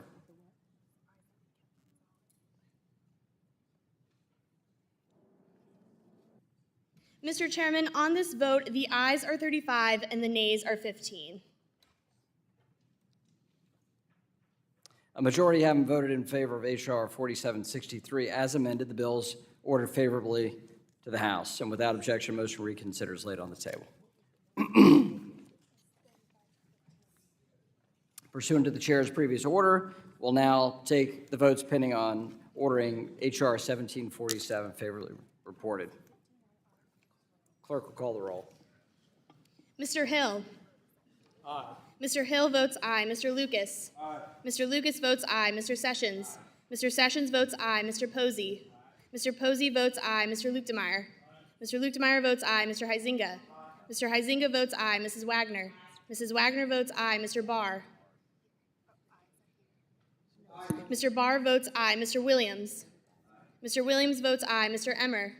Mr. Emmer votes aye. Mr. Loudermilk. Mr. Loudermilk votes aye. Mr. Mooney. Mr. Davidson. Mr. Davidson votes aye. Mr. Rose. Mr. Rose votes aye. Mr. Stile. Mr. Stile votes aye. Mr. Timmons. Mr. Timmons votes aye. Mr. Norman. Mr. Norman votes aye. Mr. Muser. Mr. Muser votes aye. Mr. Fitzgerald. Fitzgerald votes aye. Mr. Garbarino. Mr. Garbarino votes aye. Mrs. Kim. Mrs. Kim votes aye. Mr. Donalds. Mr. Donalds votes aye. Mr. Flood. Mr. Flood votes aye. Mr. Lawler. Mr. Lawler votes aye. Mr. Nunn. Mr. Nunn votes aye. Ms. De La Cruz. Ms. De La Cruz votes aye. Mrs. Houchin. Mrs. Houchin votes aye. Mr. Ogles. Mr. Ogles votes aye. Mrs. Waters. Ms. Waters.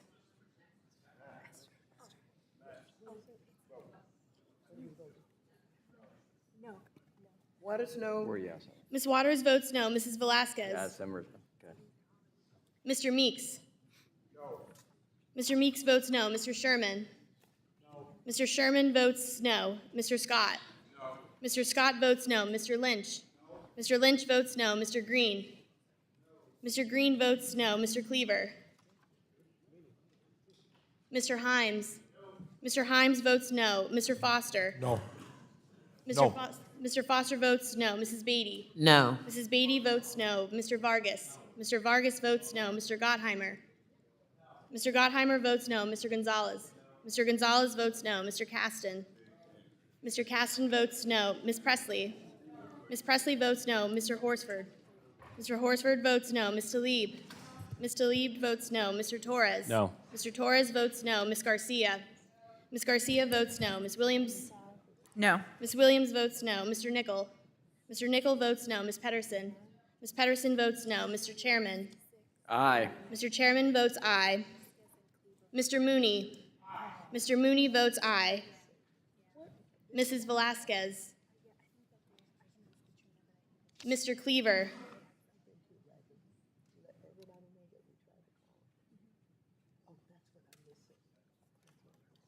Clerk will report.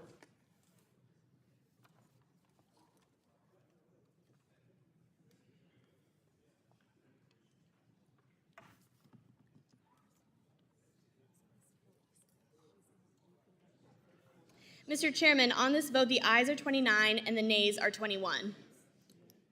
A majority having voted in favor of H.R. 1747 as amended, the bill is ordered favorably reported to the House.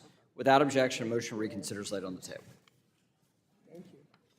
Pursuant to the chair's previous order, we'll now take the votes pending on ordering H.R. 2969 favorably reported. The clerk will call the roll. Mr. Hill.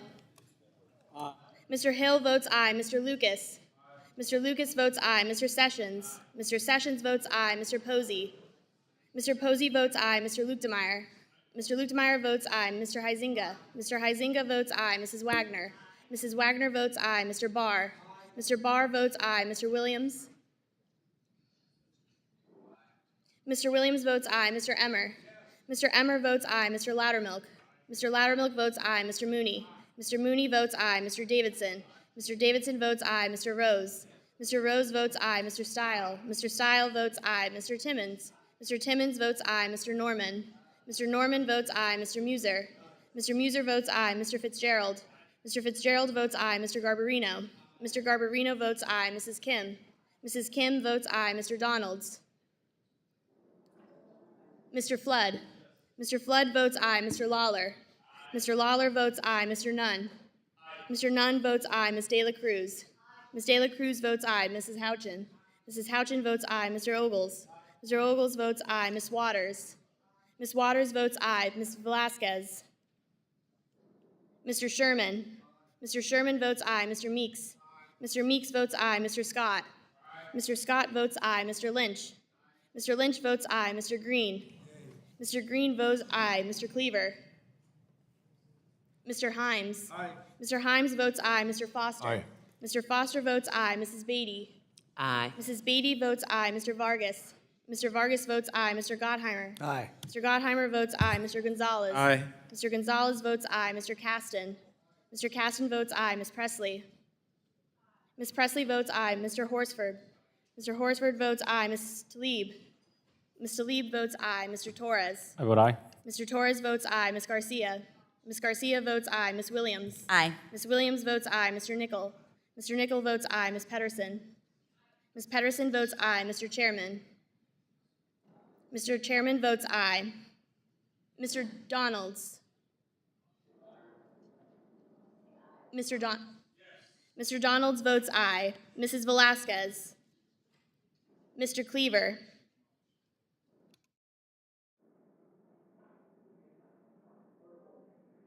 Clerk will report.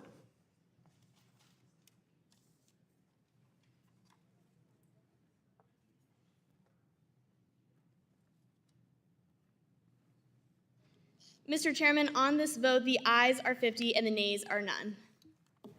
A majority voting in favor of H.R. 2969 as amended, the bill is ordered favorably reported to the House. Without objection, motion to reconsider is laid on the table. Pursuant to the chair's previous order, we'll now take the vote pending on ordering H.R. 4768 favorably reported. The clerk will call the roll. Mr. Hill? Yes. Mr. Hill votes aye. Mr. Lucas? Aye. Mr. Lucas votes aye. Mr. Sessions? Aye. Mr. Sessions votes aye. Mr. Posey? Mr. Posey votes aye. Mr. Luetkemeyer? Mr. Luetkemeyer votes aye. Mr. Huizinga? Mr. Huizinga votes aye. Mrs. Wagner? Mrs. Wagner votes aye. Mr. Barr? Mr. Barr votes aye. Mr. Williams? Mr. Williams votes aye. Mr. Emmer? Mr. Emmer votes aye. Mr. Loudermilk? Mr. Loudermilk votes aye. Mr. Mooney? Mr. Davidson? Mr. Davidson votes aye. Mr. Rose? Mr. Rose votes aye. Mr. Stile? Mr. Stile votes aye. Mr. Timmons? Mr. Timmons votes aye. Mr. Norman? Mr. Norman votes aye. Mr. Muser? Mr. Muser votes aye. Mr. Fitzgerald? Mr. Fitzgerald votes aye. Mr. Garbarino? Mr. Garbarino votes aye. Mrs. Kim? Mrs. Kim votes aye. Mr. Donalds? Mr. Donalds votes aye. Mr. Flood? Mr. Flood votes aye. Mr. Lawler? Mr. Lawler votes aye. Mr. Nunn? Mr. Nunn votes aye. Ms. De La Cruz? Ms. De La Cruz votes aye. Mrs. Houchin? Mrs. Houchin votes aye. Mr. Ogles? Mr. Ogles votes aye. Ms. Waters? Aye. Ms. Waters votes aye. Mrs. Velasquez? Mr. Sherman? Mr. Sherman votes aye. Mr. Meeks? Mr. Scott? Mr. Scott votes aye. Mr. Lynch? Mr. Lynch votes aye. Mr. Green? Mr. Green votes aye. Mr. Cleaver? Mr. Himes? Aye. Mr. Himes votes aye. Mr. Foster? Aye. Mr. Foster votes aye. Mrs. Beatty? Aye. Mrs. Beatty votes aye. Mr. Vargas? Mr. Vargas votes aye. Mr. Gottheimer? Aye. Mr. Gottheimer votes aye. Mr. Gonzalez? Aye. Mr. Gonzalez votes aye. Mr. Caston? Mr. Caston votes aye. Ms. Presley? Ms. Presley votes aye. Mr. Horsford? Mr. Horsford votes aye. Ms. Tlaib? Ms. Tlaib votes aye. Mr. Torres? Mr. Torres votes aye. Ms. Garcia? Ms. Garcia votes aye. Ms. Williams? Aye. Ms. Williams votes aye. Mr. Nickel? Mr. Nickel votes aye. Ms. Pedersen? Ms. Pedersen votes aye. Mr. Chairman? Aye. Mr. Chairman votes aye. Mr. Mooney? Mr. Mooney votes aye. Mrs. Velasquez? Mr. Meeks? Mr. Cleaver?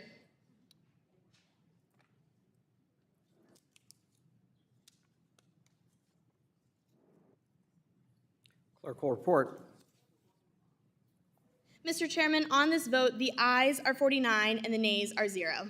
A majority having voted in favor of H.R. 4768 as amended, the bill is ordered favorably reported to the House. Without objection, motion to reconsider is laid on the table.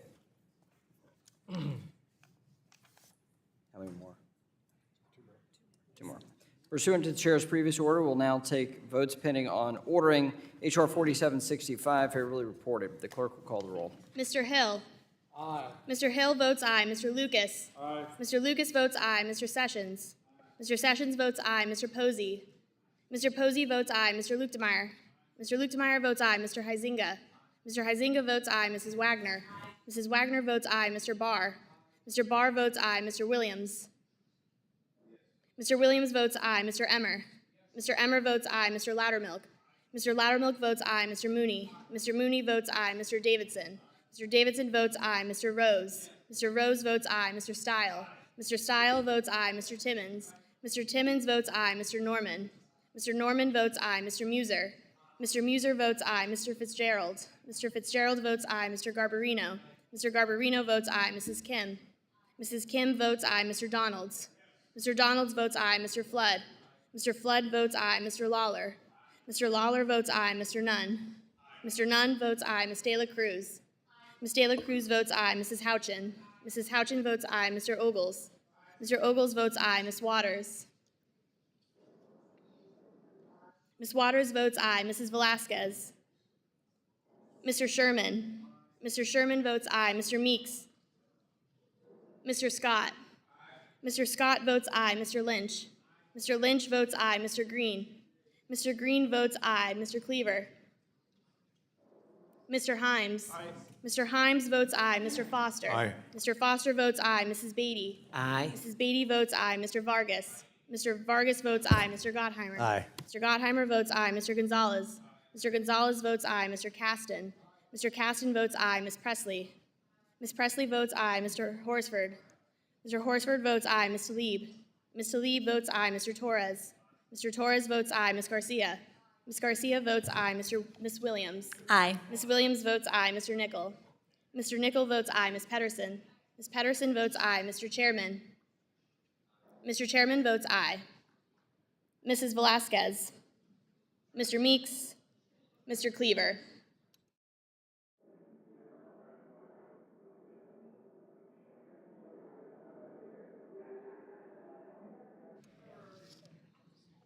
Any member wish to change his or her vote?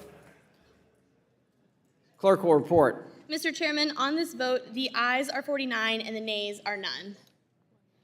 A majority having voted in favor of H.R. 4765 as amended, the bill is ordered favorably reported to the House, and without objection, motion reconsidered is laid on the table. Members, before we go to the last vote, I think considering this markup and tomorrow's markup, I think this is a nice, appropriate time to thank the staff. Staff makes the world go round. We thank so much.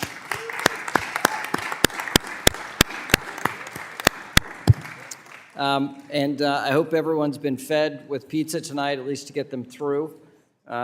It makes this a little smoother when everybody's a little fed. The tummies are full. If we'll be respectful of the committee staff and Madam Clerk, Madam Trish, so when you step out after your vote on this last vote, do so quietly. I want to thank the members' indulgence today. This is a significant amount of legislating, so thank you. Madam Clerk, pursuant to the chair's previous order, we'll take up votes pending on ordering H.R. 3244 favorably reported. The clerk will call the roll. Mr. Hill. Aye. Mr. Hill votes aye. Mr. Lucas. Aye. Mr. Lucas votes aye. Mr. Sessions. Aye. Mr. Sessions votes aye. Mr. Posey. Mr. Posey votes aye. Mr. Luetkemeyer. Mr. Luetkemeyer votes aye. Mr. Huizinga.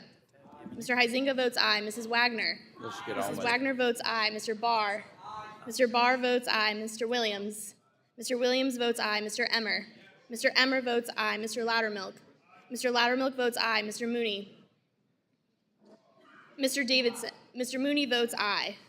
Mr. Davidson. Mr. Davidson votes aye. Mr. Rose. Mr. Rose votes aye. Mr. Stile. Mr. Stile votes aye. Mr. Timmons. Mr. Timmons votes aye. Mr. Norman. Mr. Norman votes aye. Mr. Muser. Mr. Muser votes aye. Mr. Fitzgerald. Mr. Fitzgerald votes aye. Mr. Garbarino. Mr. Garbarino votes aye. Mrs. Kim. Mrs. Kim votes aye. Mr. Donalds. Mr. Donalds votes aye. Mr. Flood. Mr. Flood votes aye. Mr. Lawler. Mr. Lawler votes aye. Mr. Nunn. Mr. Nunn votes aye. Ms. De La Cruz. Ms. De La Cruz votes aye. Mrs. Houchin. Mrs. Houchin votes aye. Mr. Ogles. Mr. Ogles votes aye. Ms. Waters. Aye. Ms. Waters votes aye. Mrs. Velasquez. Mr. Sherman. Aye. Mr. Sherman votes aye. Mr. Meeks. Mr. Scott. Aye. Mr. Scott votes aye. Mr. Lynch. Aye. Mr. Lynch votes aye. Mr. Green. Mr. Green votes aye. Mr. Cleaver. Mr. Himes. Mr. Himes votes aye. Mr. Foster. Aye. Mr. Foster votes aye. Mrs. Beatty. Aye. Mrs. Beatty votes aye. Mr. Vargas. Mr. Vargas votes aye. Mr. Gottheimer. Mr. Gottheimer votes aye. Mr. Gonzalez. Mr. Gonzalez votes aye. Mr. Caston. Mr. Caston votes aye. Ms. Presley. Ms. Presley votes aye. Mr. Horsford. Mr. Horsford votes aye. Ms. Tlaib. Ms. Tlaib votes aye. Mr. Torres. Mr. Torres votes aye. Ms. Garcia. Ms. Garcia votes aye. Ms. Williams. Williams of Georgia votes aye. Ms. Williams votes aye. Mr. Nickel. Mr. Nickel votes aye. Ms. Pedersen. Ms. Pedersen votes aye. Mr. Chairman. Aye. Mr. Chairman votes aye. Mrs. Velasquez, Mr. Meeks, Mr. Cleaver. Thank you. Thank you. Anyone wish to change his or her vote? Clerk will report. Mr. Chairman, on this vote, the ayes are 49 and the nays are 0. A majority having voted in favor of H.R. 3244 as amended, the bill is ordered favorably reported to the House. Without objection, a motion to reconsider is laid on the table. Staff are authorized to make technical or conforming changes to all measures ordered to be reported today. Members will have 2 days to file views on each reported measure considered today. There being no further business pending, announcement to our friends here, we're going to gavel in at 9 a.m. tomorrow. The more expeditiously we move tomorrow, and the better your schedule will be. The committee stands adjourned until 9 a.m. tomorrow.